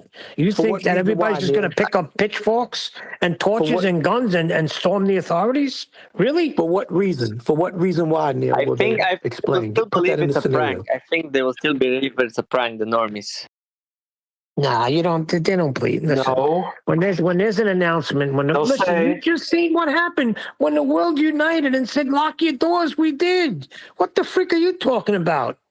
When it's announced at the United Nations that freaking we live on a flat Earth, the only reason for years we've been teaching in the schooling system about living on a globe, and whatever reason they give. I don't care what they give. But now they tell you, I don't no, give it's a shit actually if it's flat. an edge And we're or if it's not an disbanding edge. NASA. What do you think's going to happen? Yeah, I don't Pitchforks give and a guns? shit if it's an edge or if there's not an edge, but if everyone will know Earth is flat, they will want to expand. They will want to go far away, so you out, and see what's there. That's they what won't. they're going to do. You No, think they'll so, huh? justify their lie by saying that the crab people said if we told them that Earth was flat, they were going to come out of their holes under the ground and kill everybody. So everything You will still think be the that same. everybody's going Oh, to that'll pick up be it. pitchforks and guns and storm the authorities? Wow. No, it's not You know, it's not hold about up. going to kill the government. It's about not be controlled anymore by the government. Nobody will be ever able to control the population after that. Nobody. Really? But the crab people control the government. The crab people are the one that told the government to tell everyone that Earth is a ball. Now that it's come out that Earth is not a ball, we still can't have any freedom because the crab people will come out of their holes and eat us. That's what's going to happen. No, this is what it'll be. It'll be announced, and you still ain't gonna be able to go where you want to go because they'll still control whatever borders that they claim they control to be able to expand. You won't be able to. Maybe nations of governments will be able to, like the way they did before the lunar landing when they made everybody look up. Nathan has spoke It's about gonna this. be the weak Everybody against should the look strong. beyond the That's how horizon. it's gonna be. Weak and What you strong. say? Weak and strong. The weak will die. The strong will survive. That's what it's gonna be. You think this is going to be anarchy? Wow, A-King. I give you credit. Get with Jin. You and Jin start a revolution. Have you heard about the microwave weapons they used in Venezuela? No, tell me some more, Len. Well, basically, that flawless operation in Venezuela, they used some microwave weapons which rendered the enemy useless. They couldn't shoot back. They were bleeding from the nose. Shit No like that way. in the future. Neil, you don't know about that? Yeah, No. it's quite They got interesting. EMP. They got EMP weapons. They got microwave weapons. They could take a crowd and literally fry them from the inside out. They have trucks that already. The United States already have trucks that do that. They just haven't launched it on it. But if there's any what they call, and Nathan knows what I'm probably talking about. Damn, it's an act. It's literally an act that would be for breaking up a mobocracy. It's called the King something. I forgot the name of it. This sounds like feast and nonsense, guys. No, bruh. This has nothing to do with flat Earth, my brother. This has to do with reality. These are acts. These are literally legislated acts that was made and reinforced by Ronald Reagan. Okay, it's not a joke. They So have what do they weapons. do? If there's a crowd of mobocracy anywhere that's out of control, they can use these trucks that have the power, have microwave, like he's saying. I can't break it down intrinsically, but it's able to destabilize in a most ferocious way human beings and animals and livestock, anything in its path. All Okay, right. So what it has happened in nothing to do with- Venezuela? Let's focus on that. Okay, Len, what yeah. happened Now there? back to that. I can't remember everything about it. I seen a presentation that was like a 3D rendering of all the events, and it was going through the technology and what they were doing and how they rolled it out. But yeah, it's from what I remember about the microwave stuff. It boils the water. Well, it raises the temperature of the water surrounding your brain by a degree, which just makes life very uncomfortable for you at the time, feeling like you're going to burst or something. Holy shit. Prior to this, I remember seeing something years ago where it was alleged that the military could put voices in your heads miles away. They were doing it in like Afghanistan, like put the voice of God in the heads of the enemies. It sounds like a lot of feasted nonsense, and I have none of these videos at hand to back up what I am spewing. But there's a lot of interesting technology out there.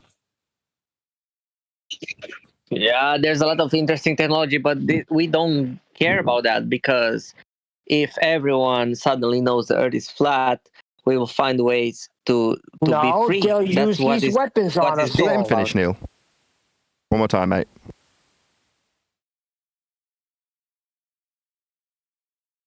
One more time. What I'm saying is, if everyone suddenly, not slowly, suddenly, no, Earth is flat, like, no, not just believe, we will have an urge to feel free and not be controlled by the government, and we will want to learn what's there, because we got teach by the orbital motion and planets and stuff like that. It's obviously a lie once you know all of this. And then we will want to know the reality, and we will want to research more and to learn more about our plane, where we live. We will want to know how long is the Earth, like how many continents. We'll want to know a lot of stuff, and will be very, very hard to control after that. Is there any chance you can phrase it without the stereotyping of everybody? In other words, introspectively, you feel like you'd want to investigate the world a bit more after finding out is fair enough. But saying the world will want X, Y, Z isn't reasonable, because you don't know that's the case. Exactly.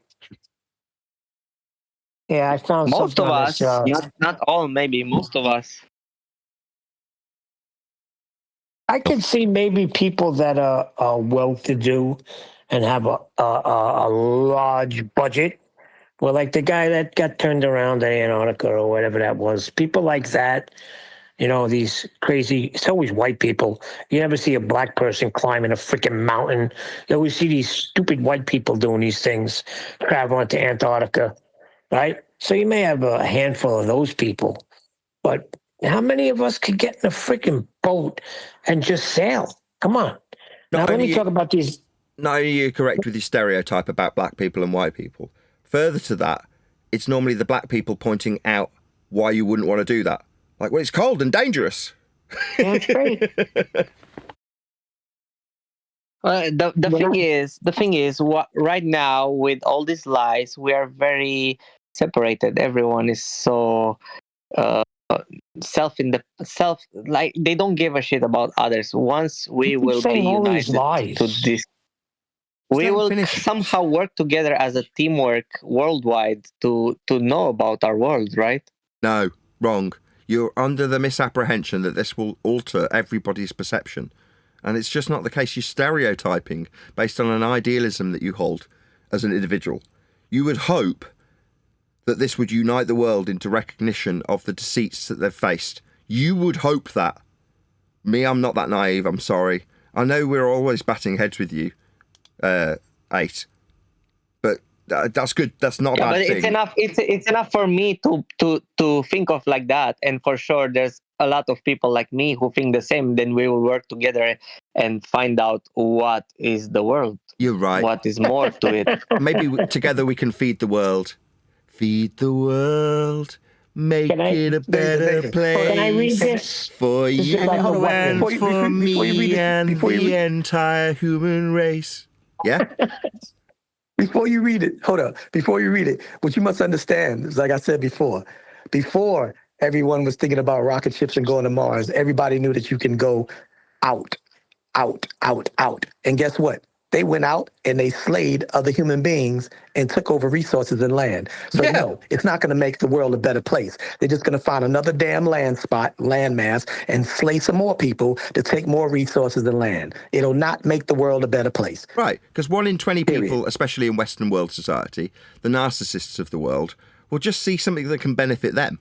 What, there's other resources that I could be stealing? Wonderful, wonderful.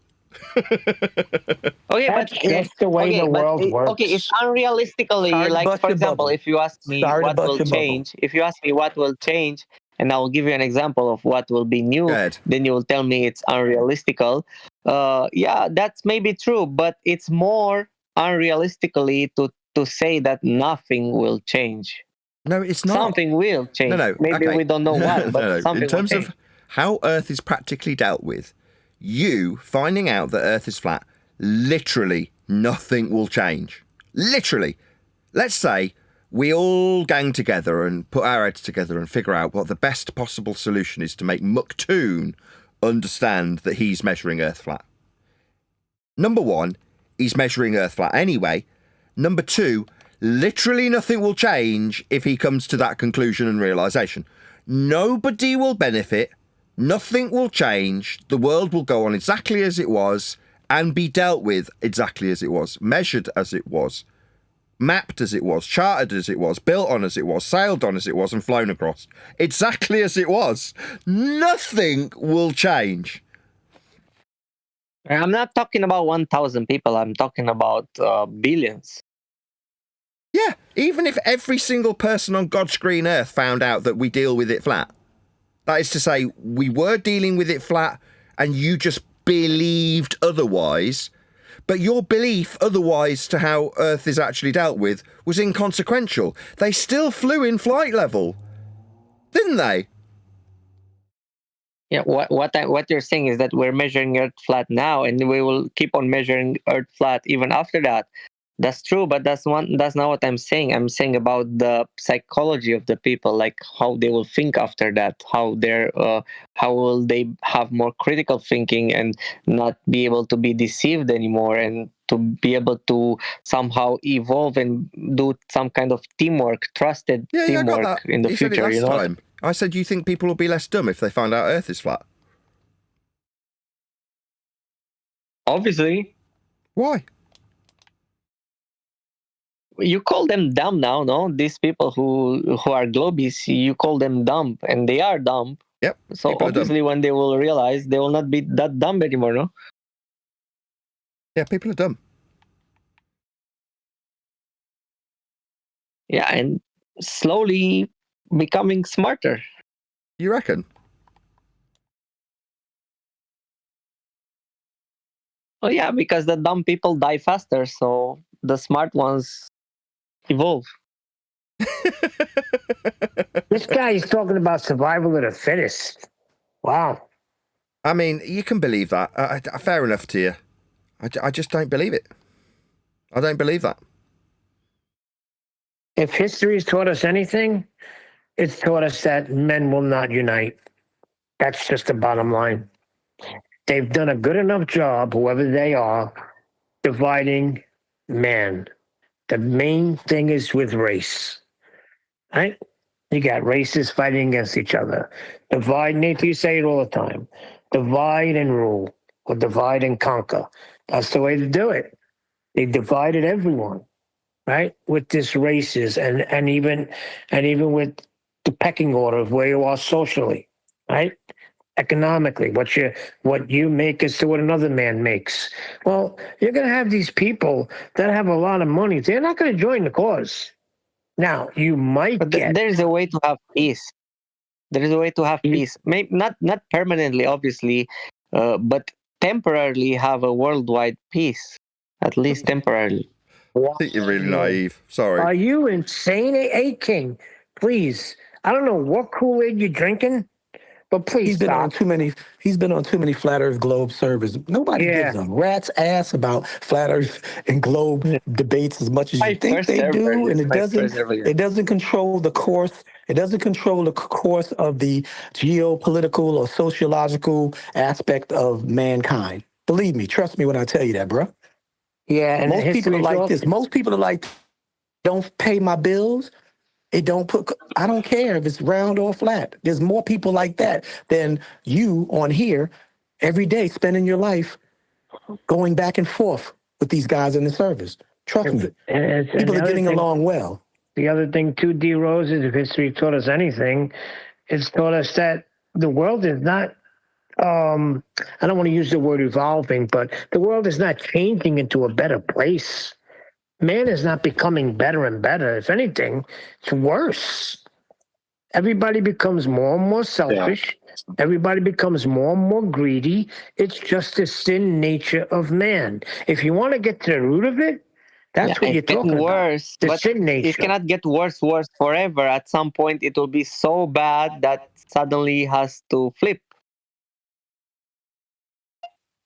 Isn't that Revelation? It's not going to happen by the power of man. I can tell you that much, because if you're going to go according to scripture, it gets.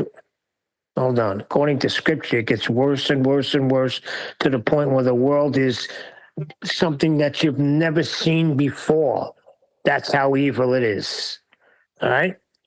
So all it is changing into freaking kumbaya. That ain't happening until the Prince of Peace makes it happen. Make it a better place for you and for me and the entire human race. But you agree that there's people who are making this world a worse place, and there's a lot other people who are making the world a better place. You agree with that, right? No. Well, that's just there's people making good deeds, and there's other people who making bad stuff. It could be. Everyone turn around. Get them in a van. Now that's going to get a copyright. Yeah, that's too good. You're going to get me a copyright strike. That's too good, D-Rose. Too good. Put a little love in your heart. Which, listen, it's not going to happen. Sorry to burst your bubble, but ain't happening. Well, I just don't like everyone realizes the Earth is flat. So what does that mean? Like all the groceries are now free? Like I don't get how that works. I don't know where he's going. But we can get rid of the money. We can get rid of the money and just do trading. Yeah, but who's gonna? How are you gonna? Wait a second. I don't. Dave, it's too late. We're not back in the freaking. For that to even take effect, we would all have to be like freaking one of those people Mormons that still go on horse and buggy.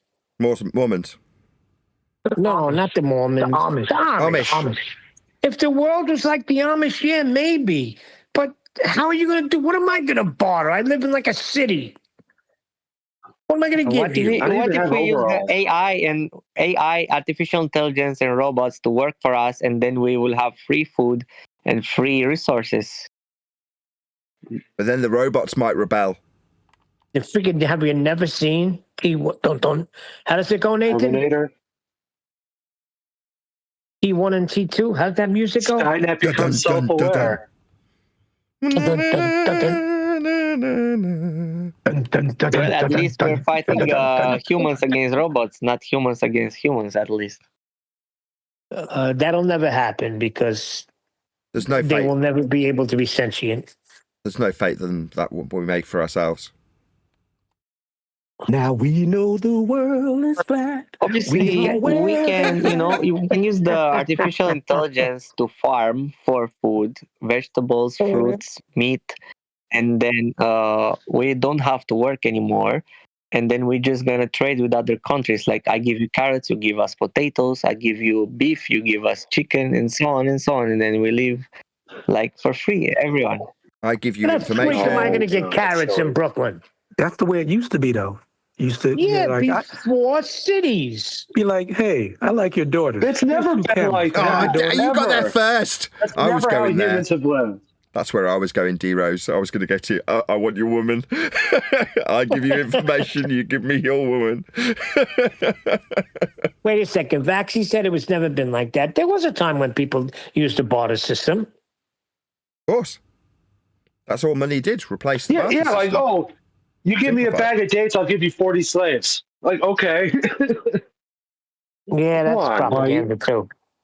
Let me get back to these microwave weapons you're talking about. Hold on. I still use the barter system. What do you barter? We grow all our own vegetables. We grow all our own vegetables. We got our own chickens, sheep, pigs, and we trade with other people. How many carrots to cover your council tax, though? Oh, we still have to pay. In Canada, we still have to pay our land rates, which is $1,000 a year, but we can still barter. What do you call them? Van rates? Is that like council tax rates? Yeah, land rates like your old. You used to have it in England before council tax. I only ever knew of it as the rates. What do you call them though? Van, VAN. No, land, LAN. Oh, land rates. rates. Oh, yeah, fair enough. That makes perfect sense. I heard van too. Right, but what if you have like 500 acres of land, and then all of a sudden everyone knows the Earth is flat, and everyone's trading, but you got all this land, and everyone else over here just lives in a parking lot? How are they going to grow anything? That's what I'm saying. Since Since cities came into effect, and then everyone rises up against that landowner and kills them. What are the people in the city going to buy? Everybody, to survive, you need at least 5 acres for your animals and thingies. There you go. That's my point. The barter system only works if you got land as well. If the people in the city that live in apartments, what are they going to barter? I'd sell this fine ass. I'd do very nicely. Manufacturing crack. You got it. Oh, there you go. If it turned into flat Earth communism, would all be farmers and farm workers.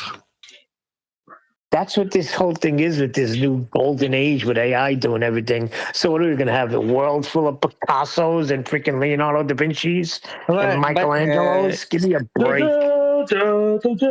Everyone will know where it's flat. But that's what they said. Everybody will be free to create. Or there's no more land.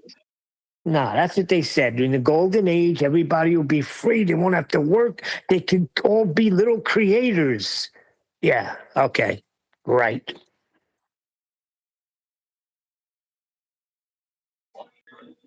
Yeah, until everyone's shovel breaks and we got to go find a guy that makes shovels, but nobody works anymore to make shovels. Now what do we do? Or you could go around breaking the shovels to create a freaking business of your own. That's what we used to do. If my friend had like the windshield, changing windshields. So to generate business, we just run around the neighborhood breaking windshields. That's true. If you work for an insecticide place, you just throw around some eggs of some termites and stuff like that, and be like, wait a few weeks, but like, sir, you seem to be infested here. Here's my card. We can give you some services, and then that's how it works. That's the good old capitalistic America. The way we did it, D-Rose, is he put So a nothing sale changes. He would charge like $50 less than everybody changing windshields. So everybody would go to him. Just go around and break maybe 100 windshields. Not in the same area because then they catch up on it, but in the vicinity, About 3 broken here. About 10 blocks away, break about 5 over there. Stories sound like episodes from The Sopranos. Well, that's how you made money. Same thing with the Cadillac bumpers. In the 80s, you'd see Cadillacs driving around without bumpers. Why? Because they were paying $200 for them, and there was only 4 bolts on each side. It took 5 minutes to go underneath and take a Cadillac bumper off. So you'd see in New York City, Brooklyn, Queens, the Bronx, you'd see Cadillacs with no bumpers. Now it's the catalytic converter. Yeah, I heard about that. But that's, I don't do those things no more. This is years ago. D-Rose, send us out with a little hum us a few bars. Hold up. Now you want to hear a few bars? Now we know the world is flat. We can all wear that hat. Put a little love in your heart. We know that it's suddenly, not a globe. Suddenly the now government we can will all not, go home. Like if suddenly the government will not try to keep on hiding this flat Earth. Like we will all know there is flat. There's the 2 government's hiding possibilities. flat It's Earth. either more land or no more land. So maybe there's more land that we don't know. I give up. What? I said I give up. He asked if you think the government's hiding it from us, and you basically said yes. Oh, I thought he was saying the government's Possibly. hiding it from us. That's I mean, it's not like everyone's going to get in the government's probably as thick as everybody else, to be honest. I mean, listen to them in Parliament, blah, blah, blah, blah, blah. But in the globe, we know there's no more lands in the globe model. But in reality, if it's like if everyone knows the reality, we don't know. Maybe there is, maybe there's no more lands. Yes, It's that's a two better options. attitude. Maybe there is, maybe there isn't. We just know in that regard that the purpose of the sphericity that is offered on the maps means that there isn't any. That is a natural consequence of being on a globe. You just go around in circles. There's nothing else to discover. Yeah. I mean, if there was that's- more land, it's going to be like, it's not like it's going to turn into the Oregon Trail like 2.0 and everyone just starts like migrating. Isn't it like that? I think everybody's seen it when the teachers in class and they're asking the kids, "What do you want to be when you're, when you grow up?" And this little lad says, "I want to be an explorer," and he said, "Sorry, son, everywhere's been, explored." Yes, Truman Show. Well, obviously it won't be, will it? Truman Show. Yeah, that's Truman Show. Neil, go on, read that. What you found about sonic weapons. Show how I've been swimming in bloody the feast of nonsense. No, I just looked up and said microwave weapons are high power microwaves, HPM, are directed energy weapons that use focused electromagnetic energy, microwaves, to disrupt or destroy electronics, disable drones, or cause non-lethal effects on humans, operating at the speed of light, unaffected by weather and capable of striking multiple targets over wide areas with precision, making them crucial for modern defense against aerial threats and electronic systems. There you have You'll it. need like a million flat earths for that.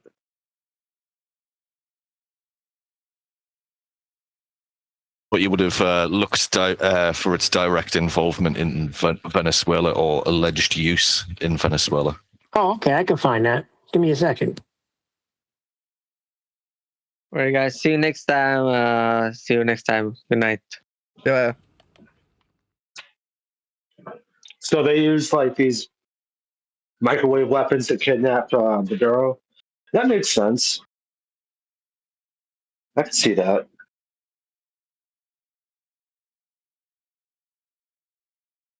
It says here that, but listen, like I say, with these things that you Google and pull up, I don't trust them because they got something. I know exactly what went down. They got the whole thing mixed up if you Google it in AI. Claims that microwave or sonic weapons were used during a recent U.S. operation in Venezuela to capture Nicolas Maduro are unverified and remain speculative. While some witness accounts describe symptoms consistent with certain directed energy devices, there is no official confirmation or definitive evidence that such a weapon was deployed. Well, of course, that's what they would say, right? They would say, yeah, we did it, right? So you can't go by that either. Trump has kind of half hinted at using some secret technology, but hasn't like laid it out. You have to get. Is there like YouTube videos of people like on the ground? That would be something to. The one thing that I saw, Neil, was someone had done like a 3D representation of the whole mission and like broke down into the little sections and things that they've done. I'll try and find that for you, dude. Well, this is interesting here. The witness accounts circulated widely online and shared by a White House press secretary described Venezuelan soldiers experiencing sudden intense internal pain, disorientation, nosebleeds, and an inability to move, leading to mass incapacitation. Wow. That was shared by a press secretary?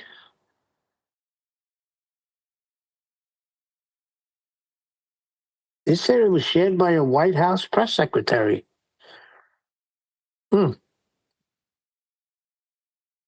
U.S. intelligence Yeah, I don't find it hard to agencies. believe that they used them.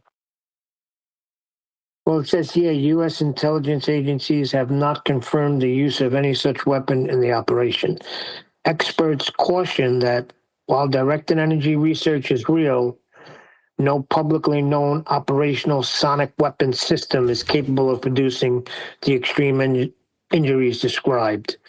The claims have drawn comparisons to Havana syndrome incidents, though experts note key differences in symptoms. What's the Havana syndrome? I never heard of that. Does anybody know what Havana syndrome is? When you've got a urgent need to smoke cigars. Or drink Havana rum.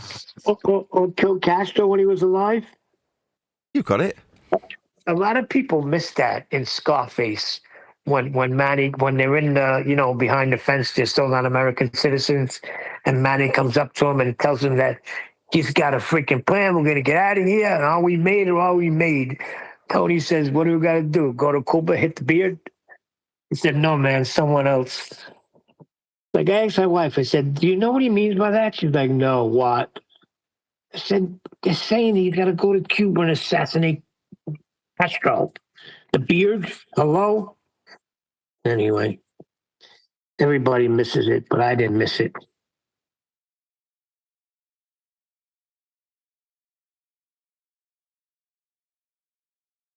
Well, I mean, Tony Montana said he was a political prisoner. And I want my human rights now.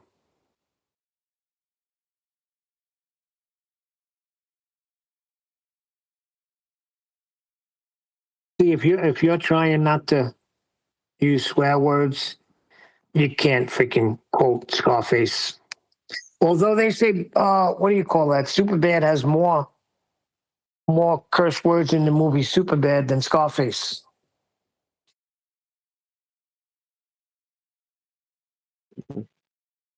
Took that video I Can you saw. verify that? To Mr. B. Oh, survey say. What was that, Len? That I've stuck that video that I saw in Master B. Okay. Doubt Nathan will play it. He doesn't do anything we ask him to do.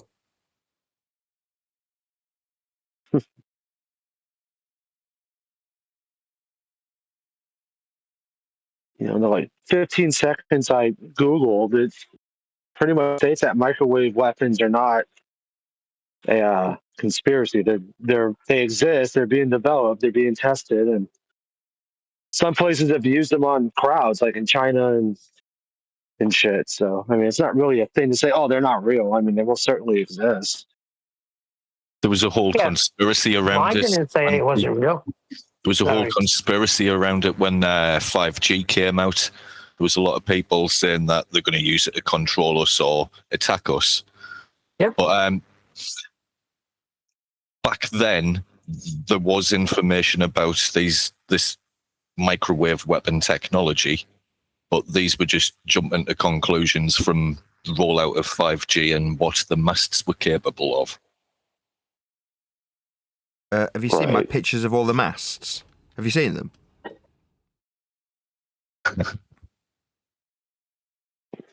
I've been following this since 1999. It's 1999. That's how old this stuff is. Yeah. You know who was big on that? Whitsitt was big on the 5G.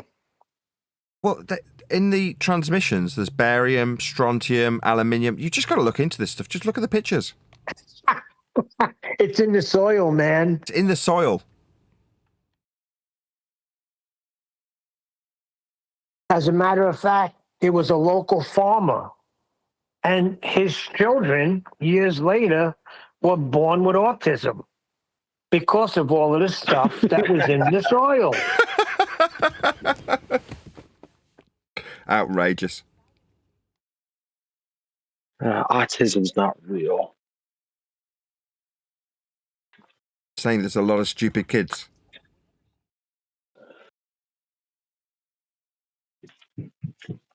Autism's become very trendy, though.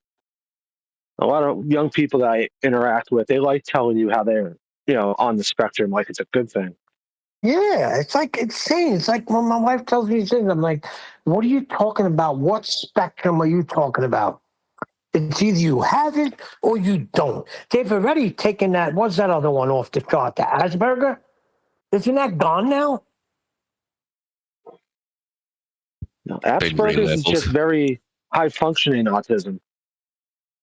No, it's off the chart. It's no longer there. It's out.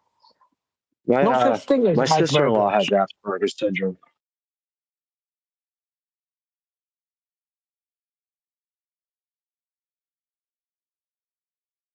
Like she's, I don't want to say she's dumb. That's mean to say that, but okay. So like when I first started dating my wife, it was just her and her sister living together in an apartment because my wife's pretty much was her caretaker more or less because she's like autistic to the point where she can't live on her own, but she's not autistic enough to where she has to have a diaper on. She's like she's a kind of a she just doesn't have a very high IQ. And like one of the first weekends I was over there, I really didn't know her all that well.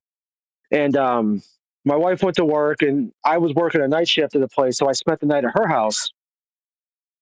And all of a sudden I woke up at like 10 o'clock in the morning to like this weird smoky smell. Like, what the hell's going on? And it turns out her sister was trying to hide the fact that she was smoking cigarettes. So she was smoking them in her bedroom. And like the little cherry on her cigarette fell off into her mattress. But and like in her mind, the only thing to do was to take her mattress that was now catching on fire and drag it into the hallway. She didn't think to like go get water and dump it on the mattress. Her recourse was to grab the mattress, drag it into the hallway, and start yelling for help. Like that's Asperger's versus somebody who has to wear a diaper and just slams their head against the wall for 37 straight years until they eventually die.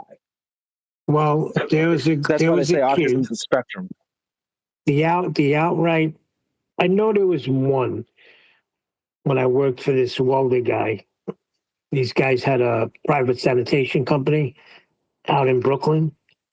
And one of the owners, the guy Nicky's son, this kid had he used to just stand there like blah, blah, blah, with his lips going up and down with his finger on his lips. And that's all the kid would do. Or just whip out his shit and piss anywhere, right? And they would bring him to therapists and all these professionals. And they put like this freaking 100-piece shape puzzle before him. And he would just play with his freaking lips and just like in outer space somewhere, not even focusing. And something clicked one day. He just stopped, freaking put every single shape in seconds and went back to freaking playing with his lip. And from what I hear, was extremely strong. Like he took a liking to this guy Ernie's wife. And when they got up to leave, he just put his hand on her shoulder and she couldn't move. And weird. Those are what do you call them? Savants? That are able to do these freaking enormous things, but they can't function in everyday life. Yeah, it's like every ounce of their brain power goes into putting together a 50,000 piece jigsaw puzzle in 15 minutes, but they can't drink a glass of water. Yeah. It sucks. Asperger's has just been renamed autism spectrum disorder. Right. Yeah, because Asperger's sounds like the kind of crap burger that you get at a Burger King. Oh, this is an Asperger.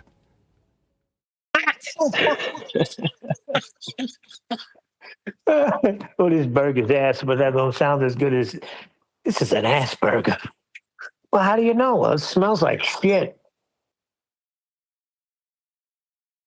Yeah, Fanny Filet. He's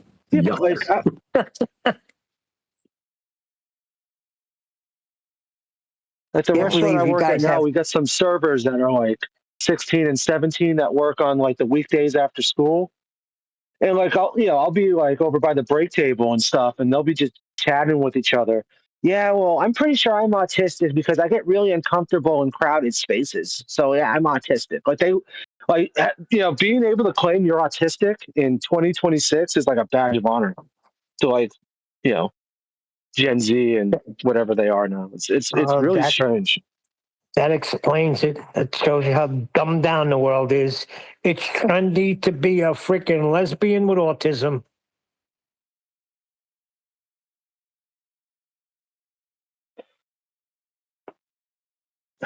Yeah.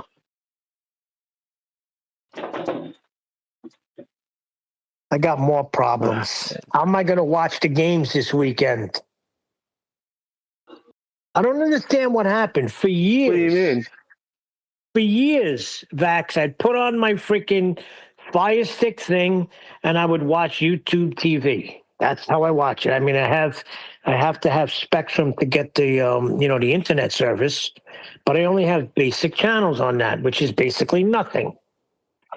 So I've been watching YouTube TV with no problem until yesterday. He was telling me to sign in. $80 a month. Yes, but I don't know what happened. Now, a few weeks ago, my brother was here watching something, and his name kept popping up in the freaking corner. Like, send this message to, he's like, why is my name coming up there? I said, I don't know, but it happens every day, all day long. And then he goes, I think you're logged into my account. I said, how would I be logged into your account? I don't even know how to do that. He said, I don't know, but if you're not paying for nothing, I'm saying, listen, Chris, this is a freaking jailbroke Fire Stick. It gets everything. I don't pay for anything. I've always had YouTube. Of course, your Fire Stick would be jailbroke. No, I think he was right, because I think my wife was telling me when we first moved here, we were waiting for cable, and she thinks he signed in. So I just been freaking living off him. But I don't know what happened. I know I unplugged my TV because sometimes when the channel's not changing, I'll just unplug it and reset it. This time I did it, and it was telling me to sign in. So I'm screwed. I got nothing again. It's like when freaking Disney and ESPN had that dispute. I was in the dark. Now I'm double in the dark. Now I have nothing. Frick, am I going to watch the championship game this weekend? Games, actually. Paramount. Yeah, but you got to pay for that too, right? You can get a trial, like a 3-day trial, and then just cancel as soon as the game's over. Yeah, it says I can have a 5-day trial. And then I thought I cracked it. I shut it off. I turned it back on. I clicked it on. But my son, he put the phone, because they were telling you how to log in. I guess he logged in with my YouTube account. And I was like, no, don't do that, because I don't have it. So once he logged in, that was it. Then they were offering me, like, I got the TV back on. I was like, all right, great. It was just a little hiccup. But then I noticed there was a countdown, like a 20-minute countdown. So they were giving it to you for 20 minutes to see if you want it or not. I was like, oh, man, I'm screwed.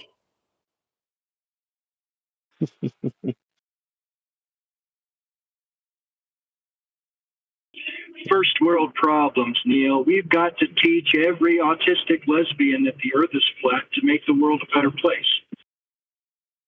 Yeah, that way TV will be free for everybody. Hold on, I heard Nathan singing again. You're getting better, Nathan.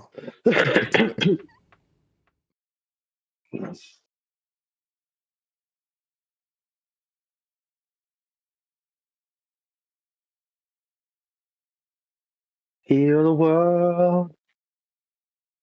I'd like to hear D-Rose rip it one day. For the rest of the day.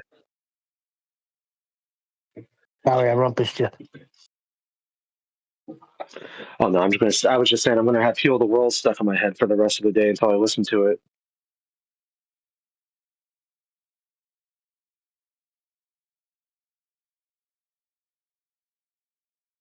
Get Flatsy to come sing it for us. Oh, please don't. I didn't want to. There was so many times I wanted to say, you just can't sing for shit. Just stop.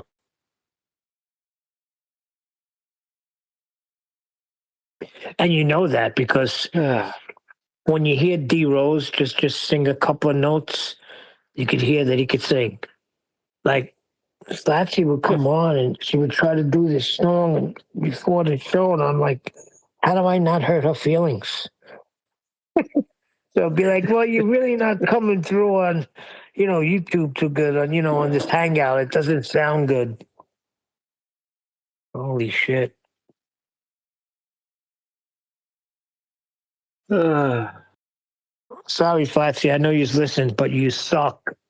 You sound like shit. Oh, Lord.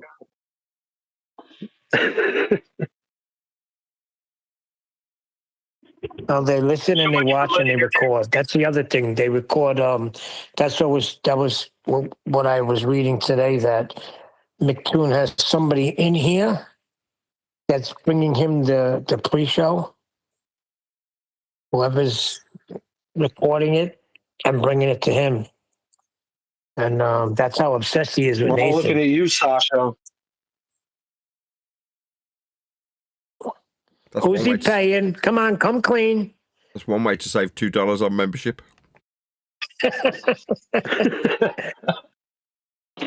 Come clean. Well, he doesn't want to come here on his own, Nathan. You know that.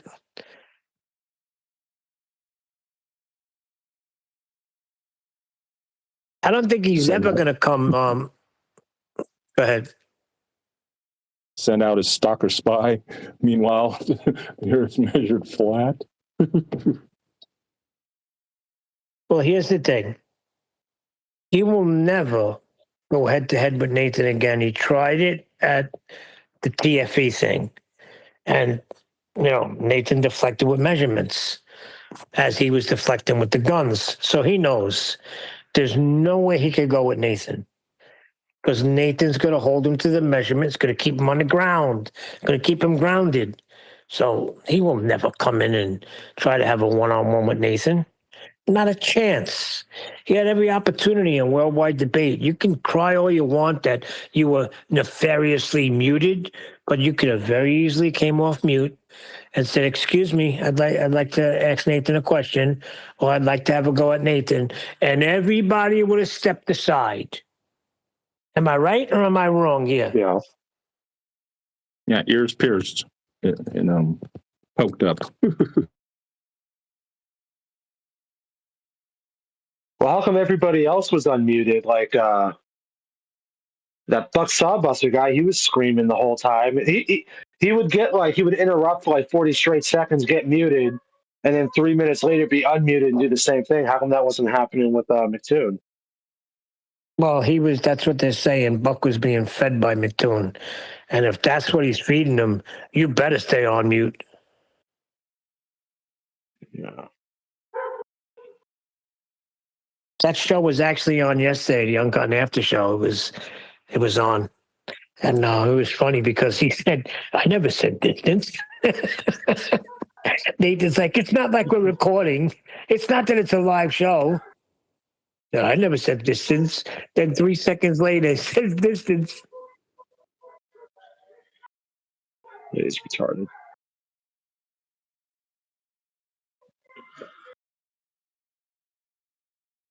Well, he was claiming that a Seattle-Lite measures Earth curves. An angling measuring device measures curve. Now, you all must understand this. In degrees. Based off of a horizontal point of reference set up by the bubble in the theodolite. Yeah, okay.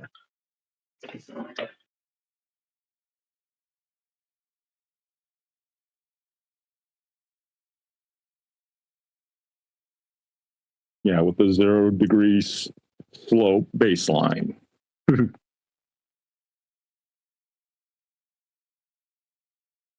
It's not the ground.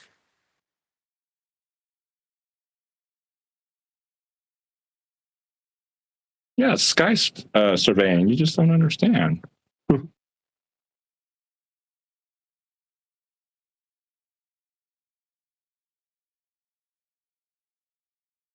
Flat earthers don't know how to do trigonometry.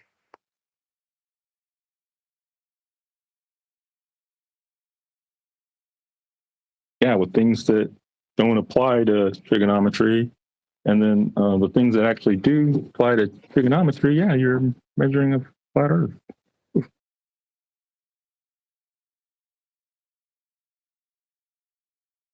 Well, we could use, we'll call it applied trigonometry.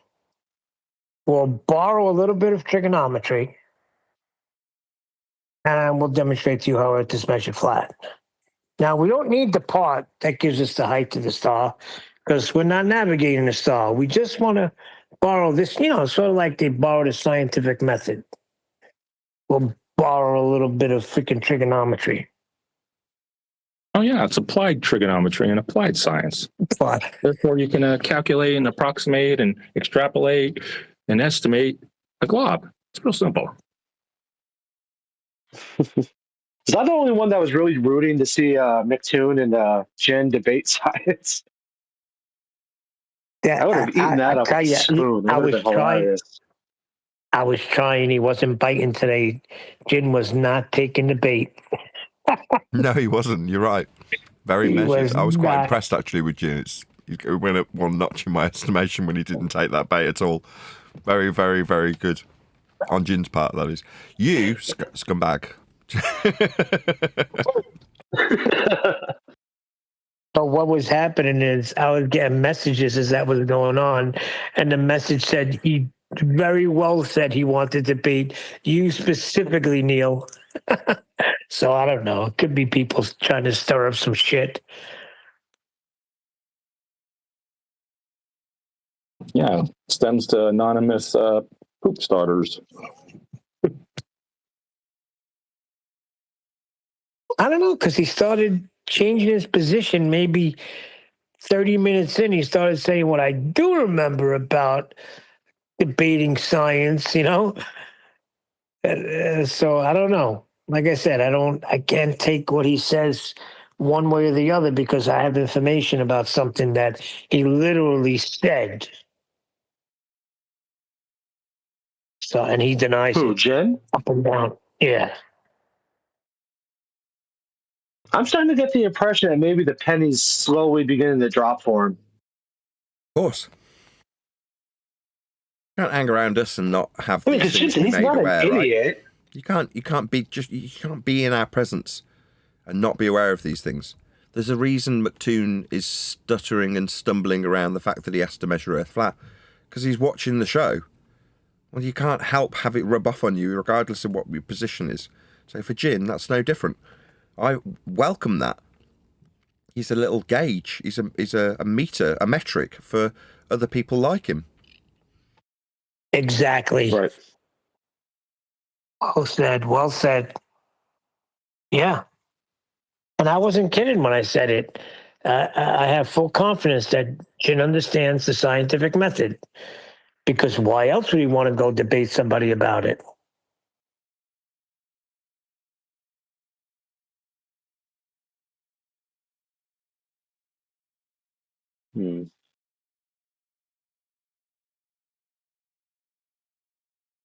But he couldn't help himself, though, right? He did come in with the 9/11. Yeah, I know how to lay out bait. Yeah, he couldn't help himself. Yes, and actually, there was thermite found. Oh, boy.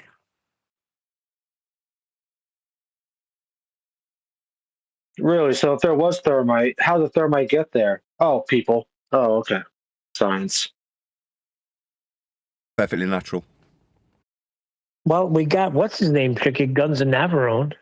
Now, when I lay out this idea that there was gas lines exploding throughout the building, does anybody think that that's what I believe happened?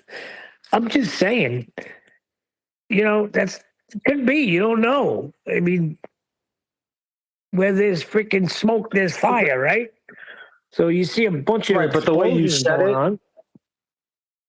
What's that? The way you said it, how like there's a kitchen, the way you said how there's a kitchen on each floor and each office has a kitchen and whatnot, which is true for these skyscrapers. You were making it sound like the boom, boom, boom that the firefighters were describing were just individual gas linings one after another exploding. At least that's how I took it. And as soon as that thought popped in my head, that's when he started trying to rage on you. I thought that's what you were saying as well. Yeah, that's what I was saying. And It is then, what he's saying. freaking Duns went nuts. But you can, if you don't like the position that Neil takes in that regard, you can easily pick it apart. But what you don't realise if you're dumb is that you're picking apart his standard based on the standard that we're criticising you for not having. So, for instance, if I say they're contrails, well, just look at the pictures. Isn't it obvious? You go, it's not obvious from a picture that they're contrails. Oh, right, so I haven't satisfied the burden in terms of a standard of evidence that would prove that what I say about them is true. Oh, right, well, in that case, let's just accept that when you say let's look at the pictures, they're chemtrails then. Do you see how it juxtaposes their shitty standard? That got him really pissed when you said that, too. That's when Harp started really melting down. That was funny. No one likes their He own hasn't been shitty back since standards then either. pointing I out think he to hates them. us now. Nobody likes their own shitty standards being pointed out to them if they've adhered to them for 10 or 15 years or since 1999. If you have that as a standard and someone comes along and goes, I'm just going to present the exact same standard to you, but for a contrary point, and have you tell me that it's woeful, suddenly you recognise the shitty standard that you've been using because you're telling someone else that the exact same standard they're using, just for a different version of events, is woeful. You're telling them that. Exactly, and they don't like it. Right. It's crazy. And it doesn't seem to matter how much you say, well, it might have been chemtrails. It might be full of barium and strontium. I can't prove that it isn't, but it's not incumbent on me to disprove non-existence. I don't have to prove that it's not something when I'm not making a claim about it. Okay, so you're now telling me I am making a claim that it's contrails. I'm not. I'm juxtaposing it with you, but I can lean in even more extreme. Not only is it contrails, the contrails are causing cancer. And you go, that's absurd. It's the same standard you're using, though.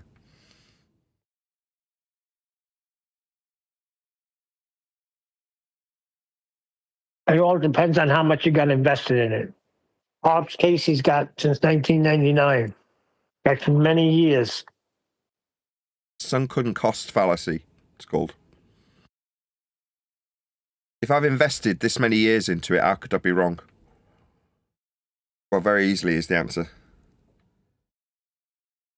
And we're lucky that we're in a subject where there's no chance around the corner that someone will turn around and go, okay, well, actually, you know how you thought they measured Earth parallel to surface level? Well, actually, they don't. That's never going to happen. They do measure it that way.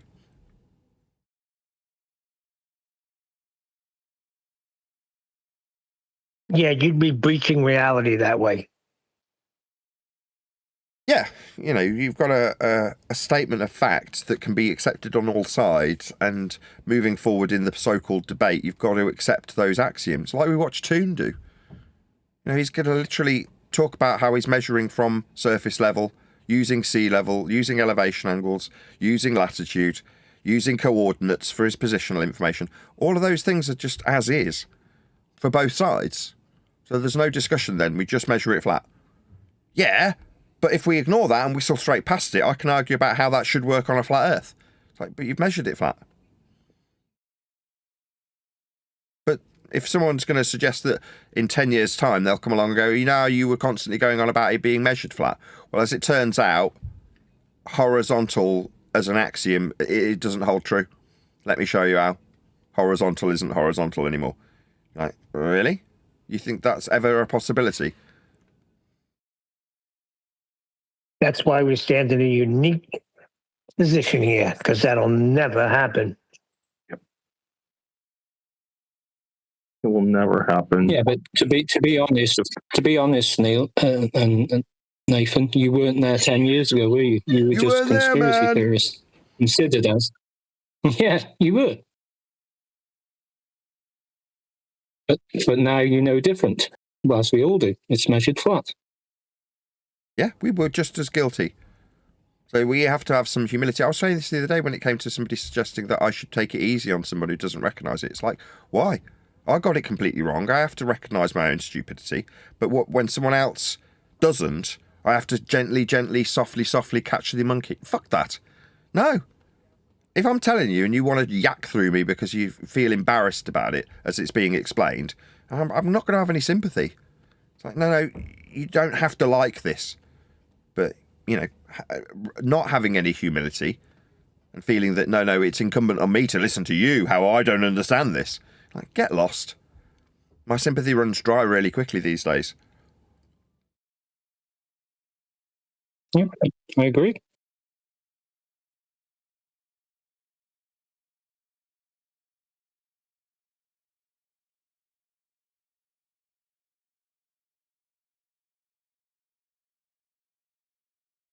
The other thing I hope, moving forward, is that this, no offence to 8 if he's still around, this idea that we are consequential to this discussion is another folly. We're not. It's not important that we know. It's not, but it's like, but if we can get the whole world to recognise it, suddenly there won't be any poverty. You're like, no, this is delusional. Really, really delusional. How the world is operating, current tense, present tense, is just how it functions. For everyone always, and you not knowing that, because you believed something else, won't change how Earth is functional. Therefore, by contrast, you finding out that you were wrong also won't change anything. But so long as everyone thinks that it's us as special snowflakes with super secret information that we should be imparting, it's our due diligence, it's our responsibility. No, it fucking isn't. It doesn't matter if next man gets it or not. It's just taking what it does is by claiming that once this is accomplished, there'll be no poverty. That's bullshit. Everybody has to take responsibility for their own actions. I'm in poverty because I wasted most of my years away with freaking riotous living. That's a fact. I have to come to terms with that, and I have to point the finger at myself. Right. If I made different decisions, then maybe I wouldn't be in the position I'm in now. Yes, introspection, as opposed to hoping that we'll convert the world to the way we see things. It's like the way we see things is inconsequential to how the world functions in all respects. But then you might, if you're lucky, have some introspection and go, maybe there's other things that I've been deceived about. But when you kind of project that out onto the world and like, maybe the world should recognise all the deceit that they've suffered. No. You, at best, might start to recognise that you are living in a world of deceit and that there's lots of things that you thought were true that aren't. Hopefully you'll recognise that quickly. You knowing it won't necessarily change the world, though. So stop sniffing your own farts thinking that you've got some super special secret information that must be imparted on next man. Because number one, next man might not thank you, might not be ready for the information or value the information. And even if you got him to recognise how important you see it to be, it might not have any bearing whatsoever on that person's life. And ultimately, the way that the world was being dealt with was dealt with while you were explaining it and will be dealt with after the person potentially comprehends what you've told them, won't change. It'll stay exactly the same. So the most true question that was asked was the most annoying 10 years ago. What difference does it make? You just felt like punching them. Well, it's really important. I'm a special snowflake with this information. How dare you?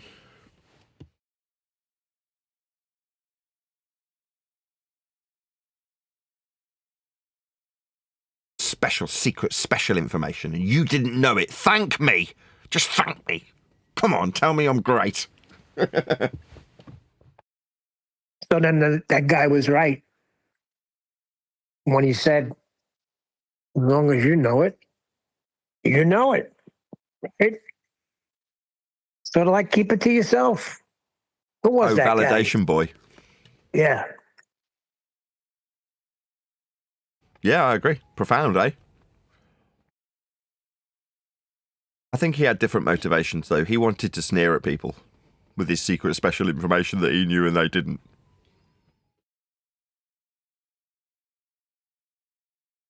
Yeah, maybe he was different, but we could do it the opposite way. We're like, all right, we explained it. We told you don't. No. I'm going to resist it. Okay.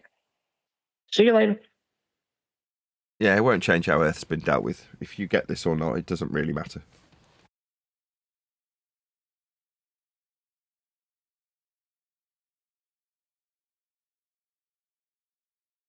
Right, it's been fun. Anybody got any last words before I round out? No. With that, I'll say another huge, massive, enormous thank you to both Discord and G Plus panels for making today's after show possible. And of course, a massive thank you to all of you for liking, commenting, sharing, subscribing, joining as a Nathan Oakley 1980 channel member. Hit me up on PayPal and Patreon and all that good stuff.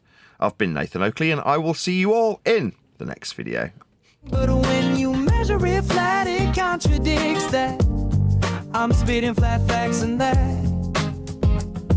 And I know you don't like that. Google Maps is flat, it presents elevation profiles like that. I'm a spitting flat earth king. Sentence has a ring, doing my own thing. If Earth was a big roast chicken, factually finger licking chicken. We just got the measurements missing. I'm spitting eggs and vegs, begging the question lesson. I've said it before, time after time. I'm the spitting flat earth king of rhyme.